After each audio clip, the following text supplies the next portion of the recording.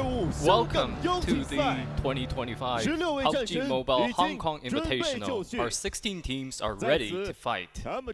Here, our challengers will charge toward the final throne. Let's welcome the 16 teams.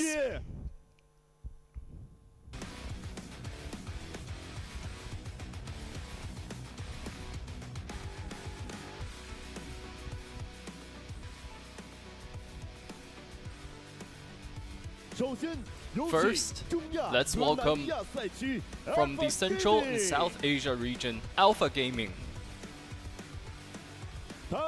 They are a galactic battleship with a trio of core players, the highly anticipated favorites to win the tournament.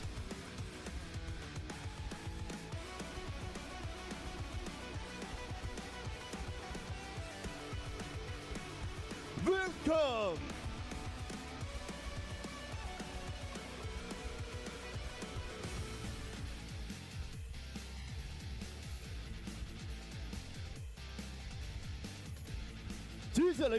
Next, please welcome BTR from the Southeast Asia region.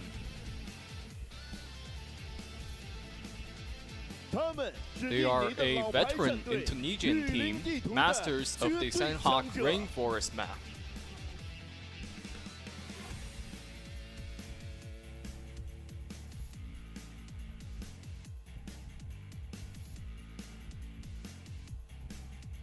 Welcome!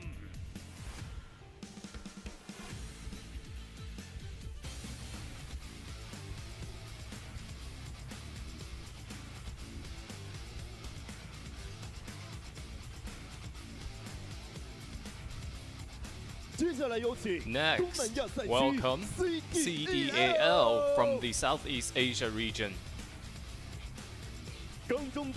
Fierce yet precise, they are a formidable Malaysian team whose strength cannot be underestimated.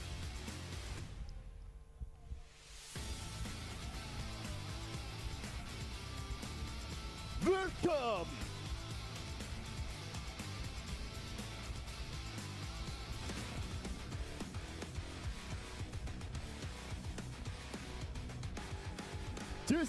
Next, the PMHI Season 1 champions of 2025, Team DRX.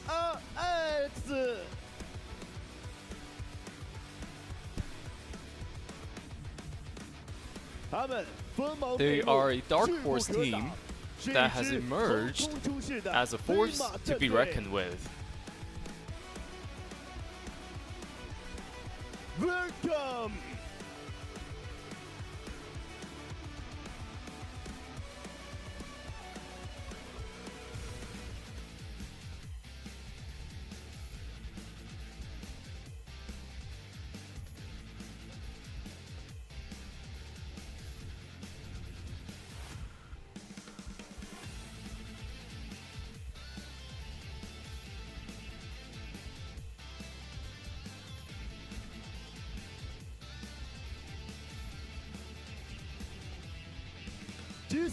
Next, the fourth place finishers of the 2024 Global Championship, INF from the Americas region. Balanced in offense and defense, strategic and composed, they are a team of immortal warriors. Welcome!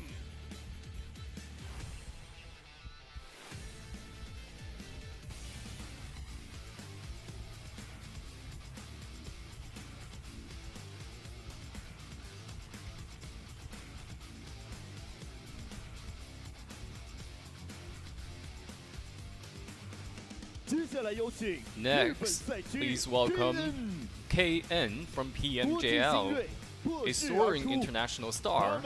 They are a dazzling new force on the rise.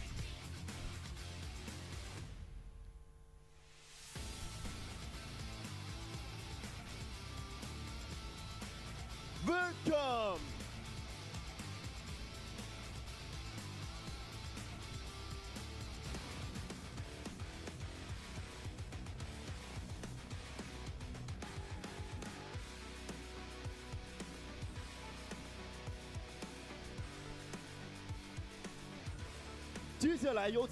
Next, let us welcome LGD from the PEL region.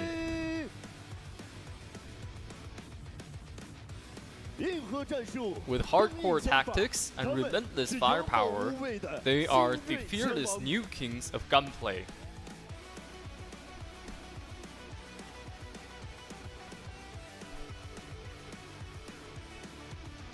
Welcome!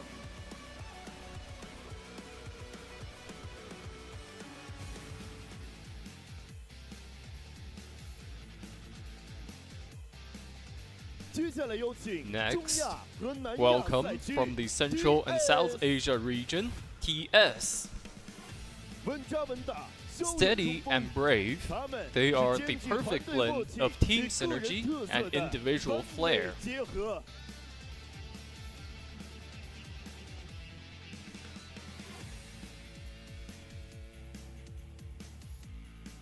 Welcome!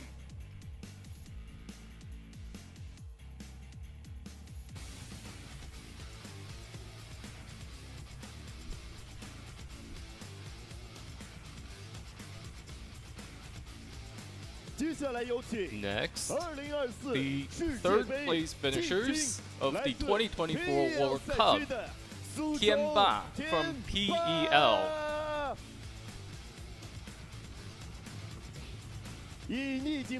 Breaking through adversity, they are undisputed champions in the making.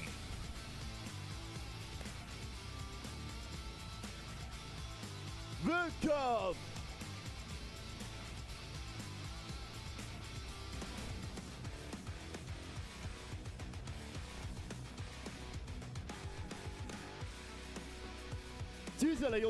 Next, the champions of the 2025 PEL spring season, TT.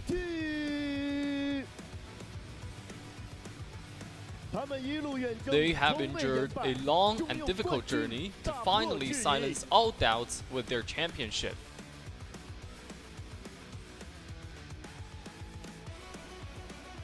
Welcome!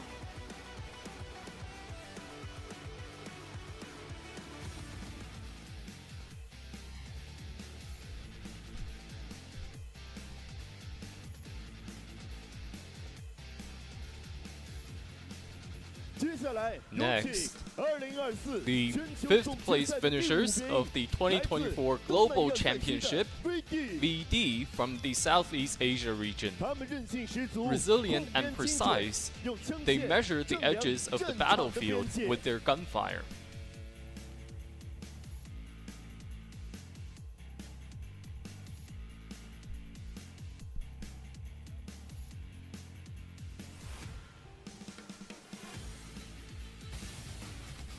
Welcome!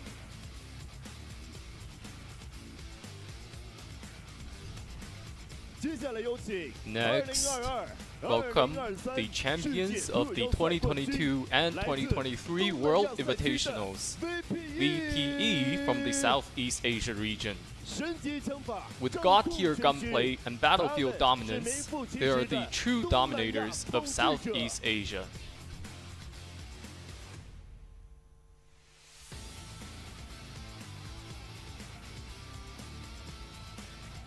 Welcome!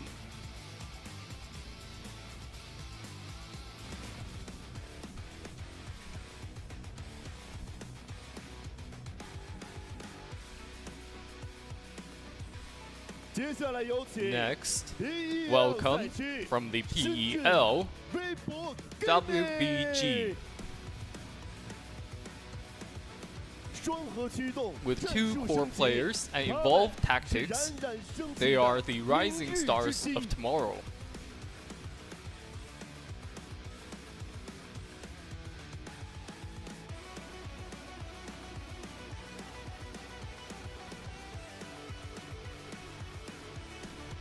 Welcome!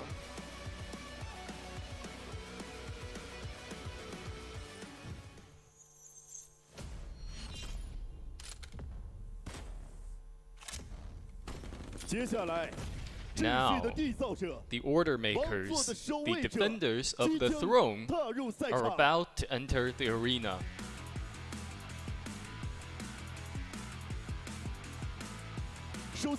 First, let's welcome the 2024 Global Open champions, RC.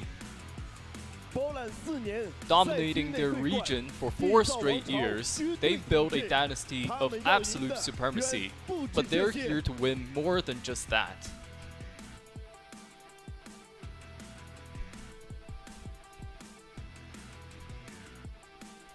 Welcome!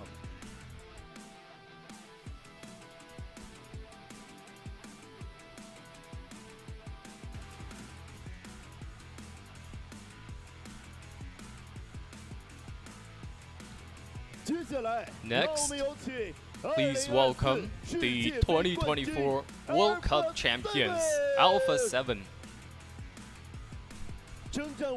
5 years of battles, yet their edge remains razor sharp. They aim to usher in a new era under the banner of champions.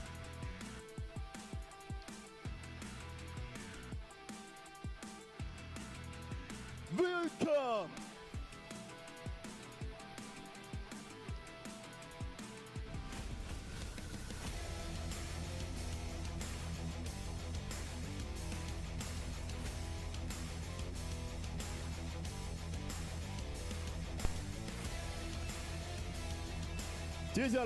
Finally, let's give a round of applause to the 2024 Global Championship champions, DK.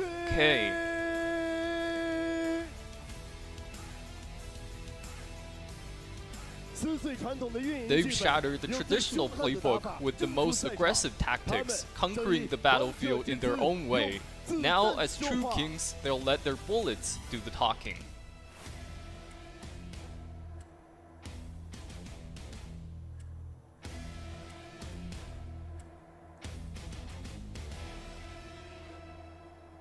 Welcome!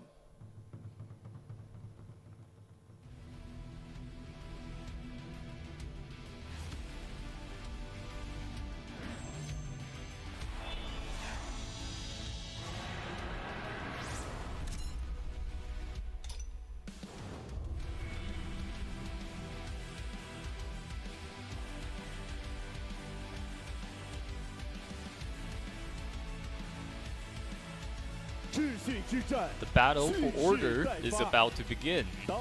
When the fighting spirit ignites, victory or defeat will be decided here, and the landscape will be reshaped by you.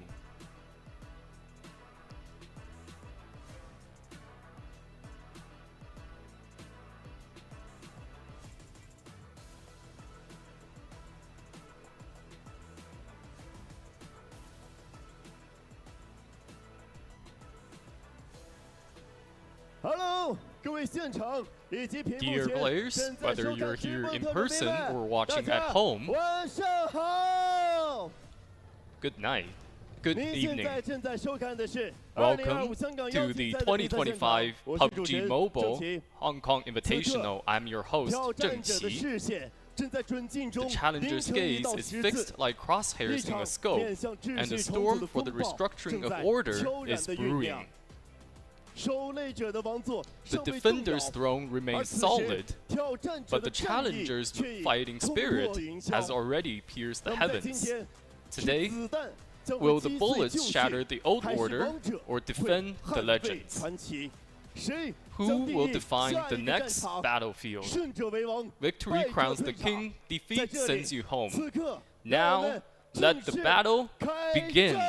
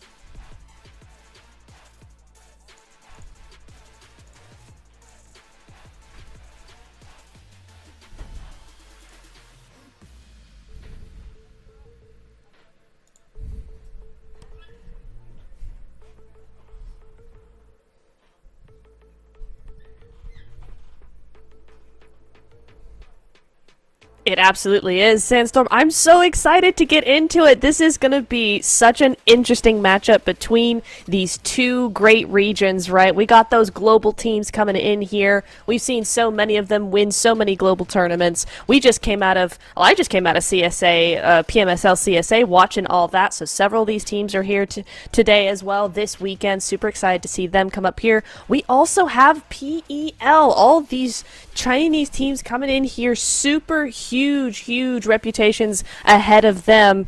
I am so excited to get into this matchup.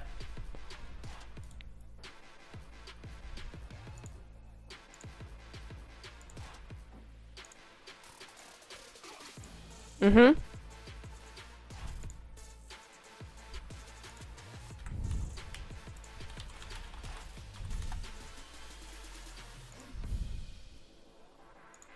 Mm-hmm.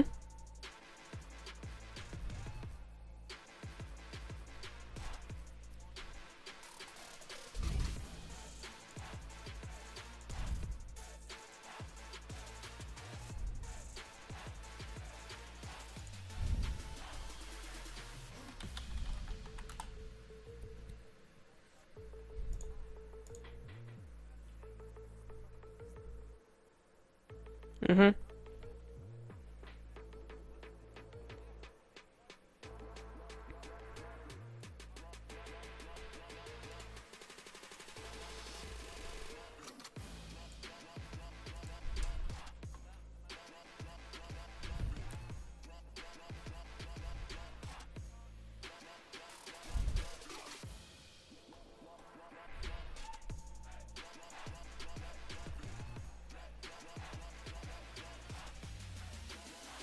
That is correct. And honestly, Sandstorm, I think we're going to be going all the way to match number 9 on day 3, right? There is no way a team gets 30 points and then has to get a win in 6 games. I just don't see it happening. I mean, maybe, but I'm just saying, it does feel like we are going to be getting into at least a couple of those extra games over on Sunday. You see them there, Sanhok, Erangel, and Miramar, one of each, everything to just balance it all out. But the map rotation for today is going to be 6 games, Sanhok, 3 Erangels, and then 2 Miramars. Fairly standard stuff, but with this lobby, it's not going to be a standard weekend at all. Mm-hmm.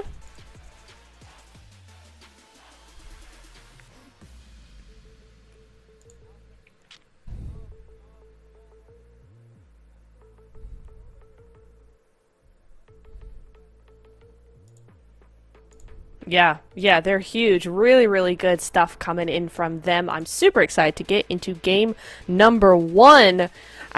I mean, what are we really going to see here? Yeah, you got your participating teams coming in here. Exactly what you're going to see on screen is what you're going to see in this game, in these games coming on up here. And we have several regions being represented here, right? You've got the Americas, you got A7 representing, you got CSA being represented by APG and also Team Spirit down at the bottom there. You've got SEA, you got Voin Donkey, Vampire Esports coming in there for them. Japan is represented with Rejects. You've got Korea, you got D plus Kia and DRX, of course, as well. I mean, so many of these teams are representing so many regions. It's truly a global tournament. Yeah, and this global tournament is going to be starting very soon. And right now we're having a look at the schedule like we are used to. Sanhok, Erangels, Miramars, the good old-fashioned map rotation that we have been seeing over the past year or two in PUBG Mobile competitions. But do you think there might be any way that we might be seeing a change in map rotations soon, or do you think we're going to be sticking with this for this year? I'm liking the rotation as is right now, but maybe a little change, add a little spice to it. What would you do if given the choice? I don't know, man, because let's be honest. This is the spice, because we normally had Sanhok in the middle of the games, right? But now we've changed it up. I always like Sanhok in the middle, but I also appreciate this rotation. I think it gives a lot of teams a lot of work, a lot of sort of time to actually work things out on each of the maps. It's not too much trouble trying to go in between maps and back and forth and back and forth. So yeah, I don't mind this rotation at all. It's just, yeah, I mean, I always like Sanhok in the middle, but that's just me. And to answer your question, no, I don't think we're going to see a change. Okay, well, we'll see what's going to happen. Right now, honestly, I'm focused on seeing who's going to be the team that's going to have the best start to today. You know, who's going to be coming out swinging with that first chicken dinner in game number 1, send a message to the rest of the squads, and that's how it always is. Because I remember, for example, for PMGO, when we came into the tournament and everyone was talking like, hey, 4 angry men, it's their game, they're going to do it, it's all theirs, it's their tournament. And the only time we saw them properly was when Doku got MVP for the tournament, somehow. Don't even ask me how. Lol. But yeah, it's a bit crazy. Hey, but I tell you what, I mean, Top coming into PMSL CSA, he was MVP for those finals. So obviously something is definitely changing within the team. We want to see a lot more from them, but honestly, the way that they were looking, I really, really think that they are going to be a big contender. I think everybody thinks they're going to be a big contender in this tournament.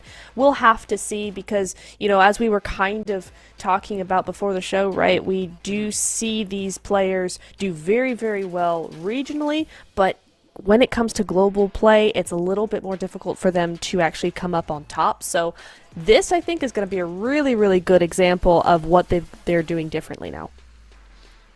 And there are some teams that I'm kind of curious to see like how they're going to shape up against this level of competition. Like, for example, I want to see what Team Spirit's going to be able to do against this kind of lobby.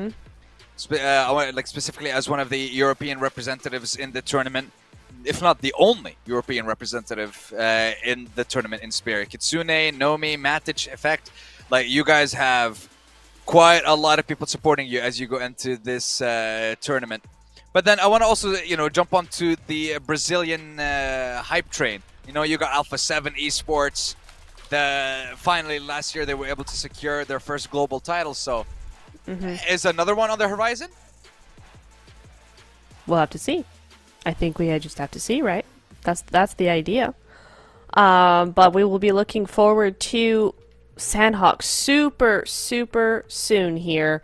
I think about 4 minutes on the clock is kind of what we're seeing here. I think that's where we're going to be going with this. Yeah. Sanhok will be the first one. Yeah, first one in a couple of minutes time. It's fine, guys. We're just going to be going through this very, very quickly here. Any predictions, Sandstorm, for this first game? Who are you looking towards to actually be winning this game? Let's see. So for Sanhok, let's have a look at the drops first of all, right? From what we can tell, there's a couple of hot drops. You know what? I don't want to ruin it for the hype train that is APG. You know, I don't, because first game. I don't want to choose them. So I'm going to choose one of the lovely teams that are. You know what? I'll go with Thunder Talk. I'm gonna go with Thunder Talk. Yeah, I'm bringing it back. Okay. You know what? I like that. I like that a lot. I'm going to go... Ooh, you know what? This might be an odd choice coming from me, but I feel like actually for Sanhok, I've got this thought in myself that it's actually going to be BTR. Really? Yes. I have a gut feeling. Okay. Well, boys and girls, I guess we have some predictions now. Yes. We know that... I got one team. You got another team. That's about it. Yeah. Yeah, definitely. That's kind of how it goes. Predictions. But yeah, I will be interested to see. We do have. I feel like I got some insider info, and we do have for Sanhok a couple of hot drops coming up, though, Sandstorm. So I'm excited to see if that's actually going to be a thing in the first game, or if it's not, if they're going to go elsewhere. So in Ruins, we have Vampire Esports and LGD, and then in Paradise, you have BTR and WBG as well.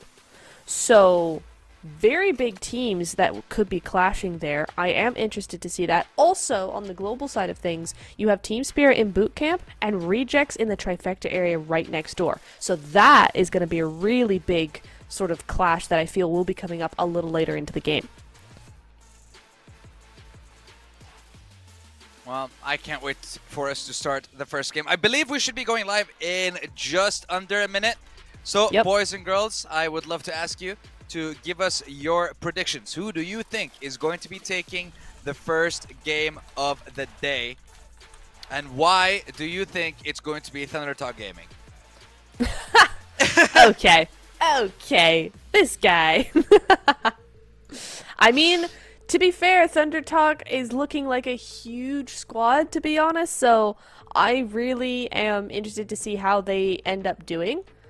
But we just have to see, man. We just have to see. Yes, they've got some big names on there, but can they bring the heat in Sanhok for the first game of the day? That is what I want to know. I feel like the first game is going to tell us quite a decent bit about how this first day is going to go. I'm just hoping to see... Well, I don't want to bring it up too much, but it is one of the biggest topics of conversations that we can have about this tournament, which is once again bringing up Alpha Gaming. Yes, they are touted. They are one of the teams that's touted to take the whole thing, but like we've seen in PMGO, that may not always be the case. And I believe there were a couple of times where we discussed with the players, asking them like, "What do you think happened? What do you think was the issue? What went wrong for you and your team?" And the response was, maybe it was just too much pressure. Thinking that with everyone that we talked to, like including players talking to each other, they would hear from other players saying that, "Oh, the tournament's yours." So the pressure just became too much at some point for the side, well, Alpha Gaming previously, 4 a.m. Previously, rather, Alpha Gaming now. But things didn't work out for them in PMGO, and I want to see them change things up here. Because people are going to keep having these kinds of expectations of the team, and the more and more you disappoint, the more difficult it becomes to keep following the team. So it's just a lot of pressure that affects the players. I hope it doesn't negatively impact them too much. I mean, with a global win under their belt now, right? I feel like a lot of that pressure probably came from never having a global win. They got that last year. So coming into another global now, I feel like probably some of that pressure has died down a little bit. I mean, we did see PMGC them not do super well considering, but I feel like coming into a new season, they should feel pretty good. It's a different kind of global event as well, right? Yeah. So I feel like maybe there's just a different aura here that we are going to be seeing come through. But Sandstorm, we're getting into our first match of the day.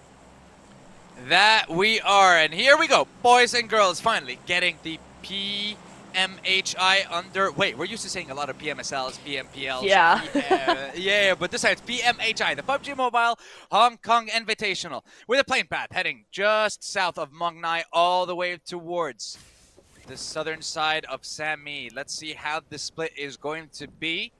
And looking towards the drops of the team so far, nothing crazy. Alpha dropping in the same location, Influence Rage, same location as we can see from the research that has been provided by Neptura. Thank you very much. Yes. And it doesn't look like we're going to be having hot drops from the beginning of the game. It may be a quite a calm game for the first couple of minutes. I think there's a gentleman's agreement on the server. There might be. Certainly in Paradise Resort, right? BTR have full control of it. But Ruins might be a different thing. LGD have, in fact, gone to Ruins, and so have Vampire to a certain degree. Looks like Vampire might be moving to the outside of Ruins, right? So it's not a direct drop clash there, but definitely treading on some toes down there, so we'll see how that works up. WBG did move down to Bantai and Camp Charlie, so they're not in Paradise Resort there, but the zone does go up to that island. That could pose some interesting problems for the teams on the east side.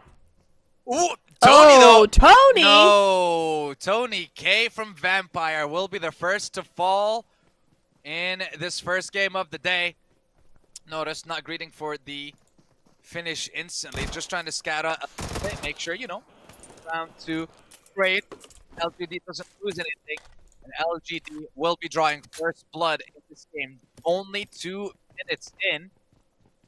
Loving the proactivity from this team. Yeah, very nicely done indeed. LGD not messing about, right? They did not go, hey, well, we've got the Ruins building, so we're gonna just chill and let them do their thing. No, they were like, no, you're not going to surround us at all. We won't allow it. We won't allow you to get that upper hand. We're gonna go for you. We've identified a weak point, and we're gonna take him out. And unfortunately, Tony K was the weakest link there, so Unfortunate, but he is going to go out. That he is. No revives, no response for you this time, buddy. Looks like we're gonna have to be waiting until the end of this game. But we're now looking towards DK as they are making their rotation. Voin Donkey, Potato, what's going on with you and Razak and the rest of the boys? Thing is, at the beginning of this game, it is okay. Hold on, we are gonna be seeing a rotation with a horse, though. That is what are the horses having skins too? That would be super awesome, but I haven't heard anything about that yet. That would be kind of sick. Not gonna lie. It would be very sick. I would love that. Horses. So Zeta from Vine. So we're instantly seeing some bridge camping strats. Get one knock and get the finish as well. So they have secured themselves the elimination point. They are standing their ground on this bridge, not allowing anyone to pass through. Oh, that's only Zeta, though, so maybe he might have been overpowered if the rest of the team pushed, but having someone already knocked, not knowing the rest of the information and the locations of the rest of the team might not have been the best of calls, so for now, they survive. That's a really nice off angle, actually, by Voin Donkey in general. They had a really nice spread across that. There was all points of the bridge actually surrounded there, really looking good for them. So Tianba literally cannot do anything there. They're gonna have to fall back, regroup. You see them over in Khan, I think it's called. Am I forgetting my Sanhok positions? Cow? Probably. North side. You right. Northeast. Yeah. North. Wow. Yeah. You right. Wow, Nap. Yeah, wow. you right. I'm sorry. You're losing marks for that. Sorry, guys. Sorry, I forgot the name. It's my bad. But anyway. Anyway. It's fine. We're moving on. Oh, my lordy. Dear. So far, But we've only seen a couple of limbs, one for LGD, Yeah. one for VD. But here's the thing. We didn't talk about, I want to say, the zone for starters. I did mention that Thunder Talk, we're going to come out with a chicken dinner in game number 1. The zone was heading in their direction for the first one. They will have the high ground next to Camp Alpha with the mountains and everything. So now the question becomes, can they use that position to their advantage and get themselves the points they need to have a great start? I mean, it is interesting. I will say we often see kind of the first 1 or 2 Sanhoks of an event often go up to those cliff sides. So we could definitely see something continuing that way. There you go. Thunder Talk coming in clutch there in the Elam feed. We see 1 point going their way, or at least a knock going their way, onto Voin Donkey, it looks like, actually. So that's going to be an interesting clash happening up onto those mountains. And honestly, if Thunder Talk are doing what they need to do, yeah, they're going to be scouting out all the edges. They're going to be making sure that their positioning is secure. And so you are seeing Zing able to doing that right now, just looking down over to Ha Tin and going, absolutely not. We're not letting you anywhere near us.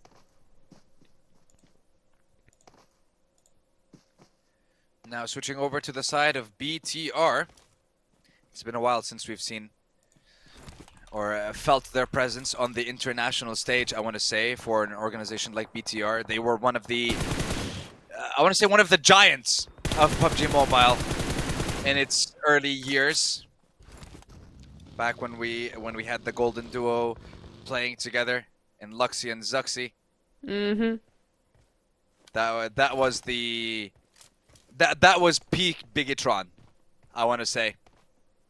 During those years, 2017, 2018, if I'm not mistaken. Would be kind of nice to see that one more time for Bigatron. But now we're focusing on Thunder Talk. We did ask, are they going to be using the high ground to their advantage? They're trying to get some shots off at the moment, trying to see if they can pick up a couple of knocks, maybe a couple of limbs as the zone starts to close. We are going to be seeing the end of zone number 1. Hopefully find out a little bit more about where this shift is going to be and if Thunder Talk will be able to hold this high ground for much longer. I'm sorry. Zing over there with a 3 times on the QBZ at that range is wild combination to have.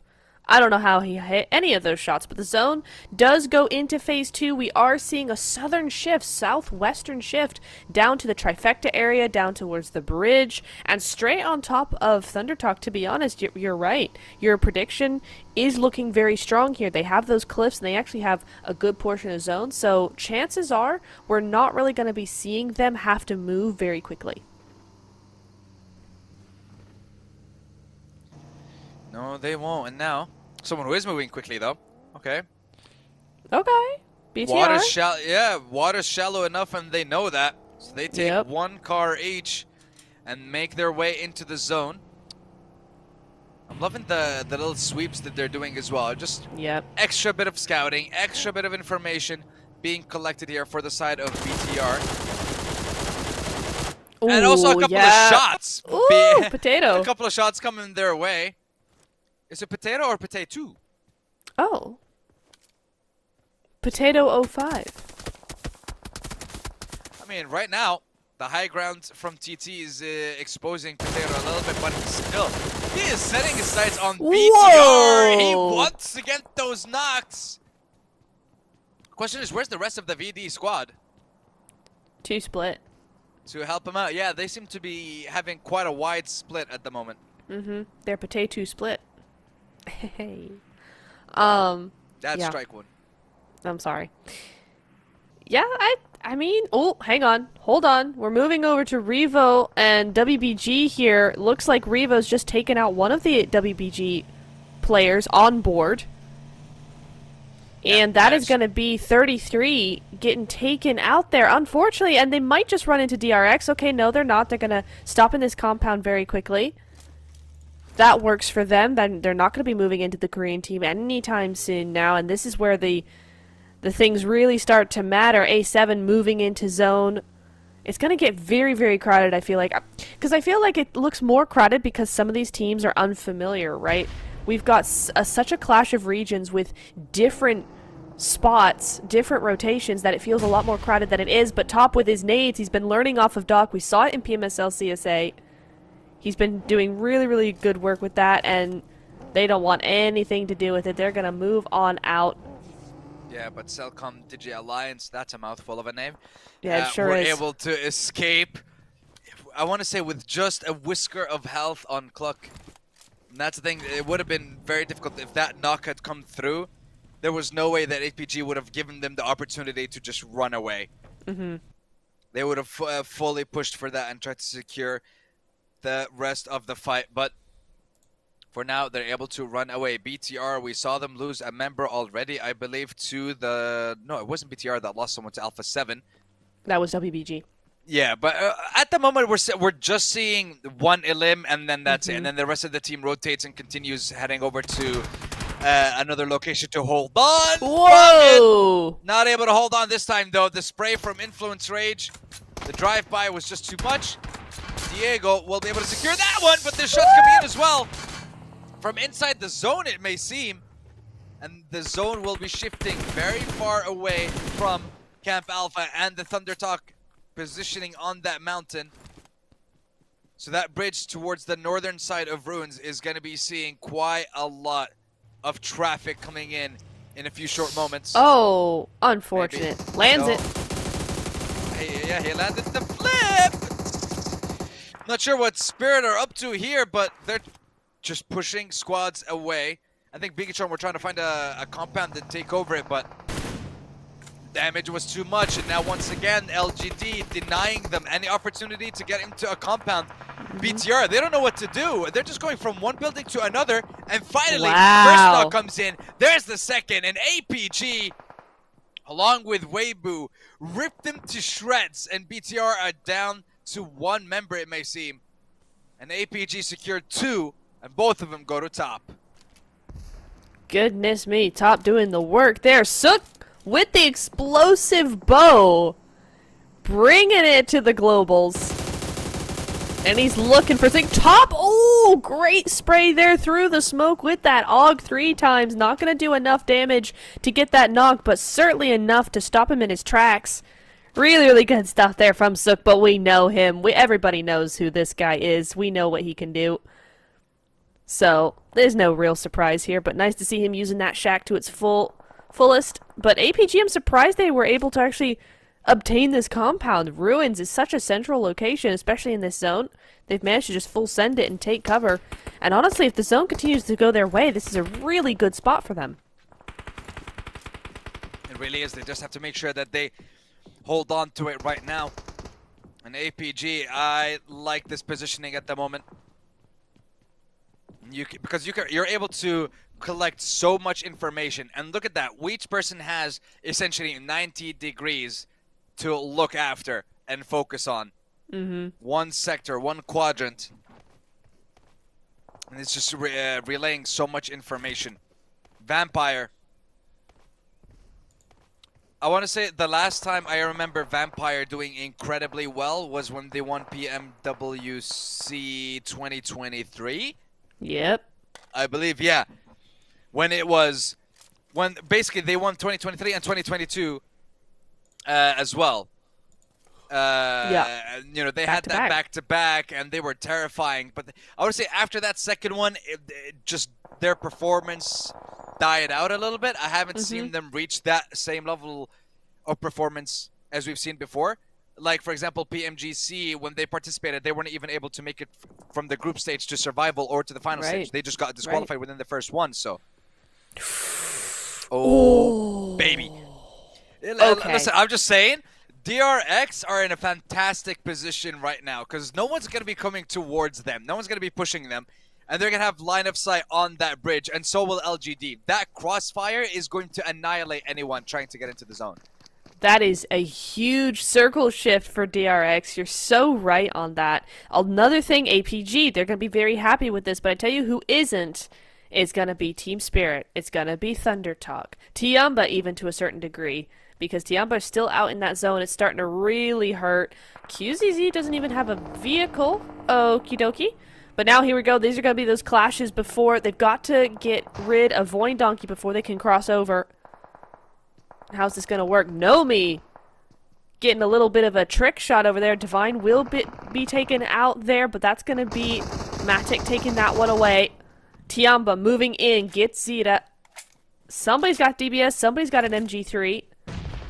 The Grows of those going to take care of that. AJ able to do something, and King with that drop shot. Really nice stuff there coming through. Trying to bait Razak out into taking shots, taking that window, but he's not gonna. He knows better. It's not his first rodeo, but he is a solo left alive, and all he can do now, I think, is kind of deny the point. Yeah, that's what he's going to try to do. The nade comes in from Jing, and nope. Does a little bit of damage. Not enough, though. But hey, TT, Thunder Talk, they got 4 limbs. They haven't lost a single player, and here comes the 5th in 3, 2, 1, bomb. Nope. No? Wow, Razak just denying me that. But I mean, look, Spirit are also entering a fight with Reject, getting themselves a decent amount of points. Razak giving the 1v1 to King. King goes down. Not sure about the situation. Not sure about reviving the situation. AJ will be able to heal himself up. King will go down to the zone, it may seem. He will crawl, and he will try, but I'm not sure if there's enough time. Switching over to DK. Voin Donkey, first team to be annihilated from this first game. And it is going to be DK to follow them in second. In 15th place, rather. Oh, goodness me. That was a very, very quick elimination there from Tianba. Down they go. They tried their best, but in this zone, it just wasn't going to work out. They were already too far out in the blue to really do anything with that hard shift, so GG's there. Apollo also from Rejects out in the blue zone still, and this is where the game really starts to feel very very one-sided here, because a lot of those teams on the outer edge just fought their way into zone, and now it centers on up again. They've got to do it all over again here. We've also seen Rejects go out and actually DK as well, so a lot of teams just dropping very, very quickly here. That was LGD to take out Apollo out in the blue zone, so that's going to be a 1 point going over to them. That's their second point on the board. And I'm looking towards the rest of the squads now. Thunder Talk lost 3 players. They have the 4 limbs, but making it into the zone is going to be difficult. Spirit, rather, also with 3 eliminations to their name and 1 player surviving. The rest of the teams are in trios or full squad. Ling, beautiful find with that nade to get himself an opening to take down Ventores, and now just focus on to Schweppes and Mila. Or Mula. Loving the change. Meowla? Oh. Brother. We'll get there, guys. We'll get there. Yeah, we'll get there. Just like King will get there. So he's swimming with the fishes at the moment, but he is trying to get him there. Spirit are out for the count now. And LGD starting to sweep the northern side of the circle. They have to get closer and closer to take up the last 2 members of LGD, but King is behind them. Damage from Schweppes will slow down the push. But there was a trade. Schweppes goes down with a nade from LGD as well. Ventores secured. Schweppes and the rest of Vampire will be eliminated. We are now down to 10 teams left with 31 players, Nep. Crazy work. You hear those sounds, those shots going off in the background. There's so much more work to be done before we get a winner, and the zone is about to close on up. A7 still out here. Influence Rage as well. APG in the Ruins area, but that zone, Sandstorm, it's gone to probably the worst possible spot it could in this zone. There's no one really even there, and it's such an open space. It really is, and that means whoever's there might be able to benefit the most, but now we're going to be switching over all the way to Ruins as one more time. APG in a fight against K, and it is 3v1, I believe, at the moment. Flashed, and Zeol will go down. Finale secures that second elim for himself and the team. Now in a 1v2. Jump shots with the DPS, trying to secure them, and they do. Top and Doc. Some of the best players the world has ever seen in terms of PUBG Mobile, and Top isn't even done! Whoa! My lord! Switches over, takes down 2 more. 9 elims for APG. And they are not done. They are looking for more. In the first game of the tournament, and you're gonna come off like this? Is he gonna get it? Oh, doesn't quite, but does enough damage to that vehicle that might come back to bite them later on. Top able to do so much work for his team. Doc in hot pursuit of those numbers. LGD just descending onto Ling S there, just trying to get that revive up and running. WBG, though, they know they're there. The nades are cooking. Can Order get this? We've seen him do cool stuff before. He might just be able to do it again. Not quite. Top is taking over that. Kind of get stuck there. Hyunbin. Oh, the nade comes through. That is going to be from WBG. Order coming in, grabbing those. Now it's just so low. MVM trying his best. There's nothing left he can do. Afu, Doc the with only the one white left swing. standing. Doc with the white swing. You see it time and time again, but the docketing is happening once more. A7 picking that up really quickly. Giving LGD just a little bit of time.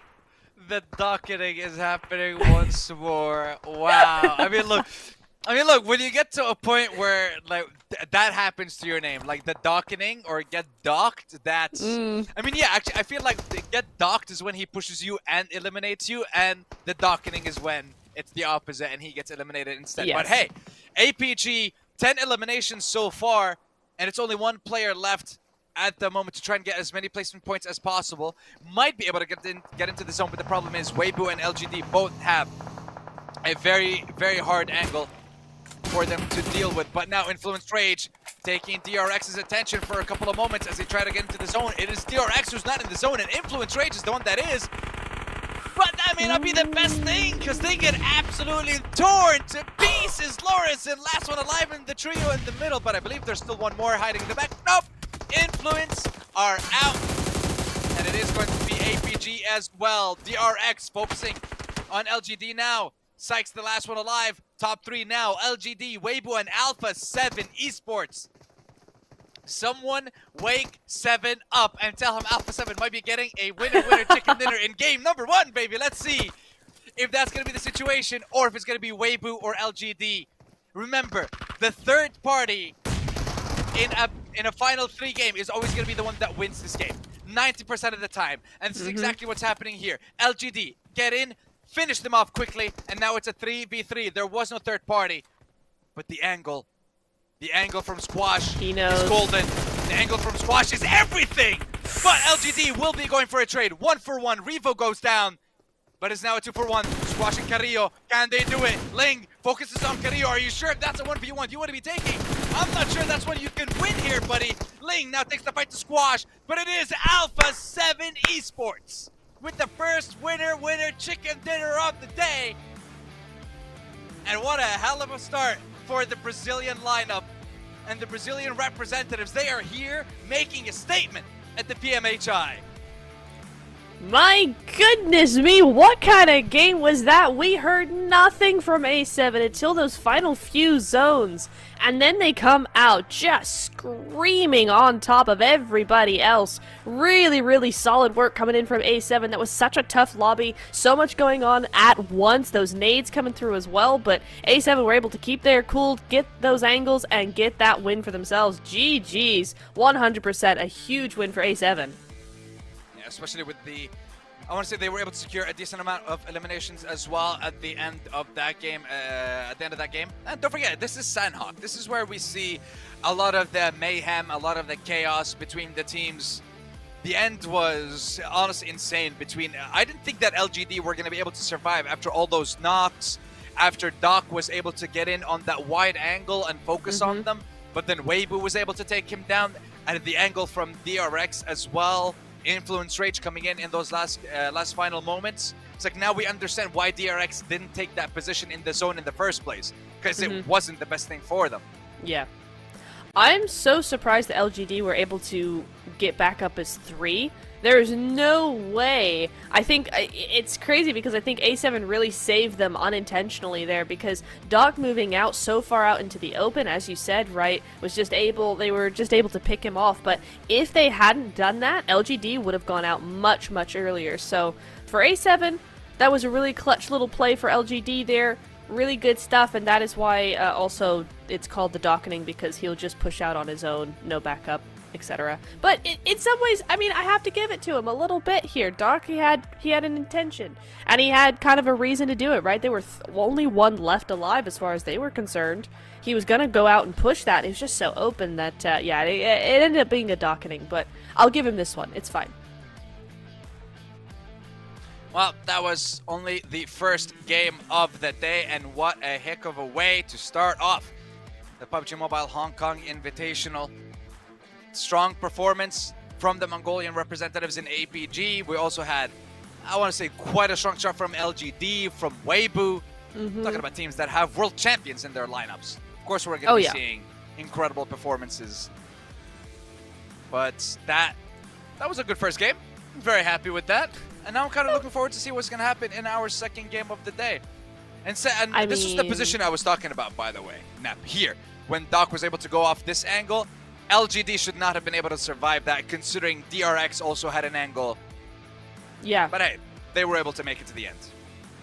They were indeed. They managed it. They did a really, really good job of regrouping there. Many teams would have just fallen apart after such a close encounter with the lobby, right? But no, they were able to bring it back and do some really, really cool stuff with it.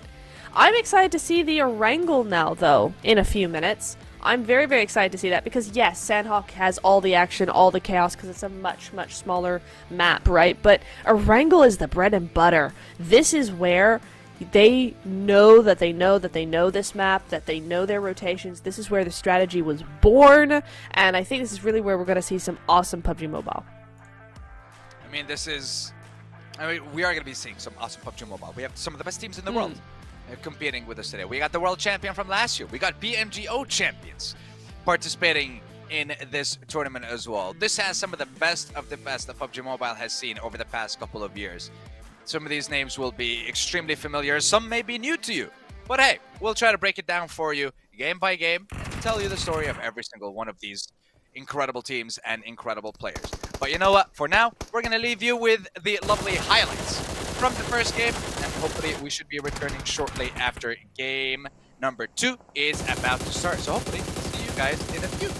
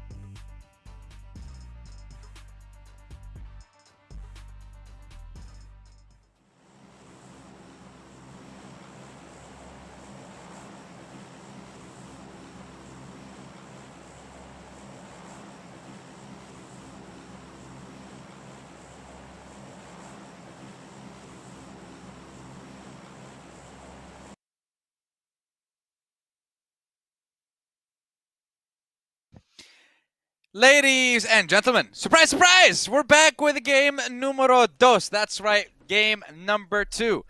Game number 2 is live, and we can see the lovely little plane path on Erangel hopping on from the south of, well, I would say like right between, I want to say adjacent to the bridge in George Pool, separating the north and the south, and heading all the way towards the southern eastern side of military base.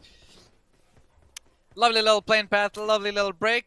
But now we are jumping right back into the action for the second game of the day for the PUBG Mobile Hong Kong Invitational. It's still me, Sandstorm. It's still Neptura, and we are still here.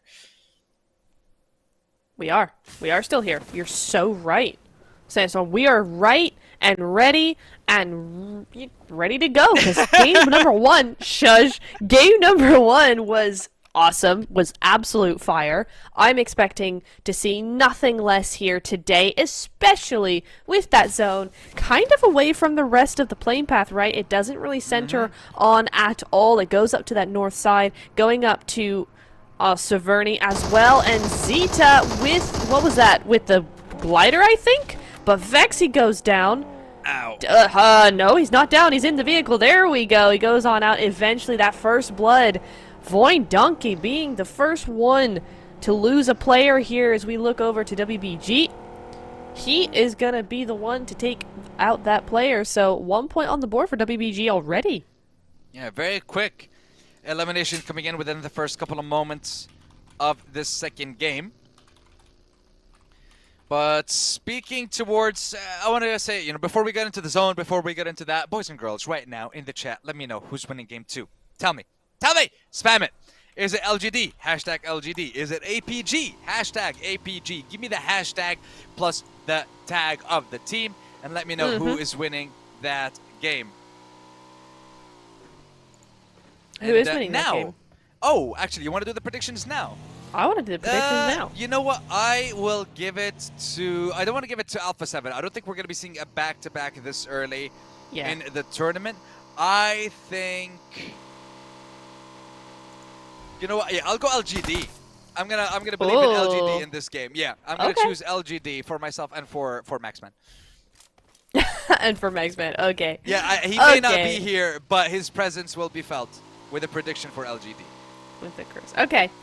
I'm gonna go with. Would it be silly of me to go Team Spirit?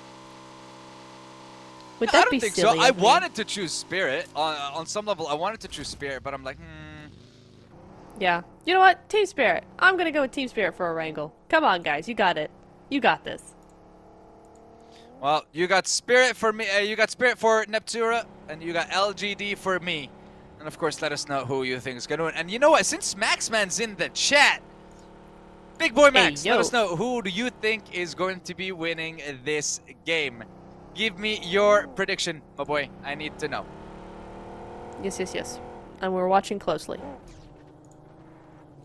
But Rozhok free for Influence Rage, Team Spirit on the move. I like to see that we're seeing a lot of teams move quite quickly to where they need to go, right? There's no dilly-dallying, as they say. Team Spirit going to be moving over into this position. This is their normal drop spot. They like farm a lot, but it also is slightly in zone. So actually, they're one of the teams that don't need to think too hard about zone right this point in time. Also, Nomi, saw that. You're driving like me. Stop it. Wow. Did you teach him? No. No. He taught me, bro. He taught me. Okay. So you're saying that your driving is bad because of him? That's what you're saying? Yes, but nobody clip that because everybody always says I drive really badly. Listen, and I know. I don't. I already know who's clipping this. Hi, DK. No. No. Dang it! You're right. Yeah. I mean, listen, I'm not wrong. The man doesn't miss. That's true. The man just does not miss. Now let's see who's going to not miss in this game. KN, I haven't seen much of them in this in the first game for Kinotrope Gaming. We got Finale, Ozzy-san, Mark. I'm gonna butcher the last two, PIR and Tamer. I'm gonna go with that. We got a 4 in the end of Tamer, but we'll yeah, but we got Tamer, Mark, Finale. Nice. Yeah, we saw that first zone. Any teams in the military base or Novo or anything. It's gonna take them some time to get there. Divine from Reject, just, you know, a couple of pot shots here and there. A little bit of, hey, we're over here. Don't think about parking. Mm-hmm. And that's what you want to do. You're controlling that space, and you're not controlling it for yourself. You're controlling where the other team can go. So that's really nice. We do have a little bit of a clash here. KN versus DRX on that rotation, just getting kind of rotation clashed here, and Soaz wants nothing to do with it. He's off on his own there. They're going to allow that compound to go over to KN. A quick and probably smart decision coming in here. Let's see what decision is going to be made. Because right now, Spirit, they have quite a lot of work to do. I mean, keep in mind, this is only game number 2, day 1. Average-wise, in terms of points, I think we're looking at maybe 50 by the end of day 1. 55 for first place, something like that. I think it's gonna be more. You got A7 with 18 points in the first map. We got 5 more games to go. Even if they average 5, 6, or 7 points a game after this, we're looking at 50 odd, and then everybody else, you know, that's if A7 have a bad day for the rest of the day. But 18-point game to start off the day, LGD with 15, I think we're looking at more like 70 points. 70 or 80. 70 But that's or just 80. me. Yeah. I mean, it's a bit on the higher end, but let's see. That's gonna require 1 or 2 teams to kind of dominate the leaderboard. We'll see if that's going to continue with the 3 teams that we have right now. Still early days though. BTR, Razy. We got a lot of, I want to say AZs, Razy, Ragey. Oh. And look, there's Raze. Riot. No. There is Raze. Gonna come pick up his teammate here, I think. Yeah, just gonna do a little drive-by. There we go. Pick him on up. Get on out of dodge. If you can, because the Scar can be pretty nasty in the hands of these players. But no, they're gonna just let them go. They've made their point, right? They don't need to really do too much else. They're like, listen, we're over here. We don't want you over there. Go away. Point taken. Oh. Sandstorm, I'm scared. Kitsune is off on his own again. It's the docketing all over again, and Zeta is also here. Could be a 1v1. No, it doesn't really work No, same it doesn't. way that docketing. No, it doesn't really work the same way docketing does. But look, hey, the side of Spirit do have this player from Voin Donkey surrounded by from a couple of different sides, as he's trying to steal the battle plans from inside the house. Don't think they're going to be helping you out that much. Look at Alpha 7 and then where they're coming in from, though. Northeastern side, coming from the, I believe, from the likes of Zarky, from that angle. No one's on that northern western side, so they have a lot of room to work with over there. I don't know what you're shooting, but... Sure, why not? Go for it. Go for it, dude. Just making noise. Just kind of going, hey, we're over here, by the way. Leave us alone. I will say there's a couple of teams that are kind of still out in the blue, still got that rotation coming in quite late. One of those is being Vampire Esports. Vampire, they're bottom of the leaderboards right now. Only one of 2 teams with 0 points on the board. So they're really looking for a quiet game here, just trying to make sure that they get what they need to do done. But Team Spirit, Sandstorm, Zeta might have a great little nade there. Doesn't do anything. They're up on the stairs, but that was a knock on to Matic. Matic will get revived. It's fine, but this is where Team Spirit now have kind of let themselves be surrounded a little bit. I'm not sure that this was necessarily the play. They did want to help Kitsune, right? But now you've got the rest of Voin Donkey behind you. You've got Tianba now who's moved in. They're going to have to be... Oh, and then it's A7. Sandstorm, it's A7 right in front. This might actually spell the end for Voin Donkey here. These big sprays coming through. Surprised they made it through all this way. They're still making it. 2 squads are focusing hard on them at the moment. Potato! How? The whole potato's dead. It's just the skin that was left, and now he's healing. How did that happen? Yeah, it was just the skin that survived. Holy moly, Potato making it out alive. And the fact that they didn't lose anyone. That's it was only crazy. Zeta that was left behind, though. Zeta's going to be going for Oh, the effect. 1v4. Yeah, I That mean, is look, you can bold. you can warm up a nade as long as you have someone to cover you while you're peeking with that nade. There we But go. now No. Zeta, yeah, Zeta just gonna throw a couple of smokes, deny vision, and now it's like, you wanna get the elimination? You want this point? Come fight me for it. Get in here. Ah, that's why. Oh, Nomi very nearly going out there. How? How is he still alive? Zeta, what kind of armor you got on, bro? That's crazy work coming in from Zeta. Just able to avoid Wait, there is it. a And void now, he's back! now, here getting backstabbed. Nomi goes down. Effect is going to be not the next to fall. He does get the clutch going on. Effect with that S12K, able to do some damage over there. Void Donkey, that was smart, but Effect is just too good for you.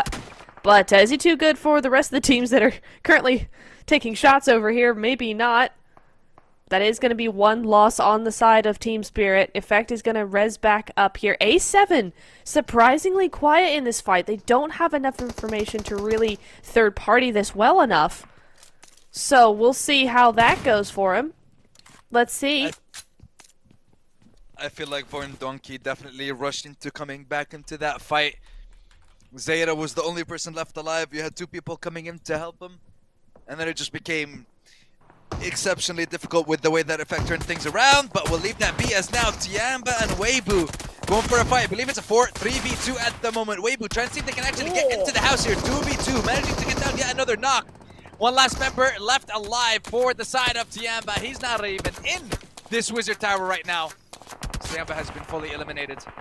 Wow. Last member must have been taken out by the side of KN. And now we move over to Thunder Talk and their fight with What is the happening? side of the Kinotrop Gaming. Ozzy-san will get knocked down. Tamer's in the water. He gets in the buggy. AJ's in the car. Both players might be able to see each other actually, and AJ's forced to run, or rather swim away, as Thunder Talk are left with one person, and Kinotrop Gaming survive with the full lineup. This is wild stuff coming in over to the riverside. There's there he goes. AJ will be getting taken out there, but by Tian from LGD there. So that's going to be the final player of Thunder Talk going on down. Very, very early elimination from them, but that's just what the zone does to you. When it goes down to Rozhok like this, it is going to be a really tough rotation for a lot of these teams. A7 on your screens right now, going to be no exception. They got to get down to the other side there. Team Spirit do take out Void Donkey at the end of the day, so that fight was well fought. Lose only one for Team Spirit, so they're still up as 3. Should be able to get something done with this, but they're in the same boat as A7 right now. That they are, but Alpha 7 is currently in the lead in the overall ranking. I believe they managed to get themselves just one of those limbs, and then they kept on going. LGD also with the full lineup still available. And okay, well, thank you very much, Neptura, for the update.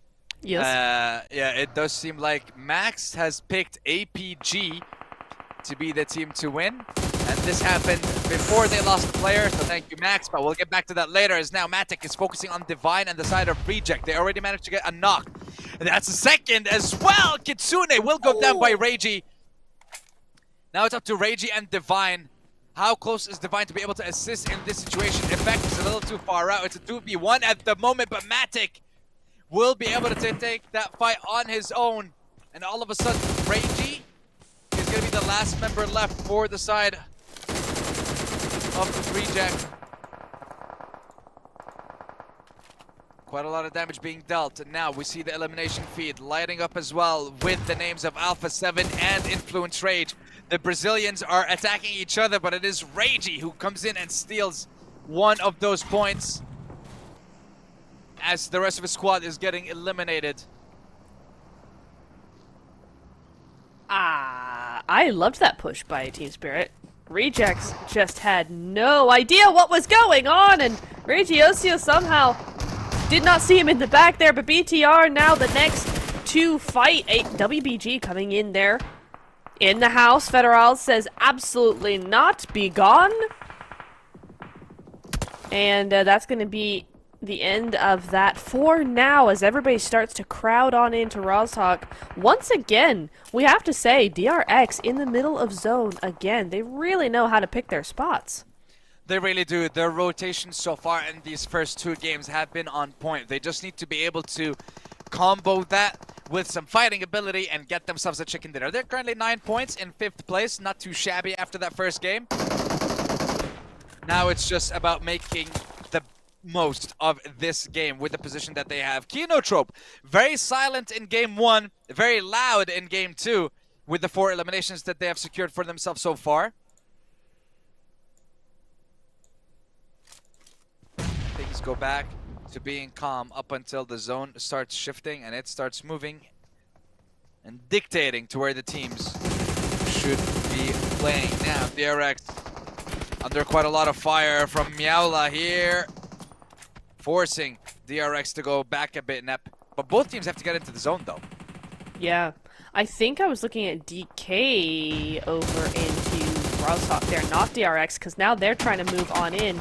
VP, nice little split coming in from Vampires, actually. Nice little off angle to really start squeezing DRX here, and that's going to mean that they just want to move out as soon as possible. Sook with the explosive bow does get Federals from BTR there, just in the Elan feed. We have to mention that. Chips now taking some work with the 4x AK single fire?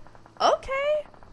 I love that for him. That was a really, really nice little knock there. That's really going to bring DRX down to a solo. There we go. Hyungbin, the next to fall here. And that's just going to be this final player. QX? Yes. Just going to be, I mean, this is all you can do, right? You got to pick a house, stay in it, and shush until it's a little bit better points-wise. That's The goal for these teams. Get as many points as possible, and obviously stay as close as you can to first place. Because like we mentioned, Smash rules when it comes to day 3 is essentially first place's points at the end of day 2 plus 30. That's what you need to get past, and then get yourself a chicken dinner to end the day. Now, Team Secret Spirit were able to, I want to say, get back to their strength of 3 players. And they should be rotating across the bridge. But Alpha is lying and waiting for that move. But Spirit might be able to use the high ground to do some damage, maybe? Maybe. The thing is for Team Spirit, right, is you got A7 and then APG right behind them. So even if you make it out alive from A7, APG are waiting to take those final shots and send you back to the lobby. So Team Spirit have to play this very, very carefully. They are outside of zone. They could theoretically take the north side, right on the other side of the river. There is a little bit of space in this new zone that they could take. Is it risky? Is it open? Yes. Is it better than 4v4ing Alpha 7 and then APG? Absolutely. Well, let's see what choice they decide to make. We're looking at DK at the moment, as they are trying to just make sure they don't allow Kinotrope to get closer and closer. Fabian, Nobu have to hold their ground. Influence Rage get taken out. They have 7 points in total. Joining Reject, Voindonkey, and Tianba and waiting for that next game to begin. But you can see how many teams are playing on the edge of this zone, because it's incredibly difficult to get into this one, especially with the positioning that the zone has given the players. It's like half of Rozhok, and then you have to cross the river if you want to get to the other half. So now it comes down to who's going to have the better read of the zone. Yeah, I feel like... Oh, hang on. Wait a second. I thought they were retreating. I thought they were going elsewhere. Effect! Where are you going? What are you doing? Go straight on in, trying to get any info he can. This is a bold play. Effect somehow makes it to the other side. Will he do something? He will. Squash goes down, and Mafioso with that mini trying to get anything he can on. But now it's Doc. Doc on Matic. There we go. This is what I was talking about. A7 immediately moving in here. The mini goes on to Kitsune top, doing some more action there. Doc finishing up Kitsune. Now it's just Effect, just a solo. Surely Sandstorm, they saw that APG was there. That nade is really good. That bounce. Oh my How goodness, was he that able bounce. to get that? Yeah, that was insane. Yo. But I mean, look, APG, they are trying their best right now to hold on because they know they're going to have 2 squads to push them off this bridge. And they want to make Maxman proud. Yo. With that nade onto effect. Beautiful to secure that one. And now Alpha 7, how do you deal with APG here? Outside of getting a knock and then pushing, I don't see a situation for them. Oh, and look at this angle from LGD! This makes it even more possible for Alpha to pass over and cross the bridge.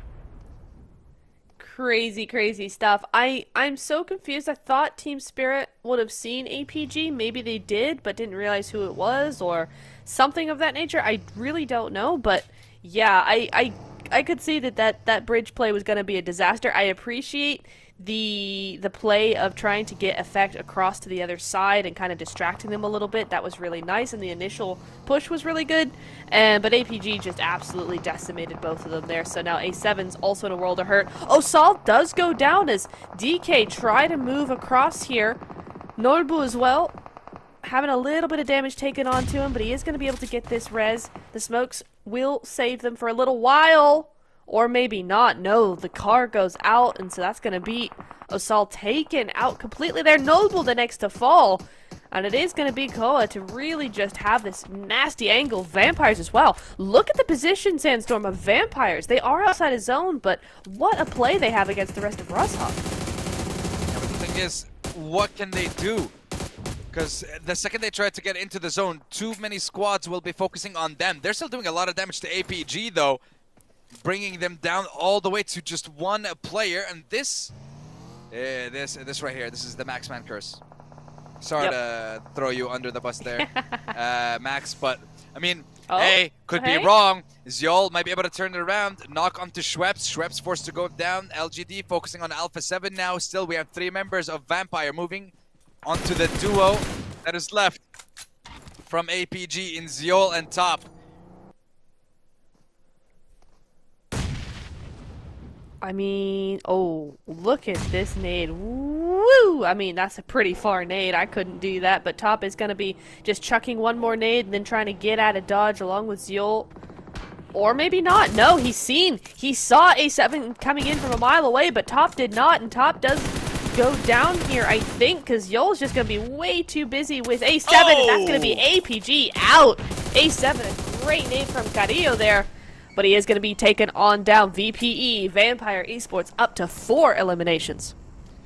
I feel like one of the mistakes that were made by APG there is the fact that they weren't able to secure their backs. They weren't able to take out Alpha. If they had that opportunity and they took out Alpha, then they definitely would have been able to secure that corner and not let the fight go to the side of Vampire. But because they were sandwiched in by multiple squads, it just became extremely difficult. But now Vampire going for the full push. Schweppes with the backup. That will be their 5th elimination, and they will sweep that side. And look at the zone.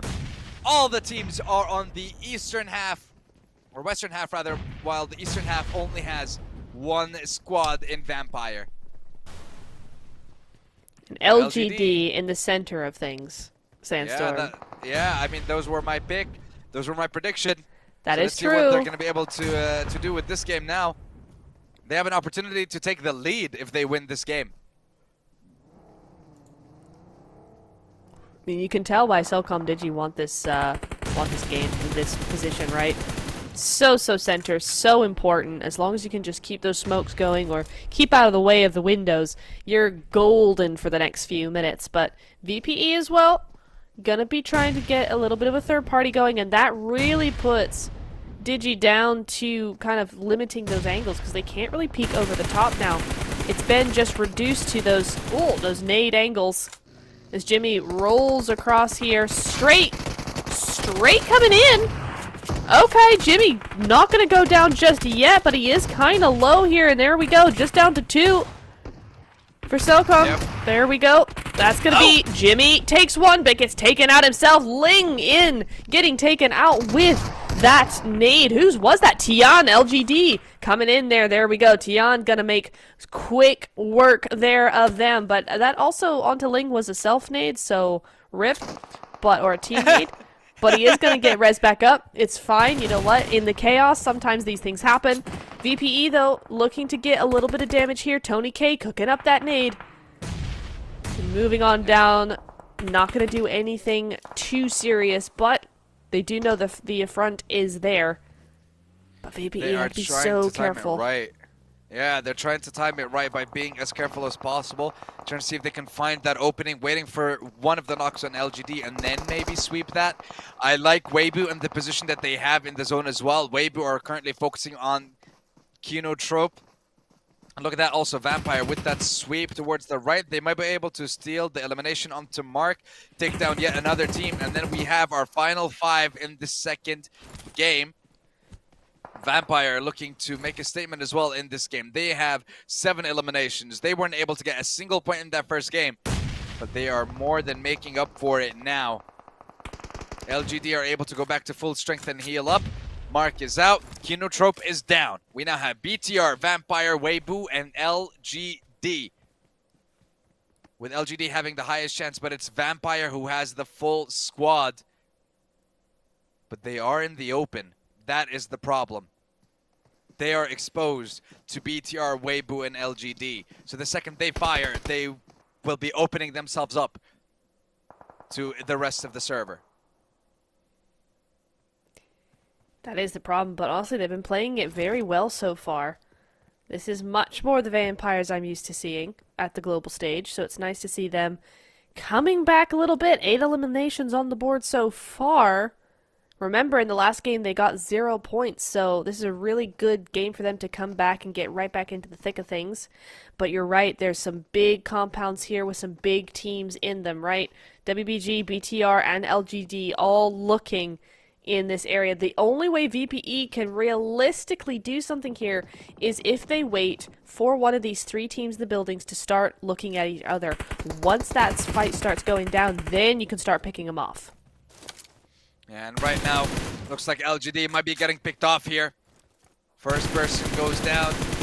That's to do my hope of winning this prediction just once. I'd like to be correct. LGD not helping a brother out, but Weibo trying to hold on. BTR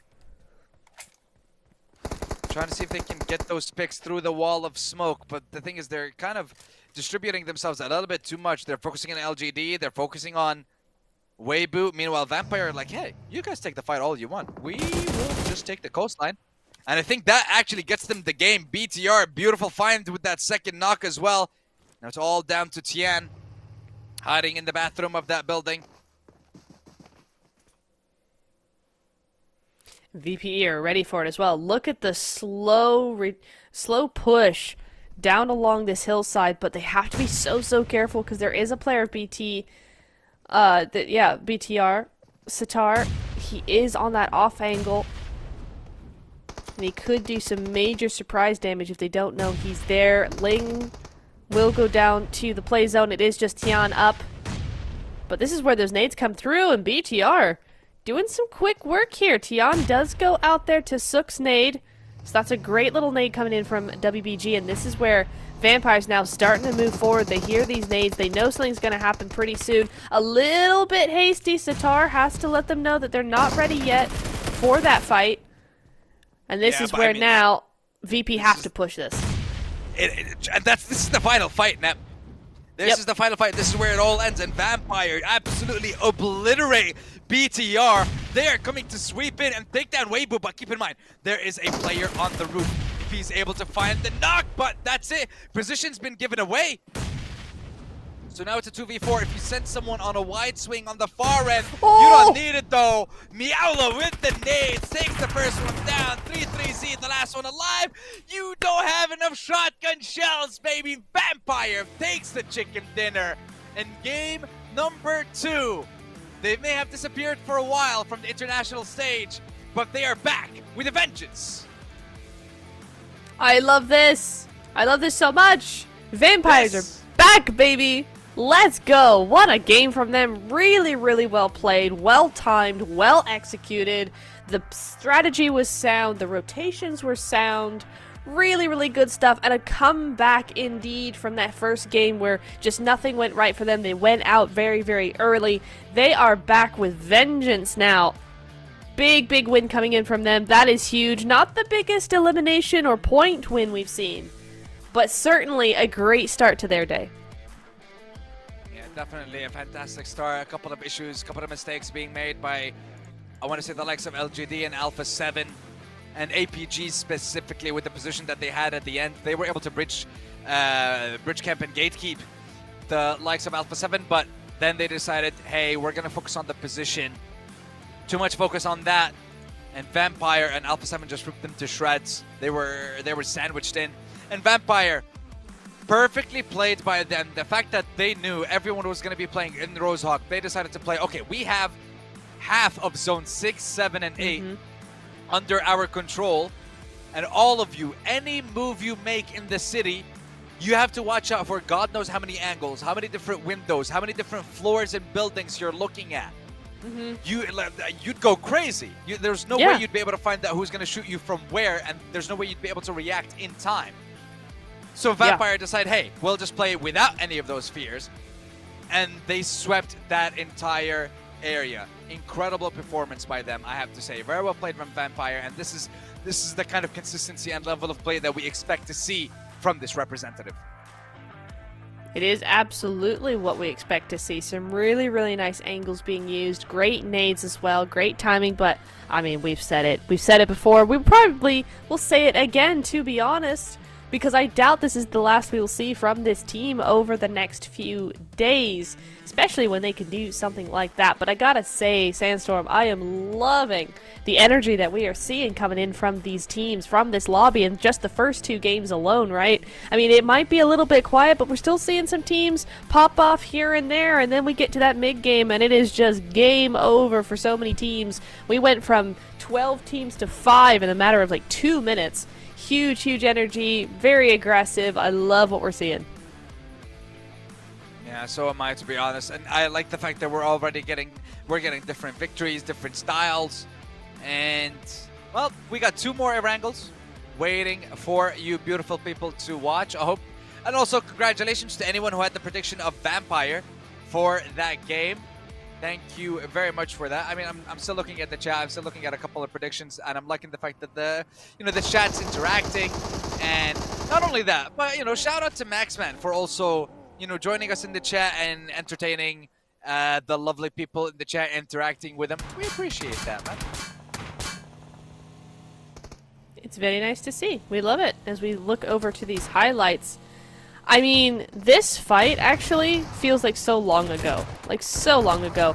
Team Spirit really played this very well because I think Voin Donkey played it well, but Team Spirit were able to just clap back really, really quickly there, so that was nice to see. Again, we saw some cool stuff. This was fantastic. This was fantastic from Team Spirit. I really loved this. It was very, very forceful, much like the Team Spirit I'm used to seeing. But then DK had such a great location the entire time of zone. Really, really good stuff. Yeah, they were able to sweep. I feel like, Vampire swept one way, and we're looking at another squad, BTR, that, swept the other way, and now we're seeing here, just the fact that they were able to clean this angle up. You see BTR, they were able to clean that angle up, and this nade. The nades from Tony K and Meowla secured that chicken dinner and gave them the dub that they needed. And look at that, 11 eliminations. By the end of it, 2,100 damage. Monstrous performance from the Vampires. Yeah, huge game coming in from them. 21 points. I mean, it's a bigger game than Alpha 7's in Sanhok. I'm just gonna say it. So in this, no, they're not going to be first place because I think, APG and everybody, they probably did have a better game, and they had a better game last time in Sanhok. So that's going to add up. But 21 points? puts them, theoretically, right up at the top of the leaderboard. So a huge game coming in from them. Of course, it's game number 2. Everybody could do anything, right? The leaderboards are going to change a lot today. But when you're talking about a team who was in 16th place with 0 points, now looking at top 3 with 21, it's a very, very good game. And here we go. Over to those overall rankings, looking at the second half of the leaderboard. So starting off in 16th place, Voin Donkey, 2 points on the board. Tianba and Rejects, 4 points on the board. I feel like, so far, a slower start for them. Solid start indeed. 21 points that they got were all in that second game for the side of Vampire.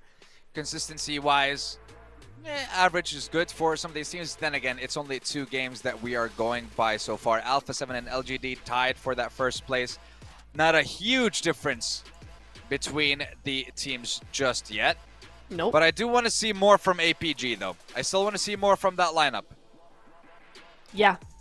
Yeah, I think we have more to see from them. We certainly saw a little bit of what they can do, but I think maybe we're just going to be seeing them warm up a little bit. It's the first day. They're trying to figure out how this lobby is really going to be working. I always say this. At the start of every tournament, the first day is always going to be a little bit of that wiggle room area where teams are really just trying to figure out how the lobby works, what the teams are doing, what they can do. And so as they get more comfortable with these teams, they're going to be able to frag out and be a little bit more risky with their plays. I do agree we did see a little bit of a I wouldn't say a throw, maybe a little bit of a mistake from APG towards the second half of that game, but you know what, they'll come back. We got another Erangel right after this, so we are good to go. As we look over to those match rankings, WBG did huge work. I mean, we said it, right? They were doing really, really nice stuff. 9 eliminations on the board for that game alone, so that's going to be 15 points going their way. BTR, 10 points. And KN, we want to see more from KN. We haven't seen too much from them so far, but I tell you what, Sandstorm, we've seen a lot from this guy. Schwepp's going to be your MVP for that second game. Yes, sir, with 600 damage and 4 eliminations to his name alone. After that second game, Vampires are on the hunt for that #1 spot. And I feel like, in a way, this is also kind of a warm-up for these teams before they make their journey to the Esports World Cup as well. That's the thing. So some of these teams will be participating in that tournament, and they should definitely be using this to their advantage. And we see names that we're used to seeing. It's Top, it's Duck, it's APG. And they have the most eliminations after that second game. Surprised? Not really.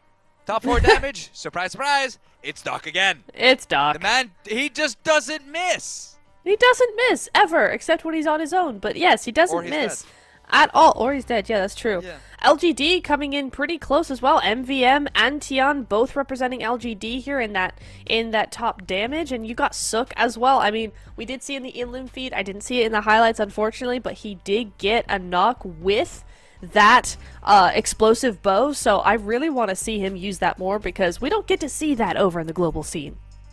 No, we really don't, and I would love to see more of it. But ladies and gentlemen, boys and girls, we're going to be taking a very short break. As you can see, Game 3 should be underway very, very shortly. So go get yourself a glass of water, a cup of tea, get some snacks, because we have 4 games to go. The third one's coming very, very soon. See you in a few.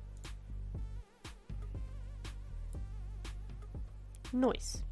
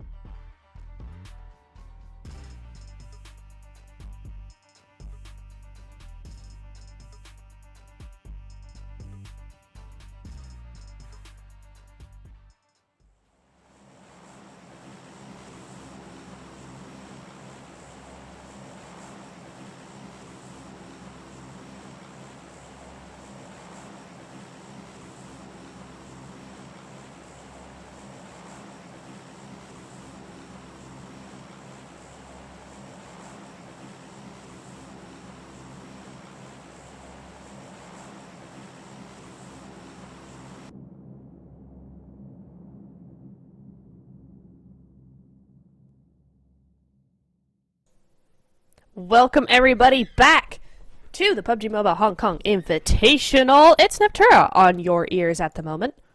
We're just going to be going into our third match of the day, everybody. Here we go. Playing path going to be super chill. There you are. Hi, Sandstorm. Welcome to the game. You've always been here, but hey, what's up? Listen, I'm excited. I'm having a great time. I'm looking at this playing path for game match number 3. We've had a chicken dinner go over to the side of Alpha 7 in game number 1, and then we had a stellar performance from Vampire in game number 2. So now, once again, ladies and gentlemen, boys and girls, I would love to be asking you what team is going to be winning game number 3, and why is it going to be Reject? Oh, I'll tell you. Because the zone is you know what? Because it's Reject. Reject's gonna do it. I'm not gonna justify or explain. It's a prediction for a reason. But okay. It's not. I'm not gonna. Yes. They have 4 points in 2 games. Yes. You think they're gonna win this next game? Yes. This game. Excuse me. You're talking about the 2024 PMGO champions, Listen, okay? I love Rejects. They pushed Alpha 7 to their limits time and time again in these global tournaments. So now with Alpha 7 at the top, I don't think Reject are going to be too happy with that, and they're going to try to follow up and do something as well. I mean, I'd love to see that. I just don't think it's this game. That's all I'm saying. But who knows? See, the difference is I'm a believer. I believe in every single one of these teams. You know, every single one of the teams that are here, they've been invited for a reason. Sure. That's true. I mean, look, I'm just being positive. Hey, you know what? We all need a little bit of positivity, especially when it comes to PUBG Mobile, because we got a lot of teams here who maybe could use a little bit of a boost. I mean, we did say Void Donkey got those 2 points for 2 games, right? And even actually a lot of these teams that we thought might be on the top of the charts, right? DK, Thunder Talk as well, Influence Rage only having 7 points on the board. It's going to be interesting to see how they're going to beat those scores in the next few games. And again, it's the first day, right? There's going to be a few growing pains here and there. This is not the final result we're going to see from them. But let's see how these teams grow, how these teams adapt to this lobby, because I will say these kinds of events, it makes for a very different lobby than both sides, both regions are actually used to. Well, you know what, Nep? What? Okay, you should give me your prediction, because I mean I gave one. Now you have to give one. My prediction? Yeah. My prediction? You wanna go even higher and take even more time to think about who you're gonna pick? APG. Okay. Hey. Fine. We're going with Yeah. APG again. All right. Yeah. Boys and girls, you need to let me know who you're picking. Yeah. Come on, guys. Put it in the chat. We And are also, reading, of course, by the way. Maxman. Who is winning? Hi. Maxman. Yeah. Who's taking game number 3, Maxman, and why is it APG one more time? Oh. Uh-oh. Yeah. and you know, I also one thing I would love to do with the chat is I would love to figure out how because we have a lot of people watching the games. I think we were reaching around 6,000 or 7,000 at least when we while we are in the game. So from the people that are watching, I want to know how many people are supporting each team. So for the next minute or 2, guys, hit me with the team that you are supporting. I want to see who has the most supporters on the English stream for the PMHI. I want to see that too. Guys, take it away. We want to see that. Influence Rage is going to be moving on into what I call now the recall compound, because I don't know what the other name for this is. There you go. No recalls, of course, in this lobby, in these settings, but they are in classic matches. So we look like the zone has been centered up around that Pachinki Potato Hill area.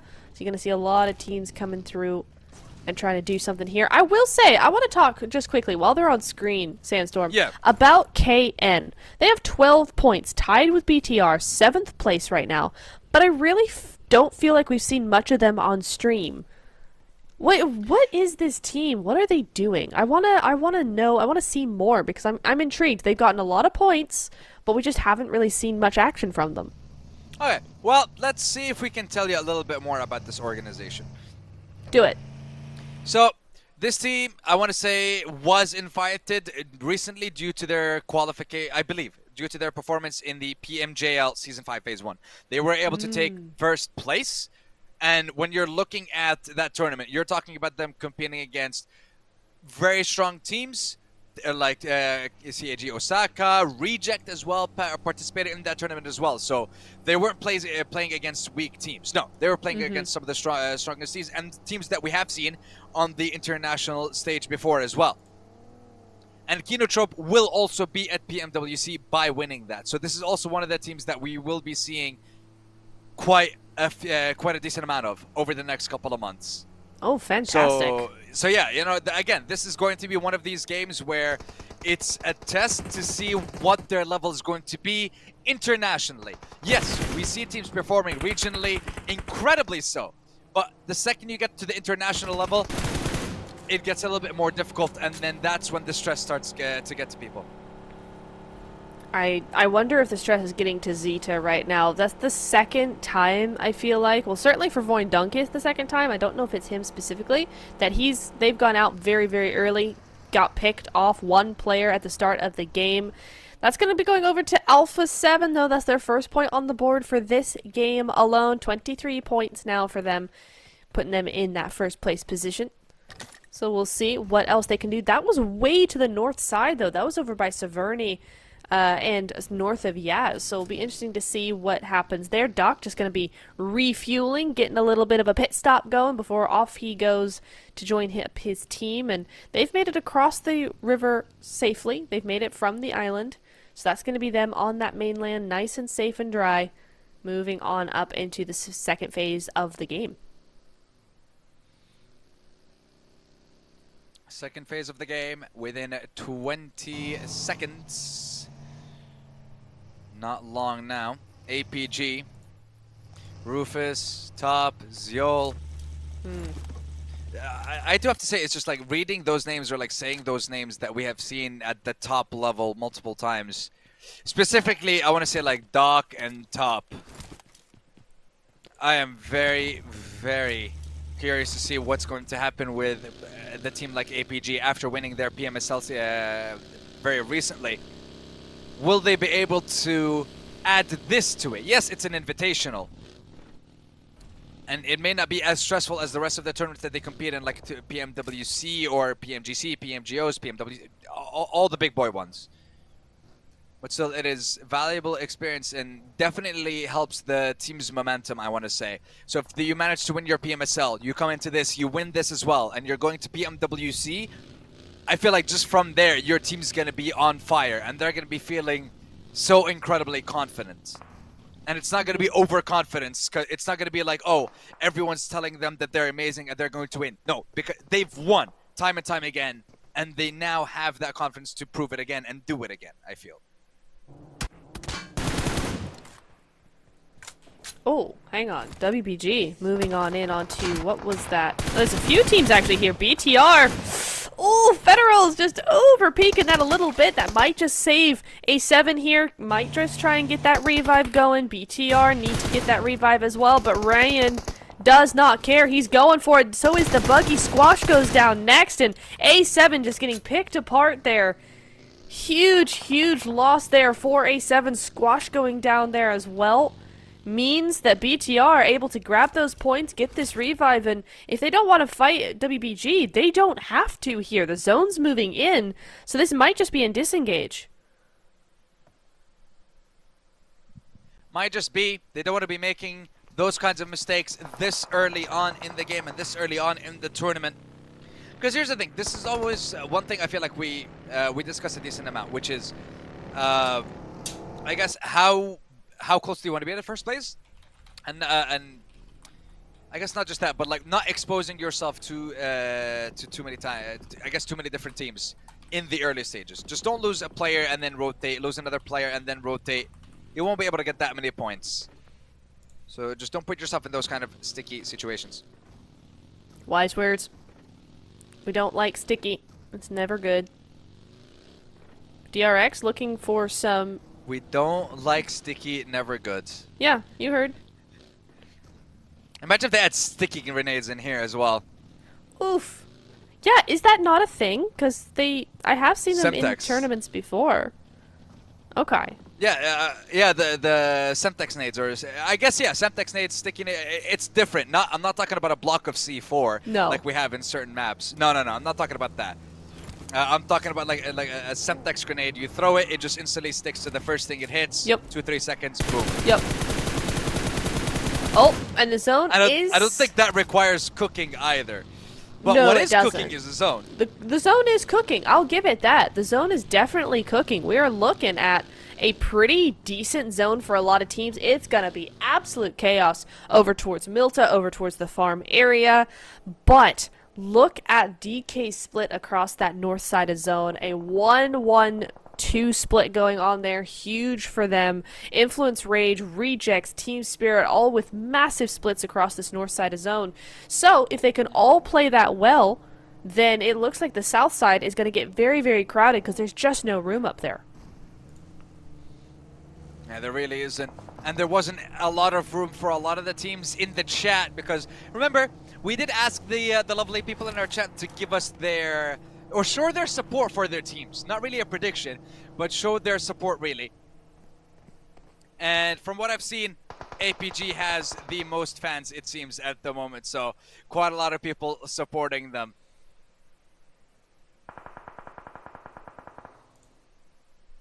I like to see what BTR are doing. They're really just rolling around, trying to take out anybody that they can. Very, very aggressive, but Diego might just be a little bit more aggressive than them. Razy unable to do damage there onto Diego. Diego does go down, will get flushed out, so that is going to be a trade. He's just a little bit too far from the rest of his team there, but I really do like what BTR have been doing. They were just moving in, taking shots, and taking names. Just getting over to where they need to be. Void Donkey, on the other hand, another team that we want to see something from. One more player does get knocked, so Influence Rage dealing with two teams. One on either side here. One with a little bit more success than the other. But I will say, Sandstorm, Void Donkey's spot is pretty good. This is that dip that's so famous. Might just save them here. Yeah, it might, but they just have to watch their backs. Make sure they have cover provided as well. Influence Rage, 8 eliminations or 8 points so far. But I want to say they've been kind of quiet for these first couple of games. LGD, they had a fantastic position in the previous game. Just were not able to, I want to say, the building that they had in the previous game, the building that ended up having the zone on it in the very end, they had one of their players in that building and could have made it all the way there. They could have reunited there, had the center zone. Then again, hindsight. 2020 at the moment. Always. Always. Wait a second. So Influence Rage lost one more, right? So that's what we're seeing on your screens right now. A7 also taking shots over and getting shot at in return. So there's a little bit of an altercation going over there, and the zone does center up to this side. So could be something interesting here. Mafioso doing the damage, though. Ling does go down, but the rest of LGD are moving on in. 1v3 cannot happen even with the S12K, and his teammate comes in a little too late here. Carrillo next up on the chopping block, but he's just a solo. What can he do? Against 3 DBSs, he can do absolutely nothing. A7 will be going out in 16th place, the first team to be gone from this lobby. 15 minutes into the game, our first team is finally eliminated, and it is the first place spot. Eliminated by the second place spot in LGD. But I think there may be a third party coming in, and it is going to be DK. Osal follows up with a nade on Tian. Will secure the first one. Afu knows this fight has to end here. MBM comes back, and they're like, okay, you want to take this fight? Fine. But it's now a 4v2. Nade comes in. Shotgun. S12K from Nolbook does a little bit of damage, and then they go back, throwing wallies, throwing nades. LGD trying to dissuade any kind of push, but they will secure the elimination onto Tian. They will secure that first point.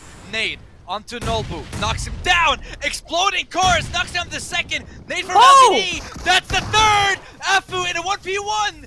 Can they finish this 2v4? Osal with a blinking HP bar. 1 damage, 1 bullet, 1 shot. Can you make it, Afu? He goes for the nades, throws it down, doesn't get the damage, doesn't get the elim. Afu will swing with that S12K. Osal ready with the DPS. Oh! And it's Osal who takes it. They will not be denied. DK will not go down just yet, and they will eliminate LGD. Anyone in the higher level of that leaderboard just instantly gets shot down, instantly gets taken down. And Vampire have a chance in this third game now. And DK are out with another, my lord, with another fourth party, I believe, on that. But Mafioso taking down 1, securing that elimination as well. He bought so much time. If Carillo was any closer in that situation, Alpha 7 would have won that. And I'm not sure what would have happened with DK, but so much loot now available in that location now. So much loot. Oh my goodness me, I'd be having a field day if I were them. Really nice stuff from DK as well. I mean, it was so close. Those nades were really good. The exploding vehicles as well. But they're able to res back up to a duo. And that is vital in a zone like this. Right? Oh my goodness, Yanbin. Not going to be having a good day. That zone, or that nade going straight into the zone of the shack here. That's going to be probably an elim picked right on up. I don't think DRX can do anything about it. Nope, not at all. That's going to be missing all his shots first. GG's, Mark on stream and everything. But he does get it done eventually here. Big stuff happening to the south side. Big stuff indeed, because we also have Cole at the moment who are feeling a little bit of threats coming in. A little bit of shots coming in from KN. Kino Trump, and you also have APG on that southern side. But this zone shift benefits both Team Spirit and APG, but that compound that Team Spirit have is going to give them so much to work with. Effect is scouting a little bit too far out though.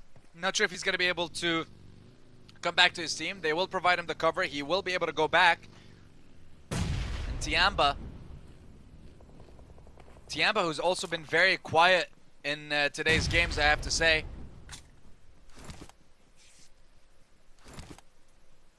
APG do take out Influence Rage in the meantime, so that's going to be another team falling. And KN, they're moving in, doing some work. Just that 1 elim on the board so far, but look at the way that Tamara is actually scouting out away from his team, really doing some work. Nice little smoke, able to let him run around a little bit more, trying to get this off angle onto DRX. Meanwhile, Rejects and APG... If that had been a nade, that would have done some damage, but no, Reject's gonna just skedaddle out of there. Get out of the way of APG entirely here. Osal. No, that's not Osal. Whoa! That's Tamar! What? What are those sprays? Sandstorm just grabbing 2 of those elims just like that is huge. That is absolutely huge for this team, as they are now jumping into 7th place at the moment, and they're getting closer and closer to contending with the big boys here. Meanwhile, DRX, they lose Noes, and now they are down to the last player. Trying to push away chips from the side of DK. But DRX, really in a spot of trouble right now. Losing 3 of their members, and the last one not even able to get into the zone, it seems. What? Damage will start to tick, and then we see the... Okay, hold on. Hang on. What is happening here with Thunder Talk?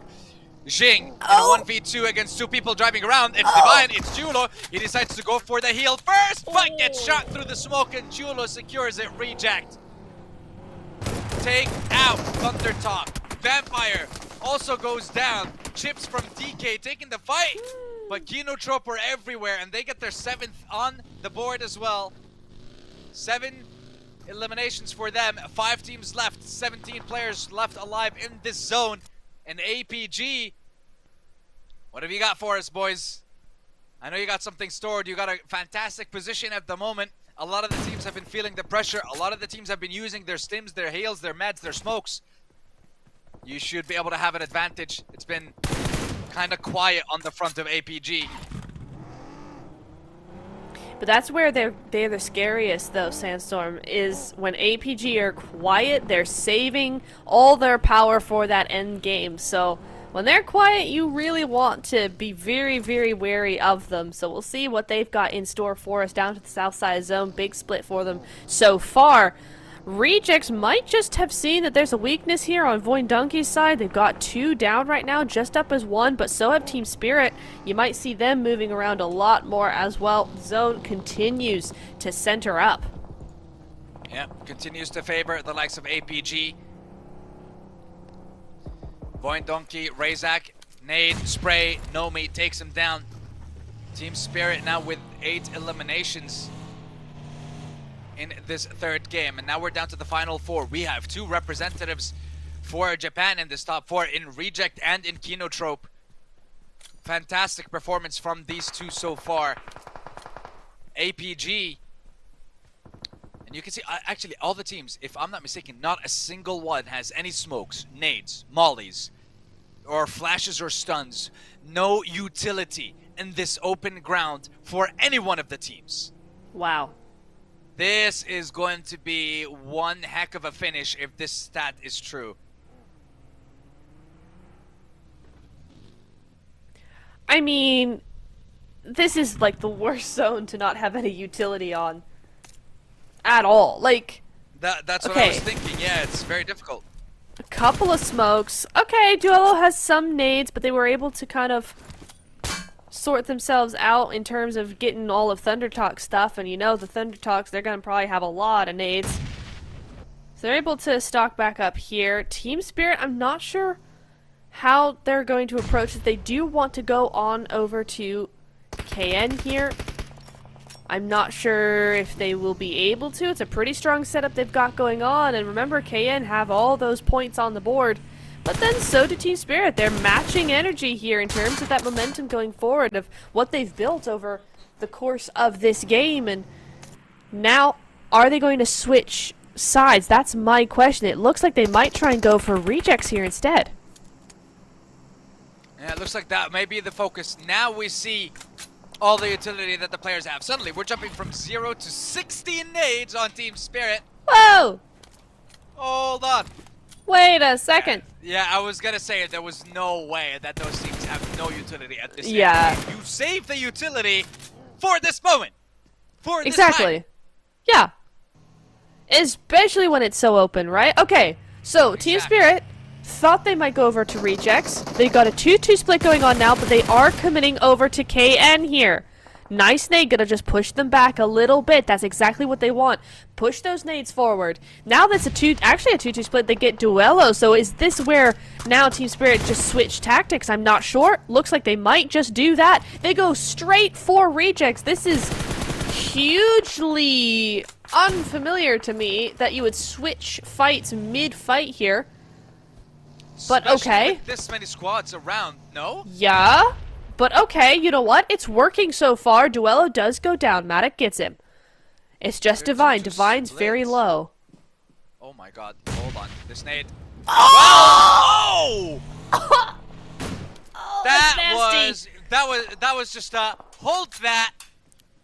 And they get their 10th elimination. Team Spirit are on the hunt for their chicken dinner.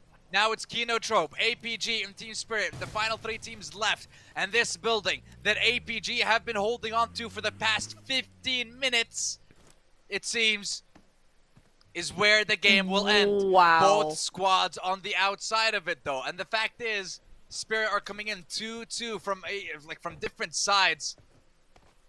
And don't forget, there's 3 teams. I mean, if I'm Team Spirit, I'm regrouping. I'm regrouping over to that eastern side. I'm going straight to where my team is. Try and get a little bit of a sandwich going on there, right? Because Nomi definitely has a really good spot. KN, they also have a good spot. So you kind of want to make sure you don't do too much here. 7 elims on the board for them.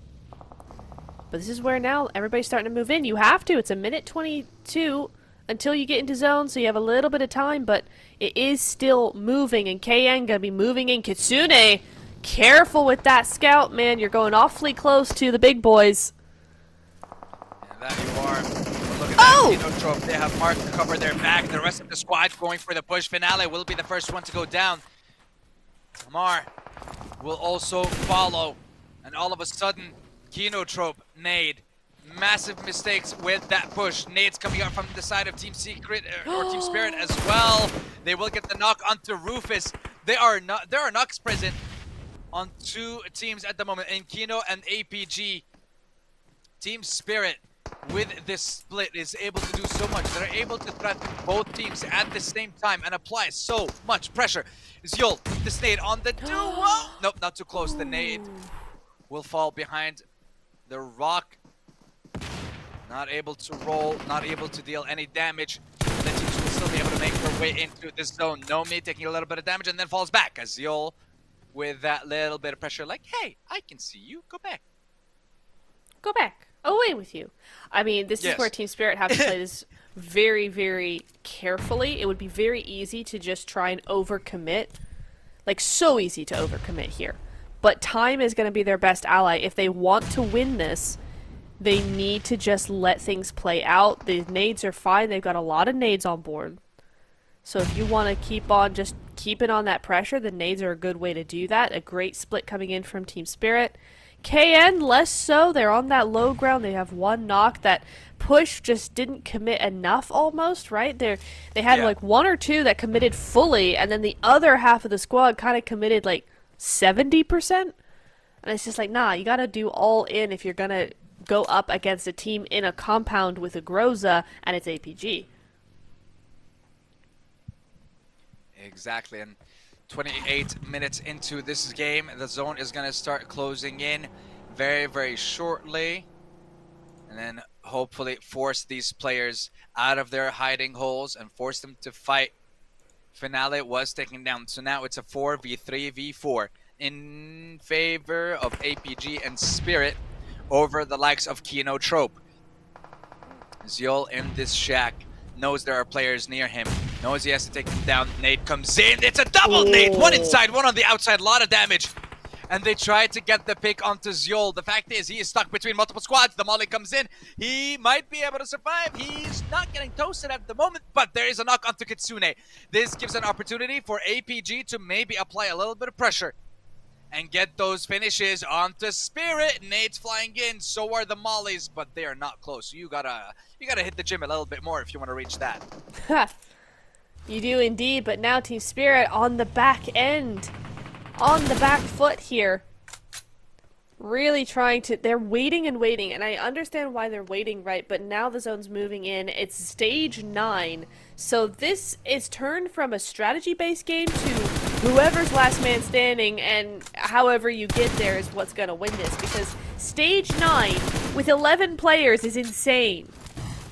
You see, what's crazy to me is the fact that APG have been threatened from every conceivable angle, and they are still alive. KN not applying the pressure. Nade's coming in. That's the first knock. Zyul, how in the world are you still alive? How is he still able to apply pressure? Kino, Mark, Ozi-san, Timer, none of them are moving just yet. APG still trying to hold on to that Wizard Tower as long as possible. Top finally setting his sights onto KN. And this is where it becomes a problem. This is where you are spreading yourself too thin and you're focusing on too many fronts. You will get thirded, and it's either going to be Spirit or KN with the chicken dinner. It is next to impossible for APG to get it if they get thirded, but they're trying to focus on one side. They are focusing on the side of Team Spirit at the moment. They managed to get one of those knocks, but KN now applying the pressure. Ozisan will also go down. This down to cover. All of a sudden, APG are out. That is it. It is between KN and Team Spirit. And I told you, it is next to impossible in that situation. And all of a sudden, it's down to Matic and Nome. Kitsune and Effect are down. Mark able to hold the line, and now it's a revive. Now it's a 3v2, and Kino Trope looking for this chicken dinner, looking for this win, looking for those eliminations, and they will take Team Spirit down, and they claim the chicken dinner in game number 3.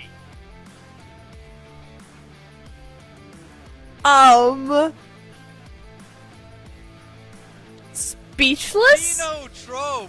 Actually speechless? Insane. I'm sorry. They did a full push onto APG that went south, so they went south and just waited, and then they pulled that out of the bag? What a play. The timing. You see, that's the thing. APG Timing, dude. once again made a similar mistake I feel like that they made in their previous game. Ooh. Which is you were once again sandwiched between two squads. In that situation, you have to make a decision. You have to fight and fully commit to one of the squads, eliminate them as fast as possible. Specifically, when you got those knocks on the southern side, maybe keep one of your players in the wizard tower to provide you with the cover that you need, and then let the rest push out with nades, with smokes, with mollies. Secure that, and then you have the position to take the fight to Team Spirit. But the fact is, you never made the decision to force the fight with any of those teams. You fought on their terms and ended up losing. So Kinotrope, the fact that they were able to adapt to that, fantastic. Fantastic. Very well played from the Japanese representatives. Huge game coming in from them. And I did say at the beginning of the game, I was like, I want to see more from this team. They intrigue me. I want to know more. And boy, did they show us more here. Huge game from Kinotrope. My goodness, mate. I wonder how many points that's actually going to be. Because it felt like there was a lot. They got rid of basically 2 squads. Huge stuff from them. I will say Big GG's to Team Spirit very differently played to how I saw them last week in CSA PMSL. But they're playing very well. The 2-2 splits are really nice. I love how they kind of did this switch between the two teams, back and forth, Rejects and Kinotrope. Really interesting how they played that and made that work. So big GG's to Team Spirit as well. I have to say, like, a lot of teams were able to play it well until the very end, but APG, I mean, I just had to call them out on that push one more time, or the lack of the push in that game. But it's honestly still nice to see the likes of Kitsune and Team Spirit performing at this level against these teams as well. Because I want to say, like, personally, I've seen them perform a lot over the last couple of years, specifically in regional tournaments, whether it was PMSL like MENA or PMPL MENAs, when we had like Turkish, European, and Middle Eastern teams perform against each other. Team Spirit was always one of the ones that performed very well in that regional area, but then when it came to internationals, sometimes they struggled, sometimes they didn't. The consistency wasn't there. Yeah. But I'm still liking that, hey, at this level, they're still performing. We're still seeing that that level that we expect from them. And I want to see that continue on with the rest of today's games. No, absolutely. I 100% agree. I would love to see them really have found their own, right? The last couple of seasons have been really tough for Team Spirit, for those players in particular, and I feel like if this is where we're going to go with this, if they finally found their mojo again as they adapt to the different metas that are popping up here, then this is looking really good for them. Top 3 all the way. You know, at top 2, they really did a good job. I think Nomi got 6 elims at one point in that game, just like all on him, so really good stuff. But our winner was not Team Spirit, it was Kinotrope, and again, 11 eliminations, 1600 damage. They're also taking home 21 points for match number 3. Absolutely phenomenal. So now you're telling me that when we're looking at the teams that are competing with us in this tournament, you're telling me that we have 1 win for Japan, we have 1 win for Brazil, and then we also have 1 win for Thailand in Vampire. Yes. I'm loving that. Like, we're getting victories from different teams, different regions. All these teams are performing at the best level possible that they can at this point, and I love seeing the mixture of these teams together. But let's have a look at the match ranking after that. 21 points in total for KN Kinotrope. We can see the second page. Teams that were eliminated early on with not many points, LGD and Alpha 7, the teams that were fighting for like top 2, top 3. Unfortunately, were taken out early, and so was Vampire. Yes. What's really interesting is Vampire took a long time to go out, but they still only managed 2 or 3 points there. But moving over to the first half of the leaderboards there, you got 20 points coming in from Team Spirit, got 20 points. because they had 14 eliminations. That is a huge, huge game for them. Rejects, I mean, the gap is huge here. Rejects with 8 points, and they had the third most points on that map is an insane stat. But we move over to the overall ranking, Sandstorm, and it's looking very sort of small on this side of the leaderboard. Yeah, it really does. And it's starting to feel a little, I mean, we're not there yet, but it might feel like it's going to be a top-heavy leaderboard. I would say only at the end of the day, the first day. Because there are teams that have been exceptionally quiet at the bottom of the leaderboard, but now we're starting to see a little bit of the gap being made. With Kinotrop with those 21 points. Team Spirit, though, 20 points in that last game, and they jump. Go ahead, please. No, so Can in 7th place. They've jumped up to 1st with that game. Team Spirit were further down. They've jumped up into 2nd. This is what happens when the teams in the top 3 go out early. You leave a gap, you leave a vacuum, and Tamar was able to come in clutch, sweep in, take all those eliminations. He's going to be your MVP of this match. A really, really good game from him. 5 eliminations, 5 knockouts, 500 damage. Very efficient, actually. Look at that across the board. 35% contribution for his team. Absolutely insane from Tamar at the end of that game. And I want to see that even more for the rest of the games for this Japanese lineup. Because over the past couple of years, I want to say there have been changes in how strong their regions are.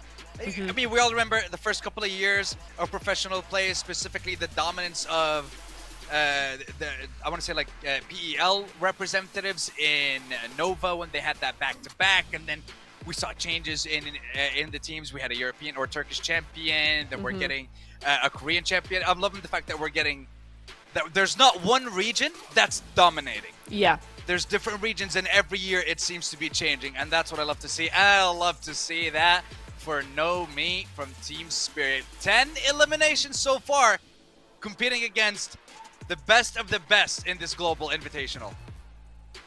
Isn't he just, my goodness me, 10 points, 10 elims, surpassing both players of APG. Tamer's there as well, coming in here, but the damage, of course, is still gonna be Doc. I mean, you can't really beat Doc when it comes to that damage. Not even with 10 eliminations. 1900 damage going to his way, and 1800 to Nomi. So Nomi's really sprung into action here, into that 2nd place, but he's got a little bit more work to do if he wants to beat Doc.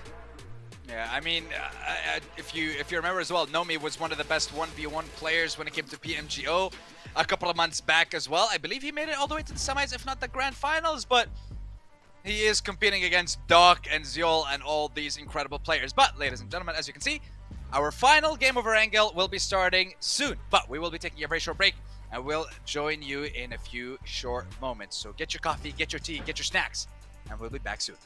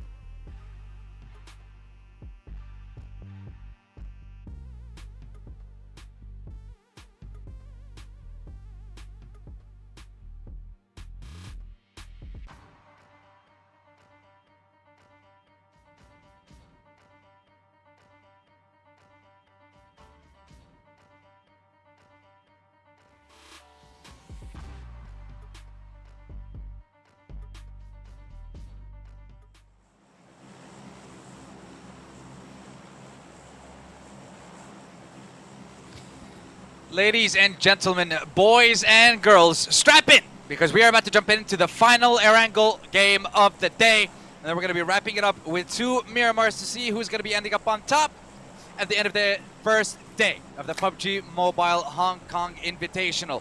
We have 4 teams from PEL. We got teams from Indonesia. We got representatives from Europe. We got, of course, the Mongolian powerhouse in Alpha. We got the Brazilians in Alpha 7 and Influence Rage. We got Telecom PG Alliance. We have the Japanese Samurais jumping in Reject and Kinotrope. And, of course, we have a previous world champion joining us in this tournament. Alongside the representatives from Korea as well. It is D+ and DRX. 16 incredible teams. Gonna be fighting it out over the course of, I believe, 21 matches. That is correct. If we even make it to that 21st match. So far, It's been quite exciting. We've had a lot of support for APG, but I want to see support for all the teams in the chat. So one more time, boys and girls, let me see it in the chat. Who are you supporting, and who do you think is going to take game number 4? And that question is posed to you once again. Nap, give me your prediction. Ooh, okay. Well, I'm gonna say it's gonna be DK. DK, Yeah. interesting. Well, whoever was gonna say Vampire for that one, Ooh, I almost did. Yeah. Oh, did you actually? Possibly. Okay.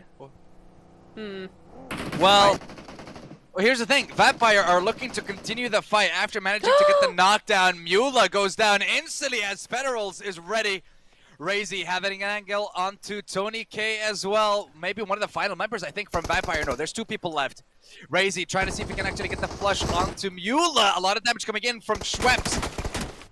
Undisclosed angle, unaware of where that 4th member was going to be coming from. But here's the thing. If you are BTR, you are supposed to push right now. You have the numbers advantage. Take out Vampire, and that's exactly what they do. Wow. 2 minutes in, Vampire's out. And BTR with 4 elims and not a single loss. Perfect start for this team, and nightmares for Vampire. Goodness. Okay. So that's a thing that happened. I'm not sure how we go about that. Federals taking out 3 of those players is huge for them. A really, really good start to their day. BTR able to grab those elims, and I always like to talk about this a little bit, Sandstorm, is when you have these matches where you get a lot of elims early on, it sets a trajectory for the rest of the game that looks very, very good for you. If you can keep that momentum going, if you take those 3 elims, if you take that squad wipe, and you run forward with it, not overdoing it, but if you just go for it, it can actually end up winning you the game. It's why we saw, for instance, Team Spirit and Sanhok in boot camp. If they get hot dropped in boot camp, they tend to have a really good Sanhok because they have that momentum behind them, that initial drop fight. So we could be looking at that same thing happening with BTR here, where they just start rolling through teams and have a big win. So we'll have to really keep our eye on them. Yeah, that we do. And right now, Kinotrope, one of the teams that is, well, I mean, the team that is currently in that number 1 spot. But we all know that getting to the top is one thing. Staying at the top, that's a whole different ball game, because you're going to have 15 teams who are all shooting for that number 1 spot. 60 other players who are eyeing up the 4 of you. That is how it's going to be. The rest of the teams, everyone's goal at the moment is to stay as close as possible to that number 1 spot, so that the second we go into that smash rule on day 3, they don't have such a massive uphill battle to fight in order to even pass that threshold to then get the chicken dinner. No, they can at least be close enough to it. Well, I want to ask you this then, Sandstorm. Is what we're seeing here from some of the top teams a push to get as high as possible for that Smash Roll on Sunday? Because we are seeing a few of these teams really going all out with like big games, and I don't necessarily think that's just because we're seeing, you know, some teams fall down a little bit. So is this part of the strategy where you go all out, get big numbers, separate yourself from the rest of the team because you know you have 30 points you got to make up on day number 3? I mean, the way I'm thinking about it when it comes to... The thing is, it does get very, very complex. I'll be honest, Yeah. because of the point system. It's like, yes, the point system that we have didn't really change, but I guess the effect is what's changed with what's called with the smash rule coming into play now. I would say teams would be more inclined to take more fights, to focus on getting more points before day 3, because at the moment they don't know what the limit is. The whole point is to stay as close as possible. The second you get to day 3, you know what threshold you're aiming for. You know what your target is going to be. It's like, that would be the equivalent of finding out what's the qualification for, like, let's say, top 8 out of 16 making it through to the next stage of the tournament. Same thing kind of applies here when we're going to day 3 and the smash rule. Once you know what your target is, you know what kind of strategy you're playing based on the position that you're in. If you're first place, you might be playing a little bit passive because everyone else is trying to follow you. If you're in 4th or 5th and you have 40 or 50 points difference and you're coming into the third day of the tournament, you have to be proactive, because there's no winning outside of passing that threshold and getting the chicken dinner. Your goal is no longer to get more points than first place. No. Day 3, you have a specific goal and then a chicken dinner. So that does definitely change the playstyle. I feel like you have a style in day 1 and 2. You come into day 3, your style depends on the position that you're at and how far you are from that threshold. Okay. Yeah, you've explained that really well. I feel like that's kind of where a lot of these teams are going to be going, right? You do want to be as close as possible to teams around you. Maybe a little bit of a gap if you're trying to, that top 3 is really going to try and themselves from the rest of the lobby, but in and of each other, they've got to keep as possible, and that's where that pressure comes in all day. Yes, you don't want to change your strategy too much. You want to save that 4 days, but you really also have to be aware of the fact, like for LGD, for instance, okay, A7 had a really good game this time. We fell a little bit behind. We've got to catch up in those points, make it 1 or 2 points difference again. That sort of thing. It creates a different sort of goal when you're looking at those leaderboards. So game to game, sort of the priorities are starting to change. Yeah, and the thing is, when it comes to those teams, and specifically when it comes to a game like PUBG Mobile, I want to say, like, consistency is one of the most important things in a tournament like this. If you're not able to, I want to say, fight at a consistent level, or perform at a consistent level throughout the 3 days, it becomes just exceptionally difficult for you. You can't keep having these ups and downs in terms of performance or in terms of how you handle certain situations. The team that's able to adapt to the situation in the best way possible is always going to be the team that comes out on top. It's always going to be the team that performs the very best because of a game like PUBG Mobile. And when it comes to the zones, when it comes to how many teams that you're participating against, it's just adaptability and consistency, the most important things in a game like this. Always. And, sometimes that doesn't even mean a win. If we go all the way back to Nova's second win in 2021? Yes. No. Yes. 2020, in 2021, yeah. Right? If we go back and look at their stats, I think they had like 2 wins, but over the finals, I think it was 1 win, if that. I don't think they got any wins, actually. But then they had top 5s in every single game. Like That's top 5 to top 7, every single game. The thing is, I believe when we were looking at 2020 and 2021 specifically, that's when placements were at like 20 points for first place, maybe 15 for second, or 12 for second, if I'm not mistaken. Or it was like 15 for chicken dinner, 10 for second. Like the point system was different in that way, and specifically the playstyle was different because of that point system. We'll get back to that later, because right now, finally, we are seeing fights transpire, and Tianba is... okay, oh my god, somehow they managed to take down 2 from APG, but the response from Doc and Top was there, and Top was able to save that fight. That was so close to disaster for APG, but we're not done yet, because Cole is now jumping in, and Rufus instantly down. One more time, 2v4.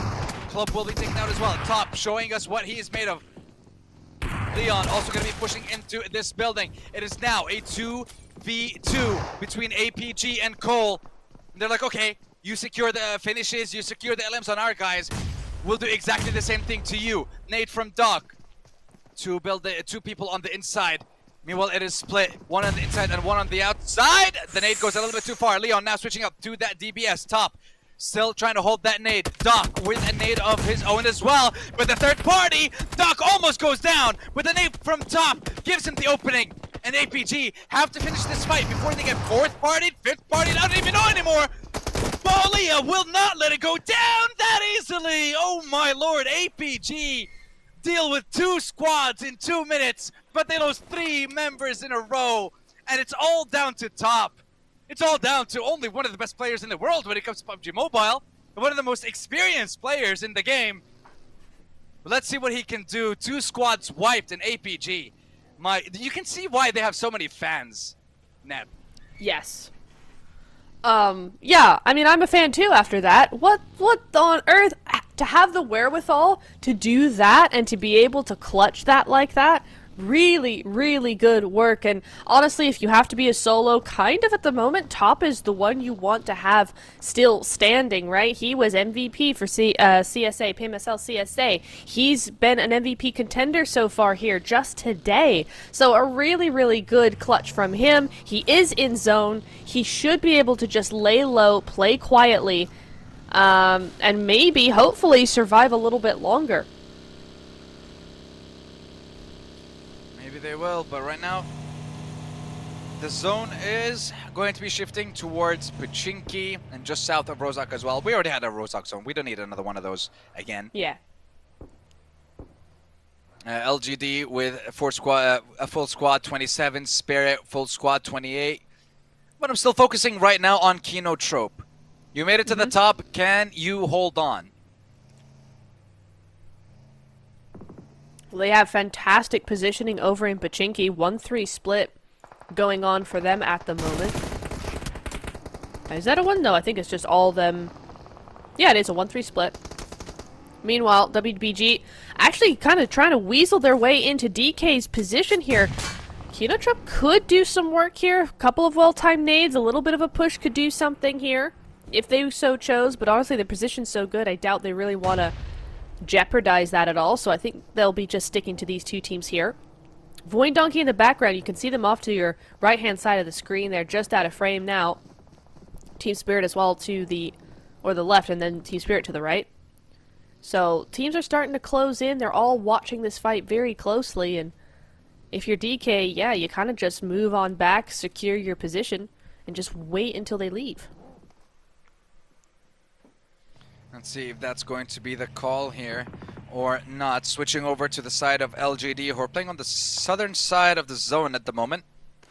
MBM just trying to get a different POV, and he does. Sets its sights onto King for a little bit. Just a couple of warning shots. Like, hey, our territory, don't even think about coming closer. And Thunder Talk thinking, okay, maybe better to move a little bit further into the zone, but they are getting closer to DRX, and King's taking quite a lot of damage. He's not going to get knocked down just yet. Finale will put in that final nail in King's coffin if he manages to secure that one. They only get the knock, not the finish just yet. But DRX, you know, dealing this kind of damage, getting yourself a knock is perfect, but I don't know if you're going to be able to smoke up and then follow up that quickly, so right now, smoke's coming out from Thunder Talk to prevent any kind of aggressive push towards them. But look at this, Kino Trope. We have Finale scouting out a little bit. He is the one that was able to get the knock onto King. It wasn't DRX. But no elimination secured. No point will be given over. It is an interesting one that they're really not playing more of the church. I mean, okay, the zone proves me wrong. I was about to say, interesting that they've moved to the eastern side rather than the western, right? You know, the church is a much better position, but the zone goes straight over to the east, centers up onto Team Spirit. BTR as well, hugely favored in this zone. DK as well to a certain extent, but with those teams around them, they're in a little bit more of a trickier situation. So we'll have to see now. BTR and Void Donkey, though, doing things. Potato falls out of his vehicle, it looks like, knocks himself. That's not going to be good at all for Void Donkey. That's going to have to be a revive if they can get it. But it looks like they're a little bit busy at the moment. Team Spirit, Matic does go down. Nomi might be the second to fall here. but it goes back down to quiet. The nades go. That goes Zeta. He will get knocked. That's going to buy them a little bit of time. Matic should be able to get recovered. Let's see if the recovery will come through. Nomi, though, will be getting knocked down by Ryan as well. Will be getting the finish as well. Team Spirit suffering a little bit. Not too much, though. Zeta will also not be revived. The elimination will go through BTR. Currently on 7 eliminations themselves, and I believe APG is the other squad on 7 eliminations, and then the rest is very calm. I don't think a lot of people have a lot of other elims. Maybe just 1 here, 1 there. We're talking about 2 teams who have 14 elims between them.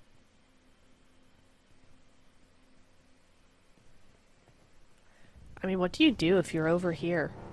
You're over onto the edges of Pachinki. I think you book it across the field. You go up to the Potato Hill area, go back around to that southeast side. That's what I would do. Well, fortunately, you're not there, so you can't do it. But you know who is here? DRX and LGD and QZZ with an S12K is ripping them apart. That's 3 in a row. On the side of DRX. All of a sudden, LGD get absolutely obliterated on the outskirts of the zone. QZZ was able to secure 2 for himself. Syx was able to get that 1 knock as well, but realizing that the zone might be doing just a little bit too much damage at this point. Hyunbin was the only one that fell, and now we're going back to top. The one-man army from APG will be taken out by King and that S12K. Thunder talk. They talk the talk, they walk the walk, and they eliminate APG in 13th place after getting their first elimination. But that just makes things easier for Kinotrope, because the teams that are competing with them for that #1 spot, LGD lost 3, APG out, but they got 7 eliminations. Vampire would also be one, because it's only a 10-point difference in game number 4 out of the 21, so not much.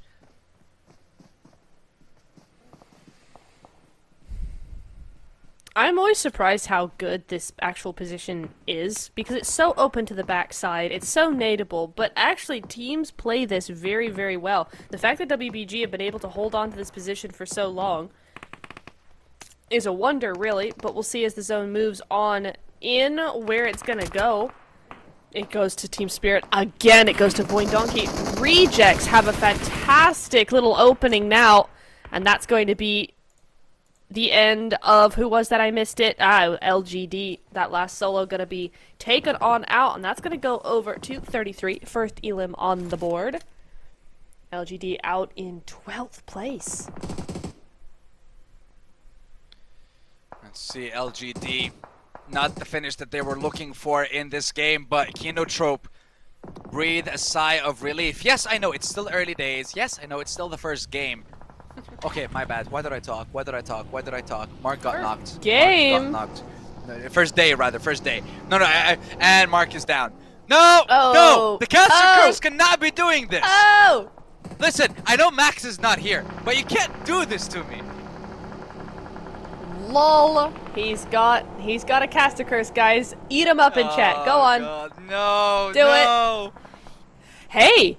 Actually, Sandstorm, this is really nice game sense coming in from WBG. They know that this building is not utilized right now by Team Spirit, and so they've done a massive wraparound to get it. That's really nice.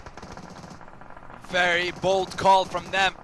And an even bolder one from Void Donkey to take the fight to PTR. Fredericks has arrived. Vexy just gets in the car. He decides to try and leave. Federals is trying to clean up this fight in a 1v1 now against him and Razak. Razak with a lot of damage though. S12K, close range. We know how much damage that can do. Although Influence Rage coming in to clean this fight up. Void Donkey secures the elimination right before BTR. Or right before Influence Rage rather jumps into the fray, but here we go once again. The fights do not stop. Jumping over to Alpha 7 and D plus Kia. Mafioso, Revo, Carrillo, what can they do against this unstoppable lineup?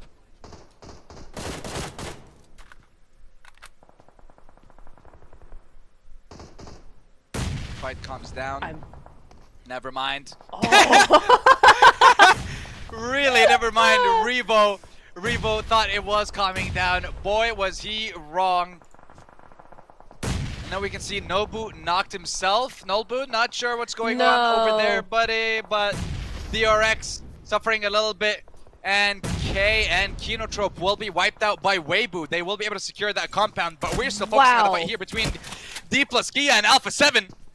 Osal deciding to go for the push, finally taking that 1v1, but will get caught off guard through the window. Osal and Fabian will both go down. Alpha 7 have that advantage. Revo was not taken out as he's climbing through the window. Are you kidding me? You missed that? Alpha 7 recover somehow, magically after that one. 7 squads left in the 5th stage. Final Erangel of the day. What words of wisdom will you give us? What champion will you give us in this 4th map?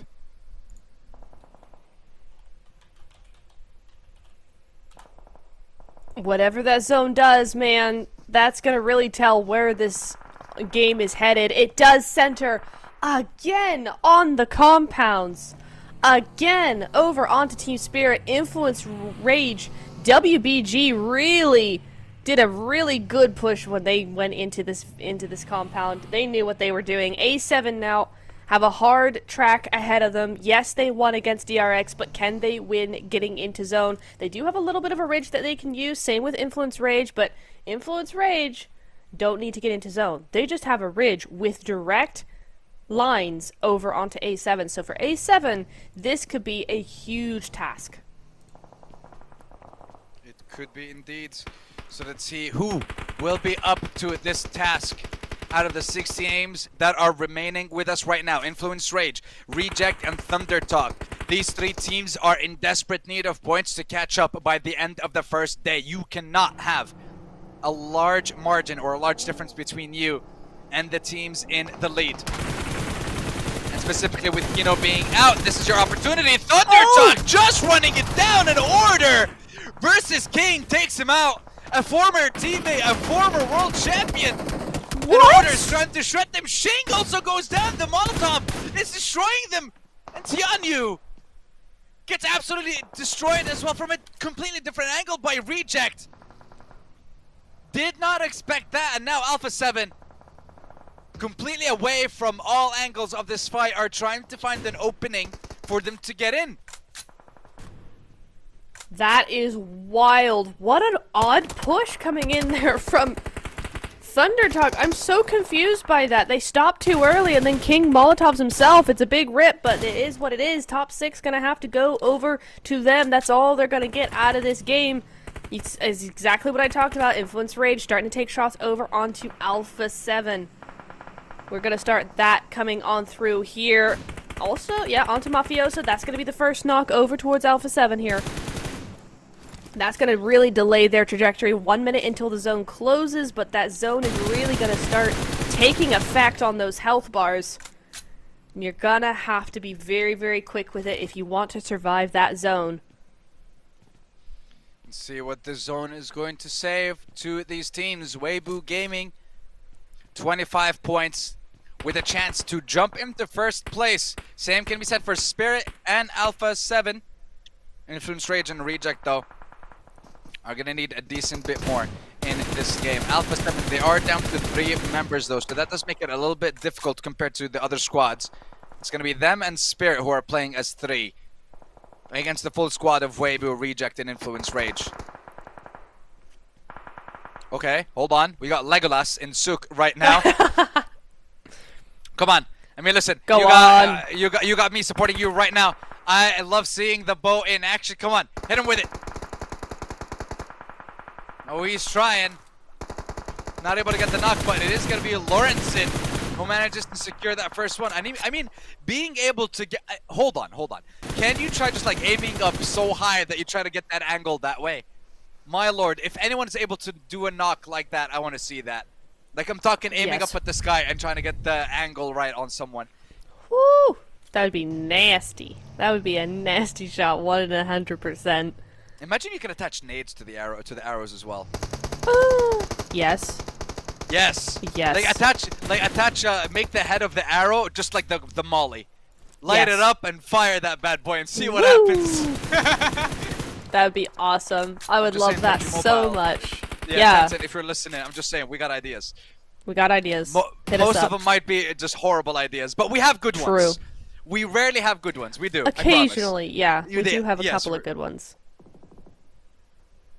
Oh, this is rough for A7 though, Sandstorm, because like they're okay, now they're using the vehicles. I thought they were just opting for the prone idea, right? Which seems like that's the only thing they can do. And they're just not going to be left alone. Lorenzen, that's his third knock onto Mafioso. I know he's just boiling right now because how is this one player keep knocking him like this? That is rough, but Rejects now moving over, trying to get some shots over onto Influence Rage. Revo goes down as well on one side, so now that's really A7 really struggling, down to just a solo. Carrillo is the only one left alive for that team now. Influence Rage gonna be moving on in, but where do you move to? Yes, there's a vacuum created by A7, but it's a weak position. You don't want to take it.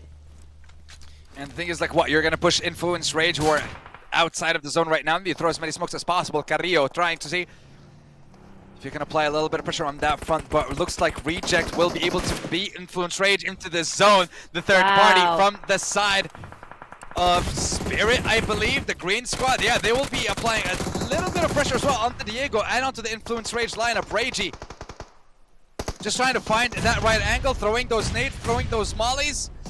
A lot of damage being done to Reject, though. Lorenzen letting it rip, only getting one knock, but it is Reject who stays alive. But now they are forced to get into the zone, and Team Spirit will take advantage of that. But it is Order who steals the kill and the elimination onto Apollo. Goodness me. Down to our last 4 teams. A7 still here as a duo somehow. Rejects, WBG, and Team Spirit. WBG, the only team with a full squad right now. None of the action has gone over to them. They've been able to keep alive and stay put. Effect on the other side goes down very low, but not getting knocked just yet. For Team Spirit, Nomi was taken out early, their MVP from the last game. So they don't have him on their side. That nade could be very good onto Kitsune. Does not miss. It doesn't miss. It misses the knock, but does not miss that damage. That's going to have him scurrying into a corner to heal on up. Meanwhile, Carrillo trying to do something onto WBG, and these nades keep on going on to Kitsune. Yeah, honestly, I'm surprised that Carrillo was able to get the revive in that situation. I thought he'd have to get into the zone, or I didn't think that his teammate Enrivo would be able to crawl to him, but he was able to, and they were able to get that revive, and that could change the end of the games here. My god, Weibo, you have 26 nades! What? Why do you have an artillery barrage in your back pocket, Weibo? What doing? What's the plan here? Dude, they have more nades than the rest of the lobby. The rest of the lobby has 21 nades altogether. They have 26. Wow. But let's see. It's not just how many, it's how effective they can be. A little bit of damage onto Ragey. Molly comes out to force them to move. Another nade right between them. No, that was a flash, actually. Just baiting us. But still, Reject will be able to hide between the rocks. Are they going to be able to? Oh my god. The fact that they're still able to hide. Molotov just hits the windowsill. Not able to get inside all the way. Not able to force Kitsune away. Yeah, Not forcing him away enough, though. No! No! Julo with the molly! Julo finds the opening, but he's down! It's down to Divine and Ragey now, up against 3 members. But Weibo, I believe, are the ones in the best position possible. Because, again, remember, as Spirit, you're going to get sandwiched between Weibo and Reject. Alpha 7, Revo is just playing to ruin the game for people. And Ragey is out. Yeah, Weibo have the better position. They have such a huge advantage now, Nep. They've bided their time. They've waited for the right moment, and this was the right moment. When Team Spirit are distracted, when Rejects are busy, when A7 is just down to 1 in that off angle out in the open, he's going to go down super duper easily. WBG looking like they are going to take this win. Here they come across the road. Is this a little soon? Maybe Order goes down. That's a little bit preemptive, but these explosives are just going to do all the damage. There we go. All you need is one player across the road to do the things you need them to do, and here we go. Effect just down to a solo here. It is a 1v4. Yeah, but notice how they are not all running rampant towards that last player. They are still playing together up until the very last moment. They want to secure those eliminations, but you see, those kind of mistakes can happen. Effect now in a 1v3, can he do it outside the zone? He cannot, and Weibo Gaming get themselves the chicken dinner in the last Erangel of the day. They managed to do that with style. And you mentioned this earlier, Nep. You mentioned the rotation that Weibo Gaming made. They knew the compound that they held on to until the very last moment of the game. They knew it wasn't occupied. They knew it was free. And the second they took it, they had the game. They 100% did. Who made that decision? Because my goodness me, you did win that game for your team. Big GG's going over their way. And I love how they just played that very safely as well. They took shots where they had opportunity to, but they didn't overplay it. They didn't do anything they didn't have to do. Really, really well timed, very patient gameplay, and that's what ended up getting them a big, big winner chicken dinner in this last Erangel. And the question is, how many eliminations were they able to secure as well by the end of that one? The points are going to be exceptionally useful, especially in the case that, hey, their team in first place and second place and third place, one, got knocked out a little bit early, or two, didn't really get that many points. So that just means Weibo are getting incredibly closer to that first place spot. And that's everyone's goal at the end of day 1 and day 2. You can, I would say, a maximum of 30. Like, if you want a chance to win this tournament, you cannot be more than 20 points behind first place, I think. By the end of day 2, that is. Not the end of day 1. You can't be behind first place by more than 20 points. Otherwise, I feel like it would be difficult. Interesting. Okay. I guess like it depends that goal. if the tournament's top heavy, though. We'll have to go back to the leaderboard.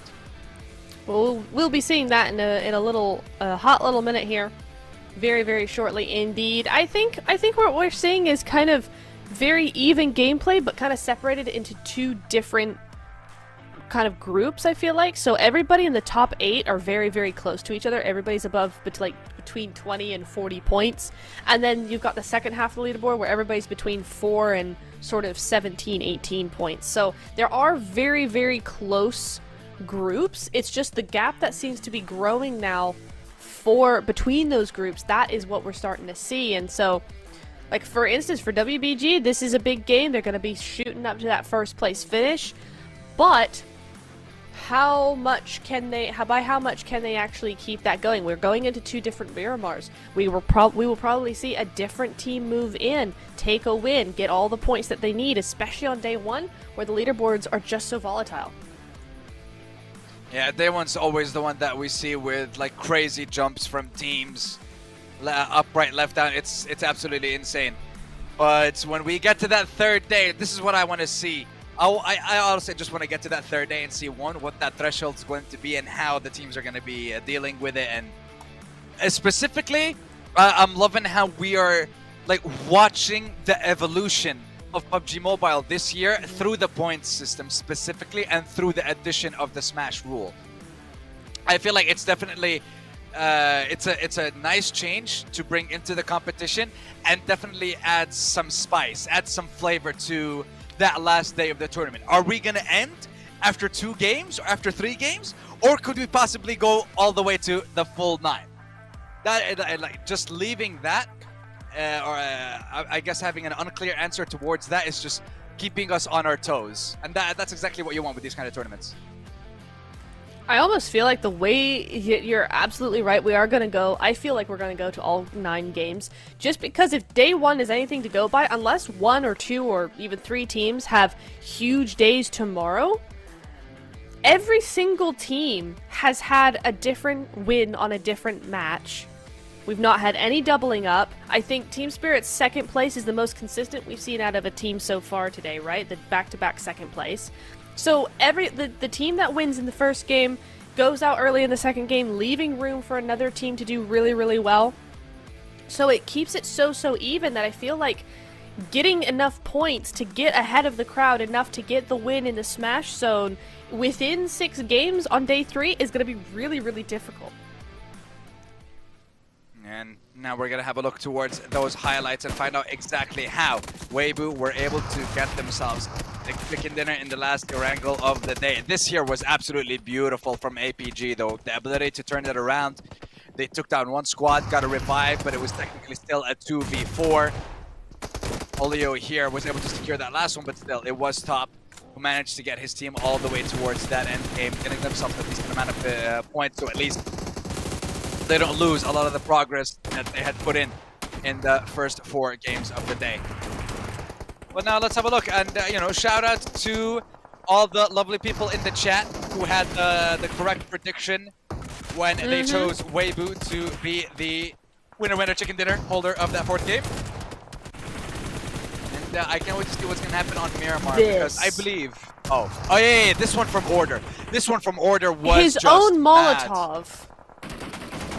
King's own Molotov knocked him. That's what knocked him.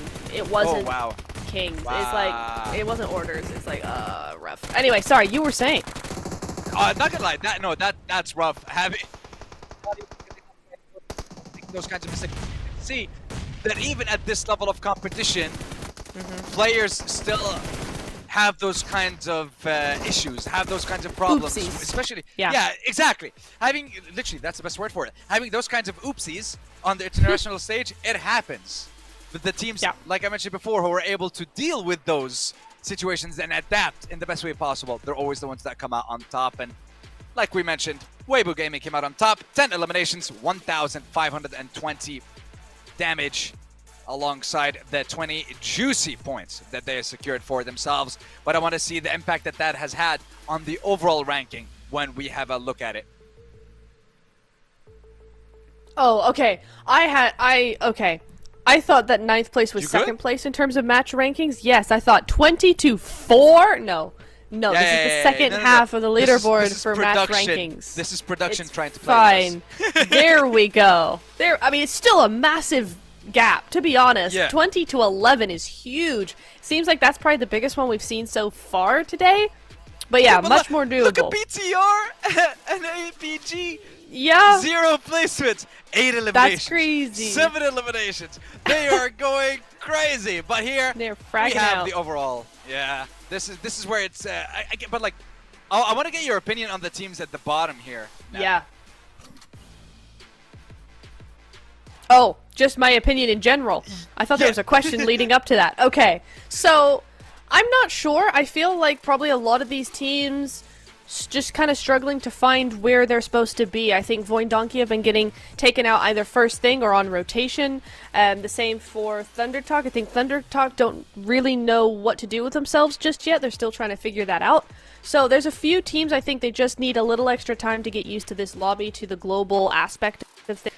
Try and figure out what they're going to be doing. The MVP 33Z from WGB, rather 3 eliminate. I love how that's MVP, but 3 eliminations because I mean, obviously, still doing great work for the team. You know, a little goes a long way, it seems. With that just means that the whole team was performing, I believe. You know, if you had if you had 27% of elimination participation, that means the whole team is firing on all cylinders now.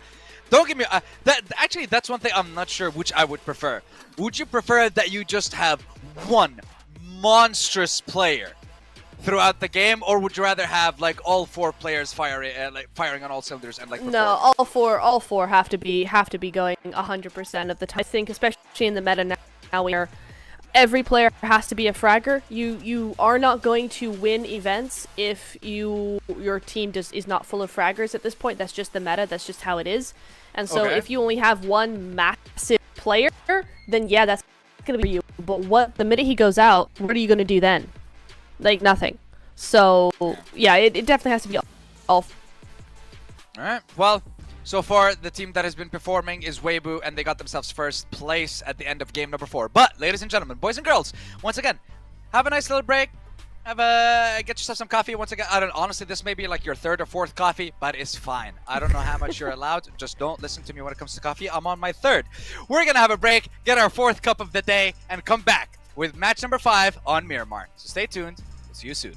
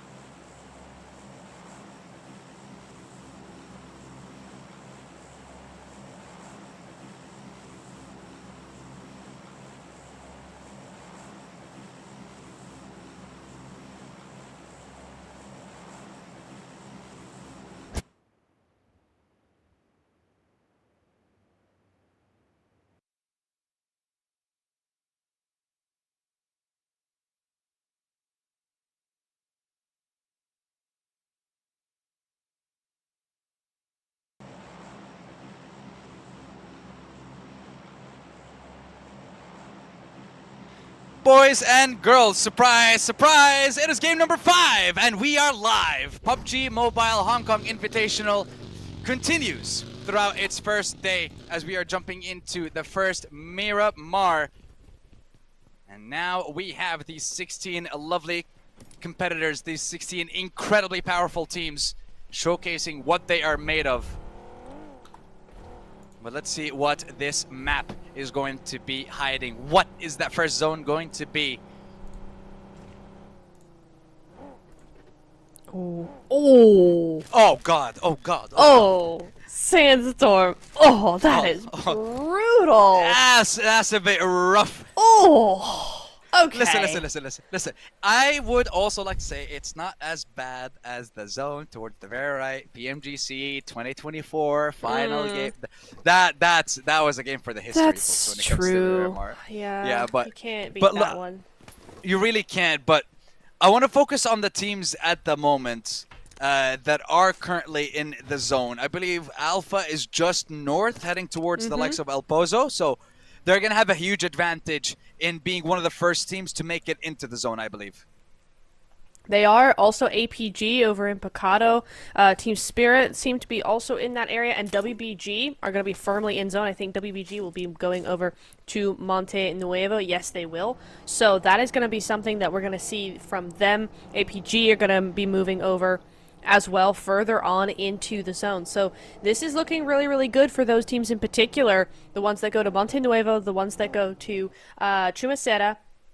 And also, I believe, let me just check real quick, KN should be hightailing it, should be booking it to Valle del Mar, because that is their normal drop spot. The plane didn't go there, but if they get some vehicles, they could be in center zone immediately. And that's going to be the goal for them. Get into the zone. Find yourselves in a fantastic position at the end of it. And also, just a reminder, boys and girls, that leaderboard that we are seeing on the right, that is at the end of game numero 4, I believe. And we'll make sure to update that for you guys as well.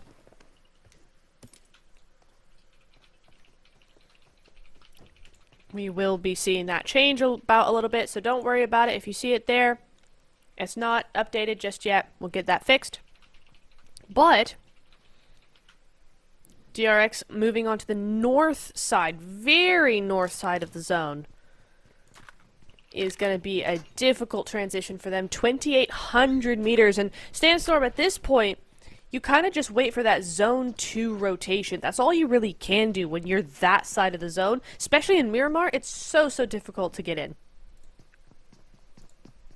It really would be. And now with all this open ground, and with Miramar, it is going to take a little bit longer for us to see a couple of fights, a couple of skirmishes here and there, as all the teams are just focusing on looting. And then, I want to say, once their first zone closes, that's when we'll start seeing quite a lot more fights, and teams will start running into each other as they're trying to find their way to the center, or maybe playing on the edge. Players do tend to, I want to say, sit in one of 2 frames of mind in terms of positioning. It's either center zone or edge.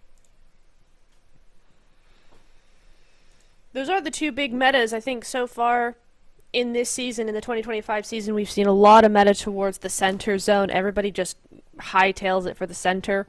But that is going to leave room for some of these teams that maybe don't like center play as much to go for those edges and start that trend again.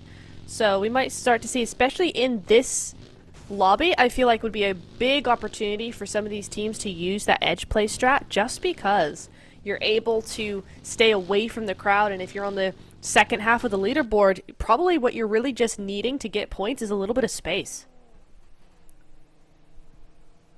Let's see if they're able to secure that space. Now we shift our eyes and set our sights onto Influence Rage. This Brazilian representative that has joined us countless times on the international stage when it comes to PUBG Mobile. One of the organizations that has become a staple name in international tournaments. Yet they are still missing that international title. Alpha 7 was able to secure it with the PMWC last year. Influence Rage were, I want to say, getting closer and closer time and time again. Just never found themselves in a position to claim an international title just yet. And it always seems to be like a two-horse race when it comes to Brazilian teams. Alpha 7, Influence Rage. Alpha 7, Influence Rage. Those are always the two teams that we talk about. Inco Gaming made an appearance a couple of times. Consistent. Unfortunately, the consistency wasn't there to, I guess, keep them relevant in a conversation about the best Brazilian teams.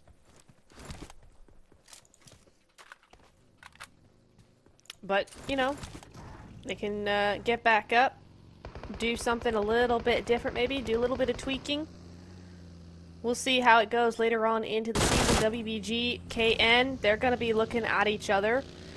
And I think we're going to be seeing a lot of these kind of shots taken off to other teams, but no real knocks being sent their way, because this is where... Oh, hold. Uh-oh. Oh, boy. Mark, careful. Mark, what doing? Oh! Okay, so one of the players was taken out. Tamar will fall. But the question is where? Because I see on the minimap 3 people from the side of KN. I don't see where that last member of KN was taken out. I don't know where Tamar is. But Alpha 7 not allowing them the opportunity to go for the push. You got 2 people in the car. Meanwhile, KN, it's solos in the vehicles. So instantly a numbers disadvantage. Weibo secure the elimination onto Tamar. So it looks like Tamar was just caught off during the rotation, it seems. Yeah, that is unfortunate. It's something we're going to see a lot of. All of these teams are going to really be taking shots at each other, trying to get a knock if they can, but so much of these shots being fired are going to be just, oi, stay out of our way shots. These are all people just trying to get to where they need to be in zone. That rotation, that mass exodus is definitely going to be a thing. And so we're going to see a lot of these clashes. We could have a lot of solo players end up being taken out here, but mostly it's going to be a lot of barking. Not a whole lot of biting going on, so we'll see how that turns out for them. QZZ, on the other hand, for Tianba, grabbing an elimination here out in the middle of the blue zone, but hey, loot is loot. Loot is indeed loot. I can confirm. Are you a looter? Oh, listen, I am a goblin when it comes to looting. Got it. Yeah, Good, I'm a loot goblin, 100%. Like, I see you trying to trying to make space in your inventory so you can pick up that med kit or that maybe that syringe. I'm just gonna fly by, pick it up, and ignore you completely and mention nothing of it. So, what syringe? What syringe? I didn't see a syringe. There's no syringe. No, you're seeing things. Wow, you've really got your teammates Gaslighted. To share your screen. Yes. Oh, 100%. They don't trust you. No, 100%. They don't trust me when it comes to loot, and they definitely don't trust me when it comes to driving. Okay, good to know. I'll never let you drive. Listen, I know not to let you drive as well, okay? DK Hey, I'm awesome. No. DK No, I can't believe he sent that to everywhere. Yeah, that was did. crazy. He sent that to me. And you know what? Spirit are sending it towards LGD right now. Kitsune, they might have just sent it towards the wrong team. Multiple casualties on the side of Spirit. They are getting obliterated in seconds. And just like that, they traded squash for the whole squad in LGD.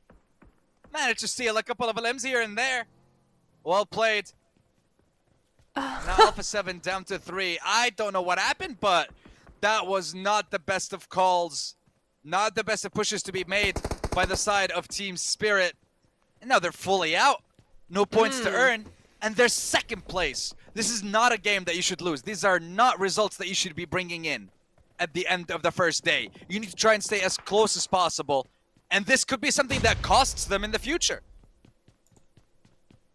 Goodness me. Okay, so to break that down there, because I think a lot of people probably missed that, Team Spirit sent it a 2-2 split. One to the buildings that LGD had, and the other to the buildings that A7 had.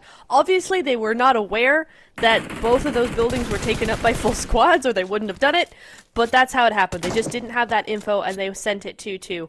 Really, really unfortunate for Team Spirit that such strong teams as well were here. It's not just any old team. It's literally LGD and it's Alpha 7. You're going to see it here again. So you have that 2-2 split. A7 actually pushed the same building as Matic here. So that's not even their fault. It's A7 went at the same time. MVM just going to grab Kitsune here. And then, yeah, A7 just piling in over onto Team Spirit. They just arrived at the same time. What an unlucky push there for both teams. Both teams spending quite a lot of time now, and they're attracting quite a decent amount of attention towards themselves as well. Now the second zone closes in. Let's see where the third one will be positioning itself, though. Ooh, okay. Okay, this is interesting. Okay. What can you tell me? APG have big position up onto that the high ground, right? You've got a lot. RC as well, Rejects over onto the western side. They're being left alone. This could be huge for Rejects. As long as they stay alive and stay out of the way, all these teams over in the city are going to be just taking each other out. And so for Rejects, if they do what Weibo did in the last game, they could have a huge game here. That they can. Influence Rage. You were in 12th place with 14 points. You had a better start in the first couple of games, but now seems to be dying down. And like I mentioned, now with stage 3, 10 seconds instantly. The zone's going to start closing in. D plus Gia running it down between the whole city. Oh my god, how many squads are taking shots? Wait, no one got knocked. No one got knocked. They get to BTR. BTR instantly going to be jumping into the fight. Ryan gets knocked out. BTR is suffering losses. One right after the other. And D plus Kia, they are hungry for eliminations. They get the second one. Osal leaving nothing to chance. Takes no damage from the nade. With one person left alive, it is all up to Federals now. Nades, my god! Oh my god! DK are dead! One nade and they're all down! They are all down! A triple for Federals! With that one nade! There might have been a knock from someone else and it was a 2v1. And Federals nade took out all three! Insane from that last member of Influence Rage, single-handedly rescuing the game for his squad. My lord, that was sensational from him. I literally just mentioned their performance was very good in the very first couple of games and then it died out.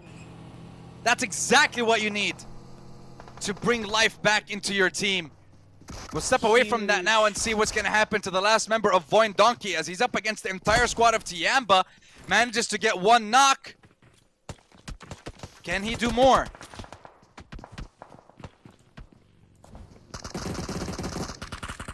Potato suffering quite a lot right now, but the rest of Voin Donkey is going to be here to help. It is now a 4v3, but there is a retaliation. There is another knock, and I don't think there's going to be a revive because he's on fire. Throw the smoke, give him some cover. Nope. Looks like Tianba will be able to secure that one. It is still Potato on his own, 1v2 in this building.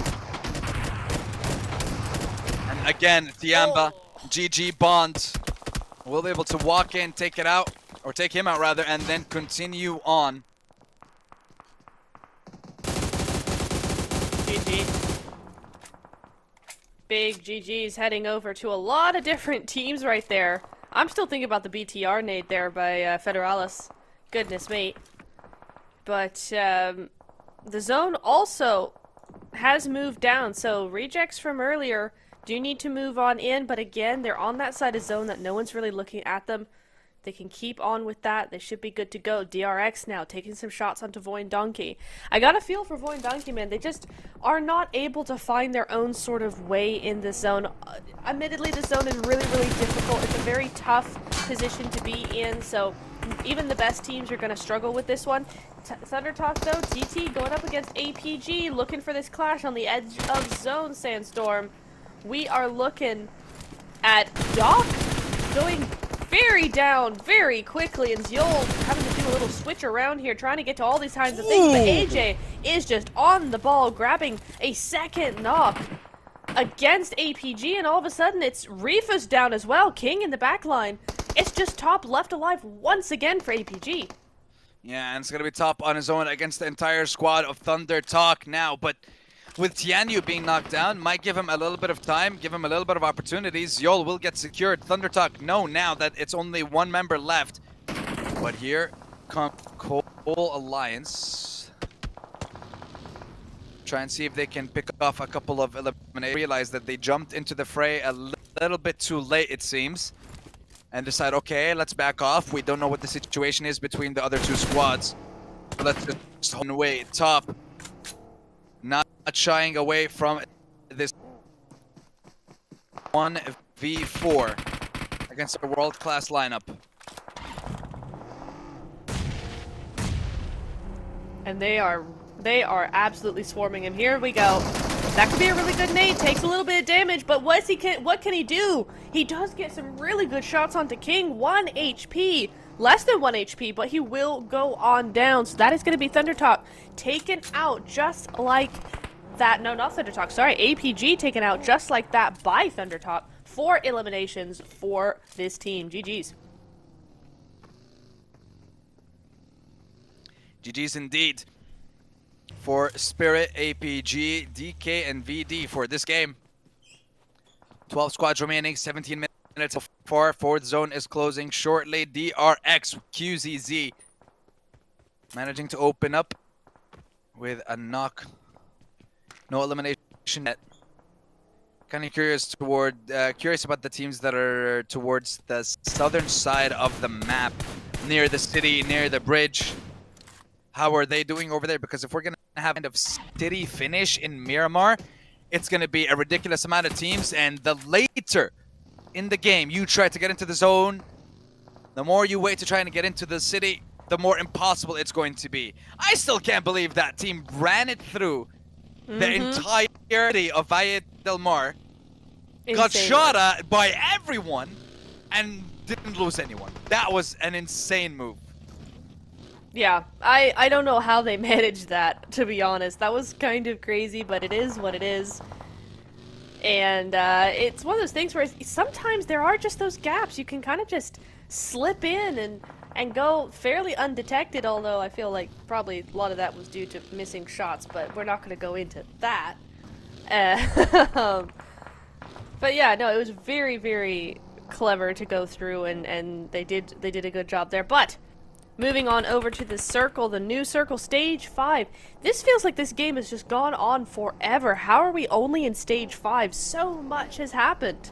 That's really, really crazy to me. But TT looking for their next victim. Is it going to be CD Alliance? It could well be. We did see them starting to poke their nose over the ridge a little bit when they were trying to third party against APG.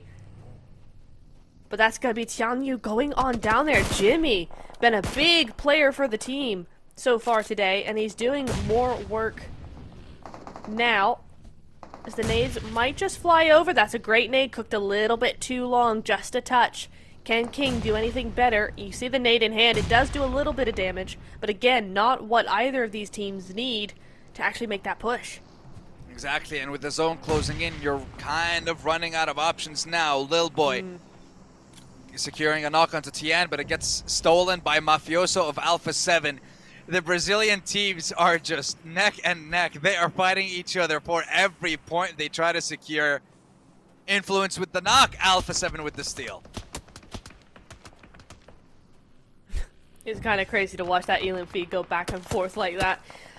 Carrillo does go down to WBG, so A7 looking a little worse for wear here.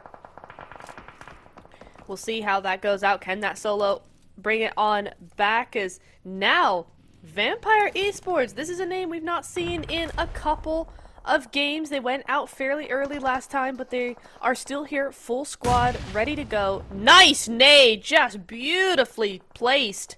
Tianba losing a second player now, just down to one. Where is that solo player? I don't even see him, to be honest. Oh, he's across the ridge, across the street. There is no hope for this duo of Tianba here. They're just gonna have to go on out, and Schweppes with the mini. Let's go. Love that long-range weapon. Gonna be able to maybe find something over across the way, but they gotta be careful. That they do, as they know that other squads are eyeing them up. And we know when it comes to Miramar, there's so many different hills that you have to look out for now, especially in the area that we're in right now. There's so many small dips that players and teams can hide in.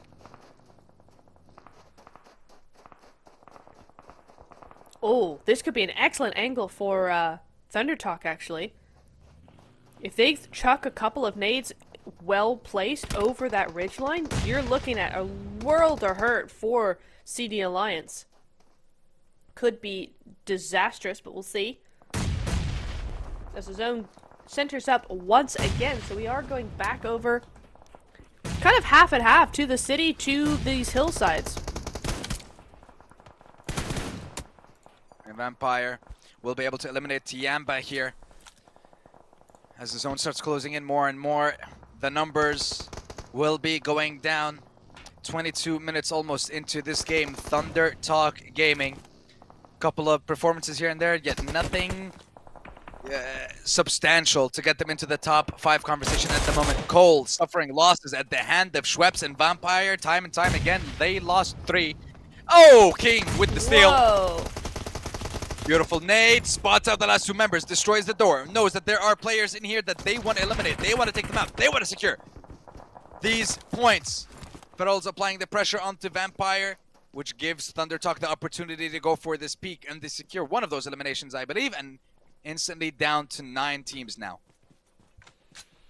Really nice positioning from Thunder Talk. They've been able to put themselves in a great position. They do have to be careful of that one player to the very north of them. Not sure who that is. Probably one of Vampire's, right? But still, they've got a really nice little leverage point down into the south side of zone. So they're going to be looking really good for their entry point. They do have to move into zone, so they are going to have to move out of those compounds. But it's a nice little ridge that they got for themselves as we move on over to KN over here. They are well in zone. They're looking really good. Is that Rejects behind them? I think Rejects have come off the mountain. Okay, it's a very interesting call for Reject to be making there, but let's see how that pays off for them. Right now, focus is going to be onto Weibo as they have 3 players left alive and they are still in the lead. Alpha 7 only have 1, so they may not be able to follow up with a lot of points. Team Spirit was also eliminated early on. KN need to get themselves or keep themselves within the range of WBG in Weibo Gaming. They have to make sure they do not fall too far behind in this game. And I told you, a city finish, it's going to be hectic. Once again, look at all these buildings, all the windows, all the dips in the hills. Literally, a player could be behind any rock, any corner, between any patch of grass. I don't even know what King is seeing there. That's the difference between us and a pro player. They see things and know things that are just very difficult for us to see. Even though we see everything, it feels like they're seeing more. Very true. I agree with that, to be honest. It's like, what are you shooting at? And yet, somehow they get a knock. I'm like, oh, okay then. It's like, yeah, I literally have a 27-inch monitor running at 1080p right now. And I can't see anything.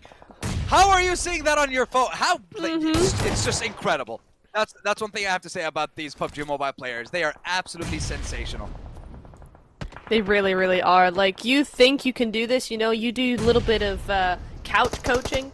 And you go, yeah, we can definitely do this. Oh, they did this wrong. Oh, this. You get in game with these people. You get in game with these guys and see how far you make it. Chances are you're not going to. Much like KN right now might not be going much further. The Tootsie shot from Duello. gonna just pick that one up, and KN, they are gonna be going on down. That's WBG up in the first place, and KN cannot actually do anything about it. Yeah, unfortunately, not able to secure any more points to get them closer. Celebration for Weibo, Reject, Dulo. Moving into the zone now. Nice little corner for the side of Reject to have. But I believe the best team, or the team in the best position rather, is still Weibo, as they have 3 different buildings. Dead center in the zone. My God, Tony K, how was he able to find AJ there? He found him, and that's what matters. Starting to close. Possible. Got to move into the zone. Mula secures the elimination onto Rage, and now the elimination will be set ablaze with the names of multiple teams just being taken out one right after the other as the zone starts to slow. The teams are the players. It's going to be very difficult for them to survive with influence that corner, alongside with 2 of the players from Thunder Talk, I believe. It is crazy that in Stage 7 we still have 8 teams alive. 18 players in this teeny tiny little zone, all in compounds, all trying to do something here. The play zone, I'm confused because the play zone just said that King got taken out by the play zone, but here is King right now. Like, alive, but sure. Let's watch, see what happens here. Influence Rage over into the building, chilling. At the moment, everybody's kind of chilling at the moment, except for Tony K, because Tony K just got wiped. So he's going to get rezzed on up here. We'll see how that goes for them. Meanwhile, WBG, really nice little split, actually. It's a bold split this late in the game, but it is a split. It might just work in their favor if they're careful. It might just, and oh, this is going to be an insane last. We're telling you we have 8 squad, 8. Crazy. Well, those numbers are going to be dropping down. This Q easily finds Carrillo, who has been hiding for God knows how long. But hey, he managed to get the team top 8. Now that's placement points, baby. We know every single point counts. Every single point will make a difference. We've seen global championships get decided by a difference of 1 elim. 1 so true. Placement point difference. Let's see what King can do here now in front of a full lineup of Influence Rage with that UMP. Lil Boy hiding in the container. Law taking the fight. Jump shot from King. Secures the first one. Gets the elimination as well to secure it. King dealing quite a lot of damage on the Lil Boy here, forcing him to go back. Diego going into the building as well. Not fighting the corner. Knock from Eula. King somehow still alive. Barely any HP though. Oh my lord. How did that not... How did that not take him out? How did that exploding car not eliminate King? But hey, you know it's a 2v1 situation. You know you have to go for the push. You have to secure those eliminations. But decides to play it cool. Decides to wait. Nope. Decides to push. 1v1. Diego's ready. Once again, Influence Rage with a lovely clutch. With impeccable timing to get them into the top 4 of this game. They were put in so many hard spots in this game and in the previous game, I believe, Influence Rage, and they were able to adapt. And now it's just about surviving a little bit longer. The rest of the teams are on the southern side. If you play it cool, you might be able to get yourselves a chicken dinner and surprise everyone. You just might, and if it's going to be any game, it should be this one, right? Look at their position. They are outside of zone. Well, yep, wait, hang on. They are outside of zone, aren't they? Yep. Well, it's stage 9, so it's like, well, yeah. Here is where you use the zone to your advantage, and you just wait. Not with that nade, though. You just wait, hold on, hold your horses. But LGD are not going to allow them. No, LGD is really not going to allow them. Ling coming in hot with those nades. Wow! Okay, so in some games, everybody ignores the duo off in the corner because there's much more important things. Not this game. That's what Influence Rage were hoping for. Not gonna happen because no, Order just wipes VPE off the map, and now we are down to 2 PEL teams. Weibo and LGD, and WBG, they're looking for their back-to-back win here. That they are, and on a stage like this, in a tournament like this, a back-to-back is a message to every single other team that's competing, especially when you're already in that first place spot with a decent point advantage. 3v3, Weibo versus LGD. Link trying to find an opening here. Backup gonna be coming in by the side of MVM and Afu. Link secures that one. 3v2 now in favor of the side of LGD. 3v1. Can 333C do it? He was an MVP in a game before. Takes down Link. 1v2. Can he do it? He has the UMP. He doesn't know where the last two players are. He hears a lot of noise. A revive might be coming through, meaning you got to take that 1v1 versus MVM, but he's just repositioning. He's just moving. He finds MVM, takes him down. MVM will secure it as the revive is coming through as well. LGD deny their competitor. They deny their own colleagues at back-to-back chicken dinner, securing one for themselves. And this is definitely a fantastic response from LGD. Saying, hey, okay, you may have the lead, but you're not gonna run away with it. We are right behind you. My goodness me, and everything about that fight was due to those roof angles. LGD holding the high ground, even amongst those buildings, even amongst that flat terrain. That was what was able to actually get them that win. So big GG's going over to them. WBG played a huge game. That was massive for them. It was looking good for that win, but again, those angles just coming on through. I mean, LGD are going to take this win, a really, really tough fought fight. Because remember, the zone was nowhere near the plane path. These teams all had to really, really fight for a position in Valle del Mar, and so when it just kept coming off that mountain, it was so hard for these teams to win, and LGD just pulled it out of the bag. Big GG's going their way. Big GG's indeed for the side of LGD. We were talking about them in the previous game as well, you know, because they did have the lead, and then Weibo came in, smashed everyone by getting themselves that chicken dinner, and I think it was also 10 eliminations at the end of that for the side of Weibo. So for now, for LGD to respond, fantastic. But we still have one more game, Nep, to wrap up day number 1 of the PUBG Mobile Hong Kong Invitational. Curious to see who's going to be holding the torch in that first place spot, and just how big of a difference it's going to be between them and the other squads. But it's definitely huge that LGD got this chicken dinner. All the other teams are going to be happy with that, because that means Weibo isn't going to start running away with it. Absolutely. I mean, they've gotten a lot of points on the board, but LGD coming in here, they were 7th place coming into this game, 31 points tied with VPE, who also had a really good game today, in this last game. But it means that they have just shot up that leaderboard, because WBG at 43 points, yes, they got a lot in this game, but it's not going to be the points that LGD got. So, I mean, we could even possibly see LGD being top of the leaderboards now. Like, it's that close. I think so. I don't think they would have taken the lead from Weibo just yet, but I think they definitely closed the gap. Because I think Weibo still had more eliminations by the end of that game. But I think LGD, because of the point difference between them, they're definitely close. Maybe like 1 or 2 point difference between the two of them. But I don't think LGD has the lead just yet. Okay. Well, we'll have to wait and see. We're going to be looking at those match rankings fairly soon, but not before we get into some highlights in a moment. We'll be seeing all the clutch plays, and that nade from Federalis from BTR better be in there, because oh my goodness, that is play of the day for me. It had. I mean, I agree. That was absolutely phenomenal. And I would definitely see can it be repeated? Can something like that happen again? I mean, yeah, because listen. Because the thing is, right, is that, was it DRX or was it DK that went for it? It might have been DK. I can't remember.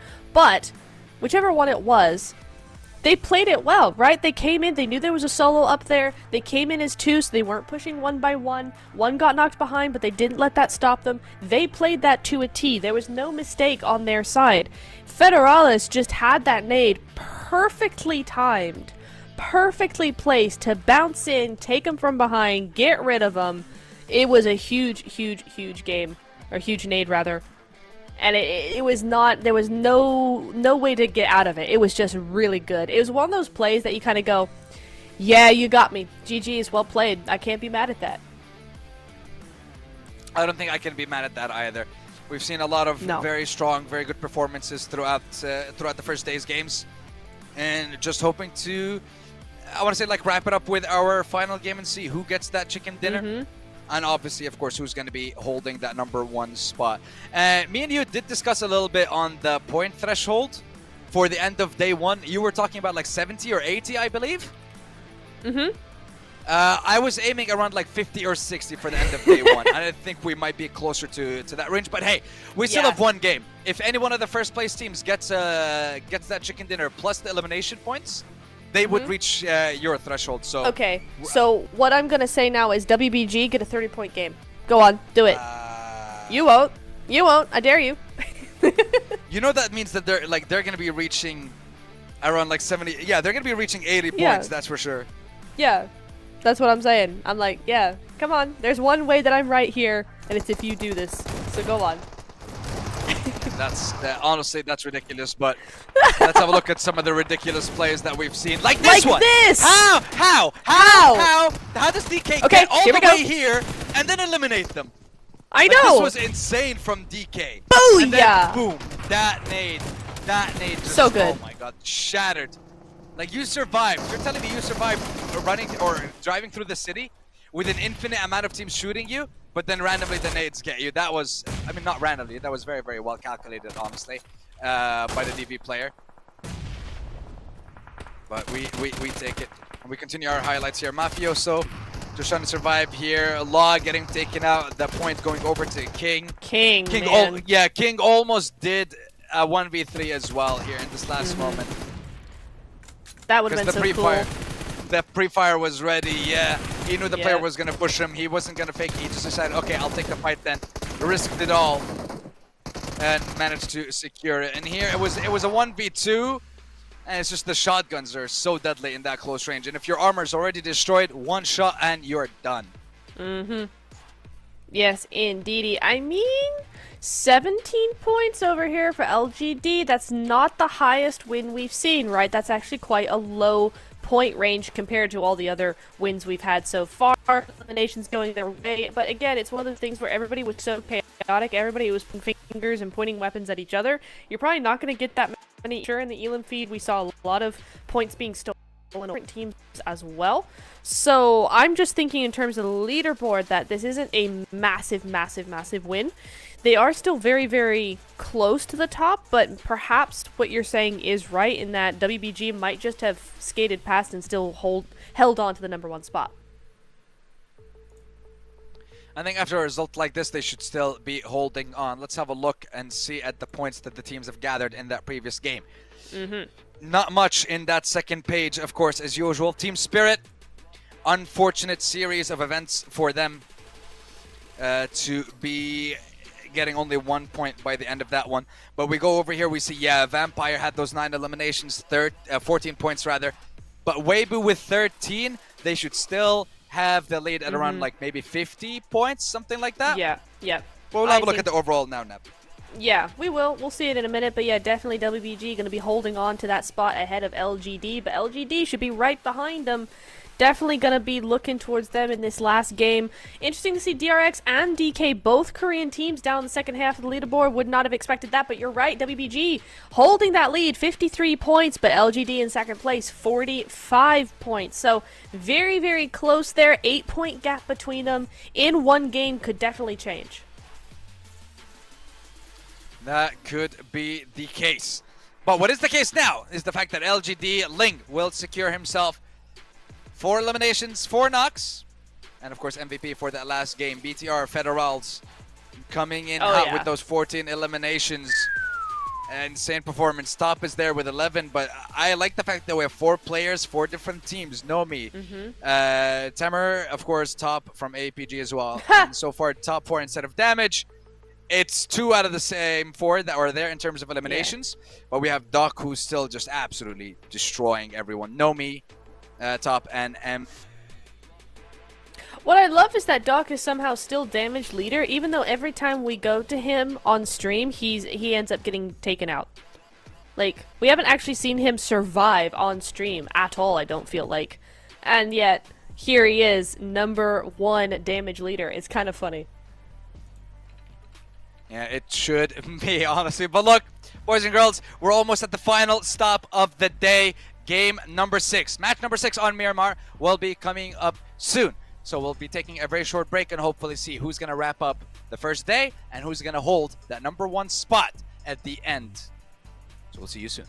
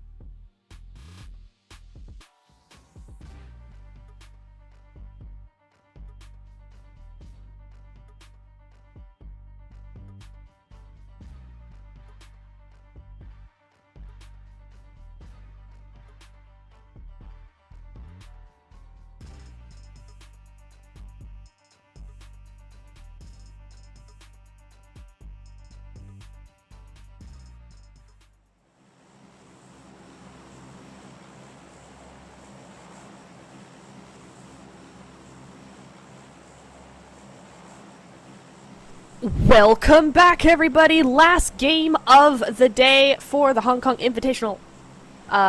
Game number 6, day number 1. I messed that up completely, but it's fine, chat. You're not gonna judge me for it. Hey? Yes, we are. We are definitely going to judge you for No, it. please don't. Guys, No, don't no, judge no. me This for is that. what, listen. We listen and we don't judge. Except in Thank this case, we you. do. Anyways, Man. lovely little plain plath. Plain plath. Plain Plath. Judge him. Judge him. We listen and we judge. Karma in the quickest way possible. Actually. Absolutely. Love that for you. I love that for you. Oh my god. You know what? I love this plain path for the teams, though. Nice. Kind of splits the map in half. just north of Puerto Paraiso, Paraiso all the way towards Ruins in the northwest. Now the question remains, what is that first zone going to look like? What is it going to tell us? What is it going to do to us? Make us happy or sad? Well, it's sad. We're very sad. No. Look, the players are sad. I'm happy. It doesn't affect me. It just makes it interesting for the players to rotate a lot earlier on, meaning we get more fights, meaning we get to commentate, meaning the players are, or rather the people watching are gonna be entertained. So yeah, we want more fights early on. Sandstorm? Yes. Players won't like me, will they? A bit of the island is in. A bit of the PMGC island is in. A tiny bit. I'm just saying. I am clicking X on my keyboard. I'm putting an X button on my mouse. I am opening my phone and clicking X, and I'm whipping out all my controllers to click X to extremely doubt that. Hey, we have a substitution. Oh. Yeah, looks like we're going to be seeing BTR switching up one of their players. I believe it is Snape that's going to be joining us for this game. Is that just a tire on the ground? Where? I didn't see someone it. Someone just picked up a tire. Oh. Which makes me beg the question, does that tire, is it a one-size-fits-all? Because you got UAZ, you got Dacia, you got Monster Truck, you got Lamborghini, you got Pagani, you got Ferrari. I don't know what else you got in the game at the moment. Teslas. Pagani, it's insane. I have that. So many lovely collaborations that PUBG Mobile has done over the past couple of years. Yeah, but do all these cars use the same tire? In this universe, yes. Okay. I was just asking. I feel like, it's one of the important questions to ask in this situation, Sure. It is. It is indeed. Interesting to see that rejects are over in San Martin. Tianba are going to be looking really, really good, and you can tell that they're going to take full advantage of this zone that's favored them, right? They're going to be going straight for a better position in zone. They've looted up. They're ready to go, to a certain extent at least, and they're going to be moving on out, trying to get a best position. They want that space. They want that time to get their position in, so early is going to be the best policy for them. I agree. But here's the thing. What's your definition of early? Now. Okay. Right about now is early, yeah. I like that. See, one of the things that I have is on time is late. Early is on time. What do you agree or disagree with the statement? Depends on the context, but for here, yes. For PUBG Mobile, 100%, because these teams are aggro. They are going to be waiting for you, especially with a center meta. If you get to center and somebody's already there, they've probably been there for a long time. They're already set up. They're already looking out for those opportunities. So early is going to be on time when it comes to these center metas, getting into zone and getting that control set up. Yeah, but there is one thing that you have to take into account, though. If you manage to get yourself into the center of the zone and you actually manage to get yourself into a fantastic position, there's one thing that you need to remember, which is loot. You will not be able to collect any more loot. If you get yourself into that position and you can't move, you may be too exposed. All the squads have rotated after you. They have all the compounds that surround you. You can't leave. This puts you in a situation where you may not be able to take every single fight because you may run out of ammo, you may run out of heals and stims. This would cause you a problem in the long term. But if you're constantly getting pushed and you're refreshing those, perfectly fine. But still, it's just one thing that you have to be wary of, I guess, when you are making that decision to rotate early. Do you have everything you need from now until the end game in case the zone keeps closing in on you time and time again? You have to be ready for those situations. Oh, Chips in a little bit of hurt here. It looks like Tianba found DK. D plus Kia. They need to get out of dodge quickly here if they want to survive. Tianba seem to have a little bit of the jump ahead of them. And Nolbu is going to be the one to go on down. QZZ able to pick up that Elim, so that's going to be a big fragger out of the way for DK. They need to move on out quickly. It looks like Tianba actually might be just looking for that rotate, looking for that positioning. So we'll see how this is going to go forward. Meanwhile, Lorenzen is going to get knocked out by Thundertalk Gaming. Tianyu does get Oh, wow, my brain. Tianyu does get flushed out. There we go. And that is going to be another shot taken over, another player going back to the lobby. And Sandstorm, this is what we're seeing in the last game, right? All of these early single-player eliminations because they're just getting taken out on rotation. That they are, and you can't really allow that. So let's see if they can make the move early on in Tianba. Getting to that location, okay. It's a big compound for you to have. I like that. A lot of room to work with. Let's see what they're going to be able to do with it. And APG, you guys have, you started off incredibly well, and then the performance started to die down slowly. Currently sitting in 7th place for the Mongolian representative with 34 points, around 19 points away from first place. Okay?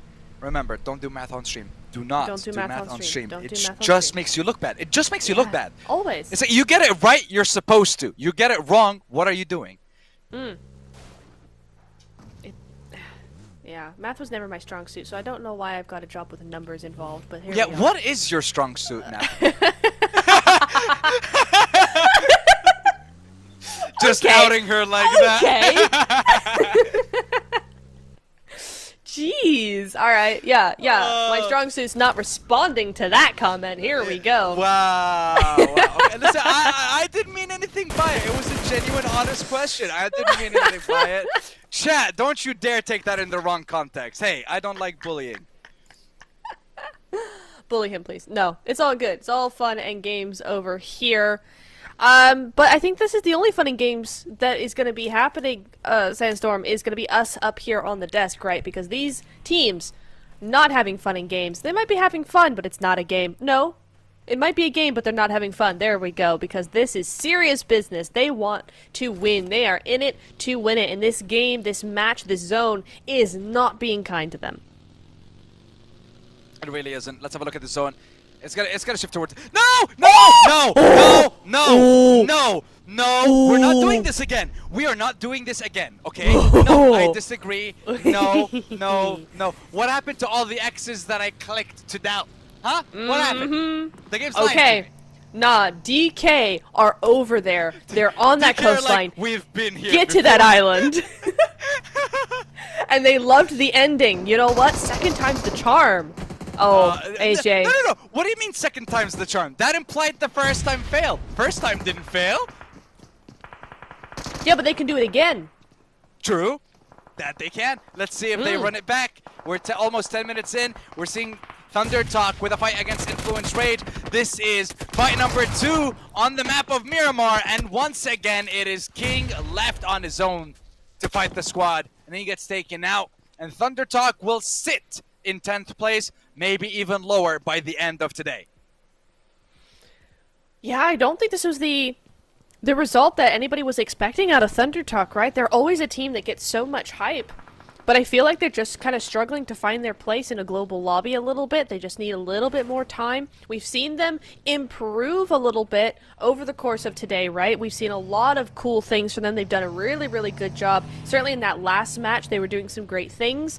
Now we just need to see that be a little bit more consistent, but I can't be too harsh on them because these zones on Miramar have been horrendous. So none of these teams have really been able to actually play their game the way they want to. So I'm not going to be judging TT that much, or really at all, to be honest. You know, yes, they have a big reputation. Yes, you want to see more from them. BTR, what are you doing? But for Thunder Talk, I think tomorrow they'll come back a lot better, a lot stronger. And we'll see a lot more from them tomorrow. I mean, we're definitely going to see a lot more of them on Sunday as well. With that final day.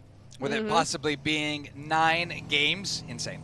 Absolutely insane. I can't wait for that. It all depends on the threshold, though, and the performance of the teams. Honestly, if the scores can remain, like, incredibly close. Like, I'm talking, for example, 100, 95, 93, 91, 87. I want them to be that close, so it's anyone's game. It could literally be anyone's game the second they pass through the threshold. APG, Top and Doc, going after A7 right now. The two great A's of the lobby. The two great alphas. What are they going to do going head-to-head against each other here? We'll see that in the Elan feed. BTR as well. Looking for a little bit of a third-party opportunity here. I'm looking straight at DK. D plus Kia. What have you got for us? Oh, okay. Not going to be going to the island. I mean, it is technically still an island over there. Is it going to go over there? No. There's too much of the mainland, so a little bit of a scare, but it's all good. We're not going to go back to the islands just yet. Listen, Tencent, I know you're watching, right? But save those games for grand finals. Save the zone shifting over to those islands for Sunday. Thank you. Revo focuses on BTR now. Gets the knock, gets the finish as well. Beautiful point to be picked up there for Alpha 7. To keep their names in the race. And to keep them relevant in the top 3, top 4. To make sure they don't miss out on anything. They are not going to give BTR the opportunity to push them and take advantage of that. BTR are outside the zone, so Alpha have to be careful here. Ooh. It's always hard watching. Okay, it's not gonna hit, but it's always hard watching the outline of a player just prone, just praying no one sees him, and then the POV of the player with nade in hand. You're always like, oh no, this is not gonna go well. But luckily for A7, it was a little bit too short. Mafioso lives to fight another day, and BTR looking for just any sort of surprise they could get onto them, but it's not gonna happen. They're just gonna have to move on out, try a different approach. And that approach just might be just running through this roadside underneath the cliff to avoid the team up on top. Oh, or leave your buggy, Snape. Oh, Snape. This is the substitute. His first game. That's rough. That is unfortunate. Yeah, a little bit. Just a tiny bit. Yeah. Unfortunate. But you know what? It is what it is. Oh, big fight happening. KN and APG going head-to-head here. Vampire and Team Spirit as well. Nomi gets taken out. Again, for their MVP to go out early. Not what you want to see here. I don't think we... Oh, no, he did. I was going to say, I don't think we saw Team Spirit go out in the last match. Oh, we did. We did. I forgot. They were eliminated very early on, and they only had 1 point to their name. Yep. But now Team Spirit, they have to up the ante a little bit. They have to stay relevant. They have to stay within that 40-45 point range. I say that Kitsune suffers a knock. And Team Spirit are starting to feel the pressure more and more as they are getting surrounded by multiple squads. Matic trying to run away towards Kitsune, maybe an attempt at a revive, but look at BTR and Vampire Schweppes with an easy sight line onto Matic, but Razy from BTR will steal it away from the Vampires. You may be able to steal one, but I'll try to secure this one though. Okay, thank you. Thank you, Tencent. Thank you. Love you guys. That we need that zone shift for like grand finals, game 17, 18, like championship deciding. Yeah. That's when we want it. Thank you. That's when we want it, yeah. But also, yeah, I was just about to say, look how many teams are down here. A7, LGD, we got somebody else over there in the corner as well. This south side's getting very, very busy, and now the zone has moved away from them. They've got to go 200 meters here. Snape is here, BTR.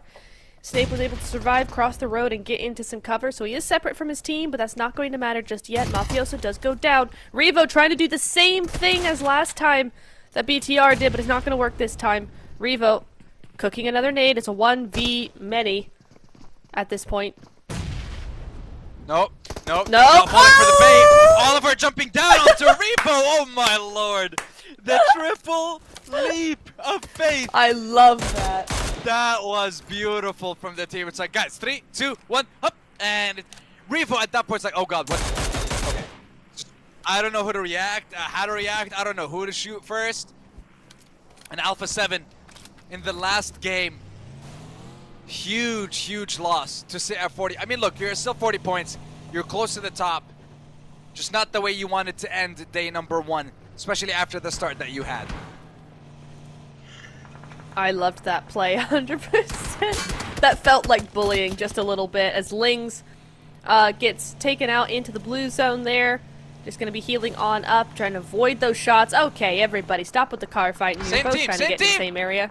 Same team! Come on, guys. But there we go. Make it to a ridge. This is actually... What a ridge for LGD. Look where it is in zone. It goes into zone further on, and right now that angle is really, really good for them. So LGD actually have a phenomenal spot in zone right now. They're going to have the coastline under their control. Yep. Until they move closer. But yeah, look at the coastline now. Where's DK? DK's positioning is set up to cut off an LGD move, either up the coast or further into the zone.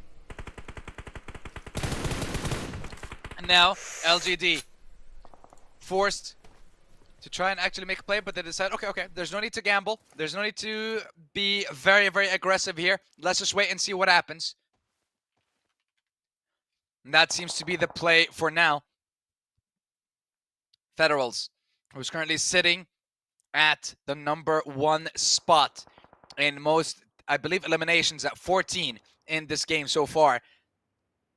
Or not this game, my God, in the first day of the PMHI. Ling holding the side for DK. Afu focusing on the upper side, the hill side, where Tianba and BTR are sitting. Zone, I think it's going to shift towards the north. Let's have a look. Is it going to go towards the north? It's going to go south. It could. It should go south. I want LGD to have a good game here because I love that positioning so much. So if it doesn't go to the south, okay, this is doable. This is doable for LGD. It's possible. The only thing is, I feel like LGD have to play a very quiet game now. Their only focus point should really be over to D+, just because they also have a similar angle there. But other than that, they need to be very, very quiet. Let the other teams on top start fighting it out, as Vexy does take out one of the DRX players. That could be a flush if they're not careful. It doesn't really look like they're trying to be too aggressive with that. It looks like they're just trying to hold them on off. Tianba's still here running around. I mean, they have been in vehicles since minute 2, it feels like, Sandstorm. It really does. I'm not sure, like, what they're going to be able to do with it, but let's wait and see. I'm very, very curious. Also, curious about what Tianba are going to do here, considering they're sitting in 15th place with 12 points. What can they do? They have 3 eliminations so far. Can they secure more? Federals, you have 14 eliminations to your name in 5 games. Oh my lord! And he's looking to add 3 more, maybe even 4. One nade knocks out 2! Federals, what are you doing? This is insane! This is 1v4! This is a 1v4 in BTR! No, it's not. Doesn't need help from anybody! He takes out 3! That's the 4th for Federals as well! Madness! Okay. Alright, first of all, one of the DK players took out one of his, stole away one of his elims there, which is just diabolical when you consider how he got those. Federalis, let's remind everybody, in the last game, did the exact same thing to DK, to D plus Gia. So, he's just done that 2 games running, the exact same thing with nades. Federalis, what a player. What a grenade master he is there. GG's as rejects go down very quickly, but that's going to be Schweppes taken out. No, Schweppes is not taken out. This fight is definitely not over. Divine, only 1 of 2 left standing. Apollo nowhere near. That nade's going to be really, really pretty, and that's going to be no damage? I could have sworn that was going to do something. That one's a little far. Tony K now looking for that angle. A little bit. Yeah. They're a little closer. Way overdoing it. They're gonna get a full reset. Come on, guys. No, this one should do it. This one should do it! Yeah, Oh, finishes it one, tickles it. resets the other just as the revive finishes.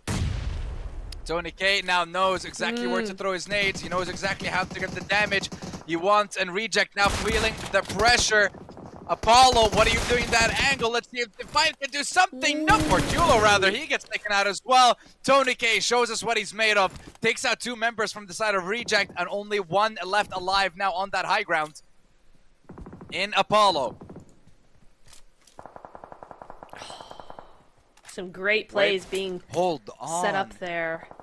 Look at Weibu's positioning. This is the 3rd game in a row that Weibu have been able to read the zone like a book and put themselves in one of the best positions possible. Play in the center of the zone and see what you can do with it then. Tianba, Milo pushes, knock, finish, flush, point, thank you. And now we focus on to Ozi-san and the side of KN who were in the lead after game 3, but now Milo looking to close that chapter for them. And Ozi-san not allowing that to come through, and Tianba taken out. CDAL taken out by DRX as well. Kinotrope. Good recovery now for them to stay in this game and continue to collect points since number 2, 3, and 4 are out, and so is 6 and 7.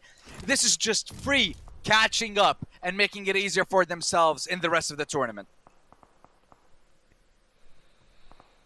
KN just up as 2. 4 elims, just waiting for Apollo to show himself, but he's not really going to. Nope, that's not long enough. Wait. I thought he was leaving. He's not. This nade could be excellent if you just put it the right way. A little more to your right. Little bit. Okay. That's fine. That's doable. But he doesn't know where that came from. He has an idea, but he really doesn't know. This nade could do everything here. Sends him low. Is going to grab him. Finale. Doing some excellent work there. Apollo didn't know where that was even coming from. BTR, though, on the other hand, might just take out Ozi-san here. Might flush it out. It might be a trade coming on through here. As KN are up to 40 points on the board. Tied with Alpha 7 right now. But Alpha 7 aren't here. They're out. They went out a long time ago. This could be KN's moment to sneak into that top 4. Top 3 even, since Vampires are also out. Yeah, and Weibu's almost taken out as well. They have 1 player left on a blinking health bar right now. Oh, that's crazy. Didn't you just say that they were dominating and everything, Sandstorm? Do you have a curse? Oh, God. Wow, that's crazy. I'm just going to disable my social media. Whoa! Federals! Okay, Federals just stacking up his elimination, stacking up those points. Mm-hmm. We are, again, taking advantage of the fact that 2nd to 6th are all taken out now.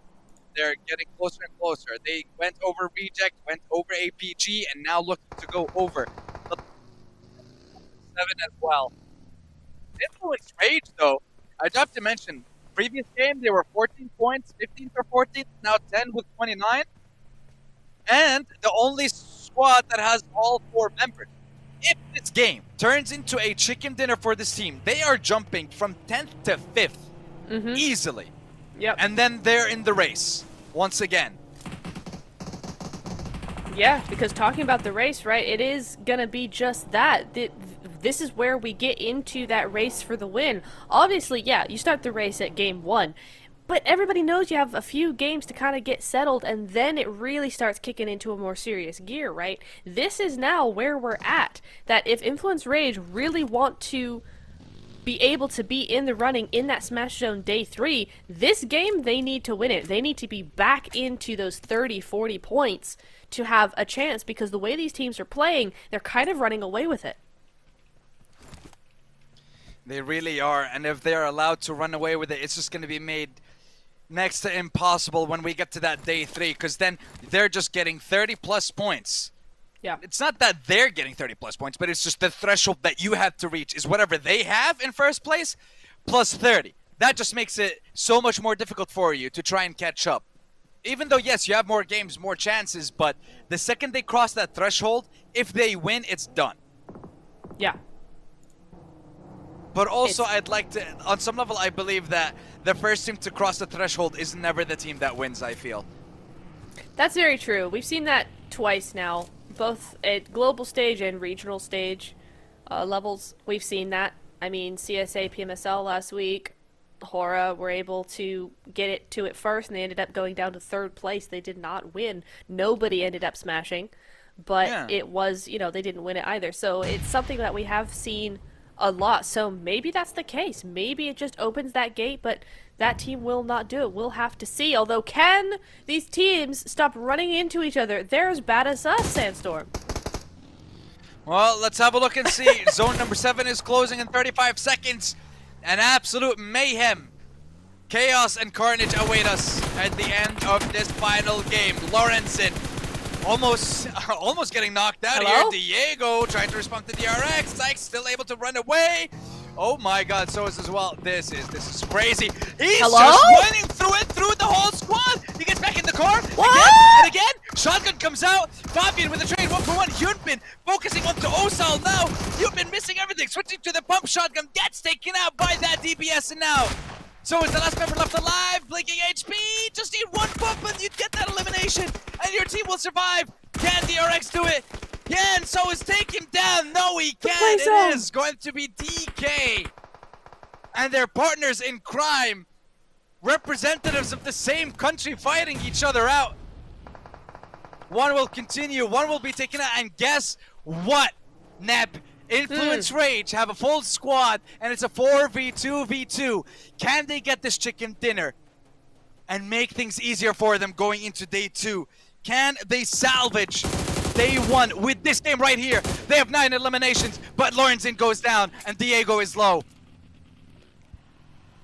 I mean, either way, they've jumped up a lot of places on that leaderboard. The only person standing in their way right now is BTR duo left alive. But the way that these two players are playing, 7 eliminations out of the 8 between the two of them. They also have a really good spot in zone. Federals feeling very, very good.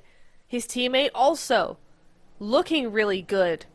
Influence Rage could just lose here, but the only thing here now is that DK looking to move in behind BTR. Is this the space that INF need? Is this what Influence Rage need to actually just regroup? Yes, it is. They're gonna be going full send, pressuring both of these teams, and DK might just lose this for BTR.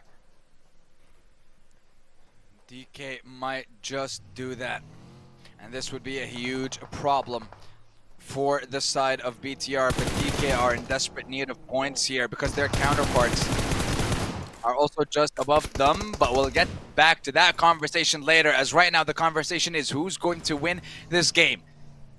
3 squads, 3 teams, 7 players in this 9th stage. Lil Boy pushing up, very aggressive. Bullet comes out. Federals might actually be stuck in this shack. Ooh. Throws out Nate, a little bit of damage. But here comes Razy as well with the backup Federals. Is that Molly just sitting on the windowsill? It might just be, because now the duo pushing get knocked out, and finally the Molotov secures it. But Influence Rage are in a spot of trouble right now, as they have 1, 2 left alive versus the the last member of BTR. It is going to be a 2v1, and it is going to be Razy trading 1 almost, but Influence Rage secure it. They salvage the end of day 1, securing themselves a chicken dinner, jumping from game 4 in 14th place with 14 points. They are now surely within the top 5 after 11 plus elims and the chicken dinner. The Brazilians are here to play. Aren't they just? What a game coming in from Influence Rage. That's exactly what they needed. That's definitely going to be them in that top 5 spot. And I tell you what, Brazil did not come to play. They came to win. Brazil on top here, the only region to get 2 wins here. Am I right about that? No, I'm not right about that, because no, PEL did it. PEL did it as well. But still, Brazil on top, winning the first and the last games of the day. Big shout out going over to them. It was hard fought. I will say BTR gave them a run for their money, but it is going to be Influence Rage to take the cake on that one, and that's going to leave them feeling good after day 1. Oh yeah. Definitely after a winner chicken dinner like that, especially with, I want to say it was getting close to a point where they were almost going to lose that, especially after the 2 members got knocked down. that was an instant problem for them.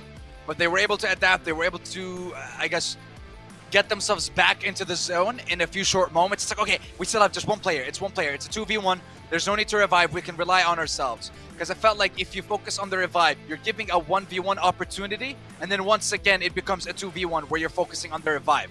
Just take the numbers advantage that you have in that situation. Don't give the enemy an opportunity to sneak up on you. Because one nade in that enclosed space could have eliminated you.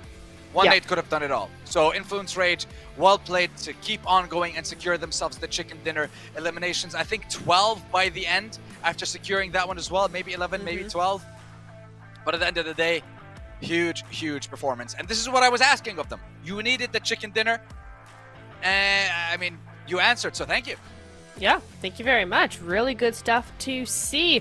I really just want to see those leaderboards, though, Sandstorm, and kind of get an idea of what tomorrow's games are going to look like, because we really came into this obviously knowing what to expect, but at the same time not knowing at all what to expect. And so this has really given us some perspective about who's in it to win it, who's trying, who's almost there. And tomorrow should be looking very, very spicy indeed. All of these teams trying their best. A lot of these teams having very, very close points. I mean, it goes kind of all the way down to like 10th, 11th, 12th place, 20 plus points. And with the top team only having 50 odd, it's actually a really like one game's difference. So it is all going to be up to tomorrow to see who's really going to come out on top. We go over to some highlights over here, Sandstorm, and we had some bangers, that's for sure.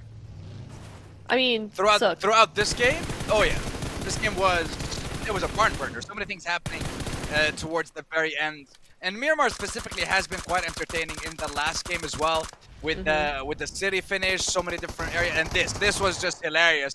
I'm pretty sure at that point Revo was so lost, so confused, because you rarely have 3 people dropping on you at the same time. In that moment, it's just, okay, what do I do?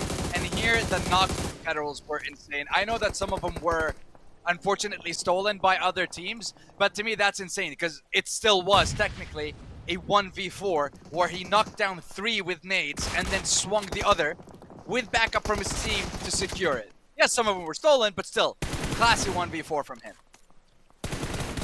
Very, very classy indeed.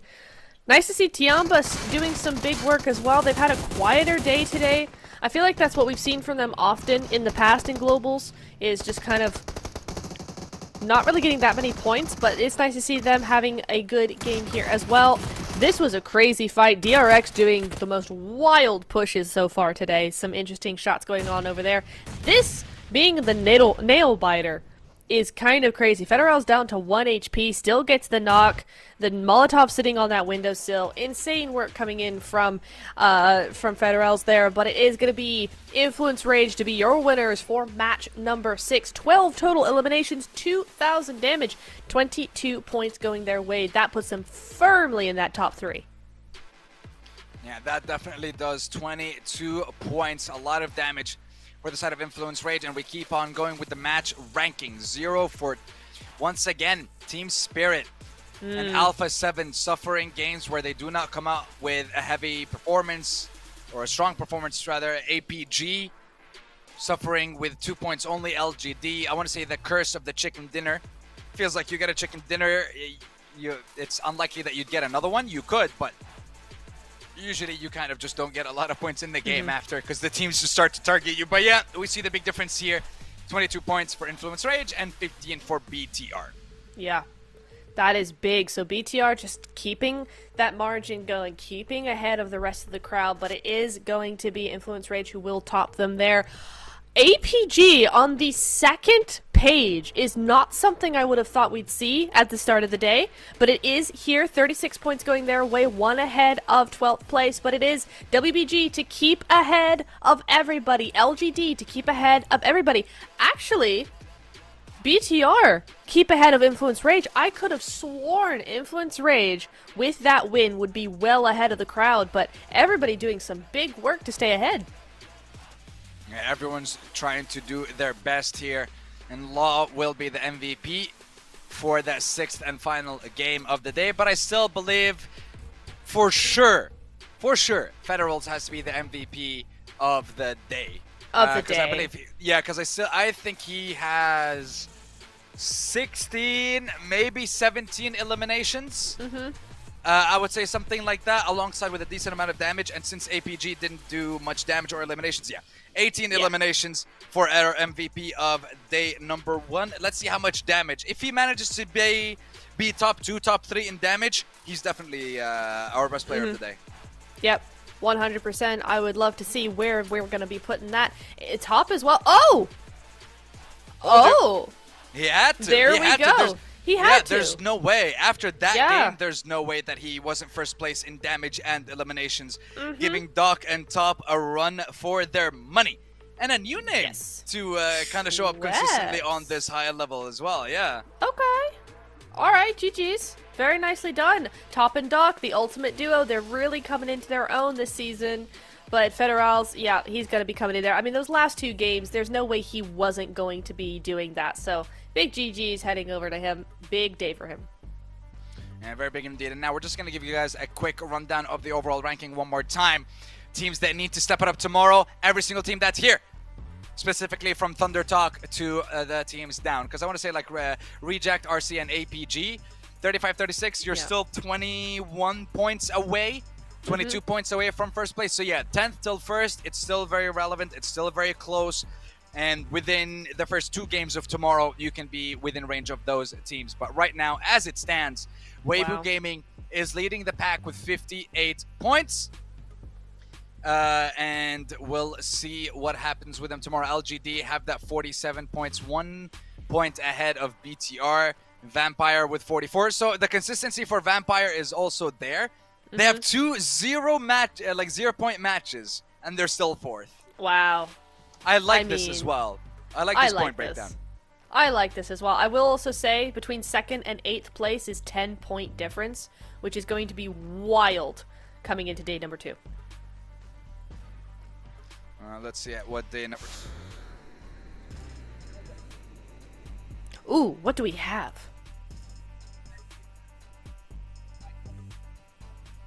Ooh. Should be with the MVP of the day. I'll double check for you on that front, but we're gonna have to wait and see what the situation is going to be. I mean, look, if the choice is mine, I would pick Federals to interview. That's for sure. I would either interview him as the MVP of the day, or I would interview one of the players that are in first place. So for Weibo, definitely have a conversation with them. What was the strat coming into today, and what are you guys going to work on going into tomorrow? I mean, work on those nades.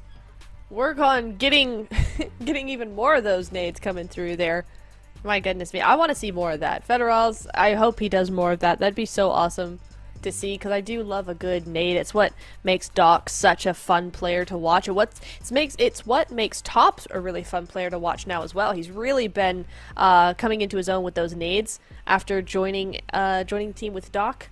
And so that has been a really, really fun duo to watch. They're still at the top of all those leaderboards. We saw the damage. We saw those elims coming on through there. So they're not far behind here. There's just so many teams so close together that you do get pushed down eventually. A7 as well, remember, winning that first game of the day. And now they're down to 7th place, but still with 40 points. So just so close, chat. It just really makes make it better for tomorrow, because tomorrow is gonna be wild if this is how day 1 was.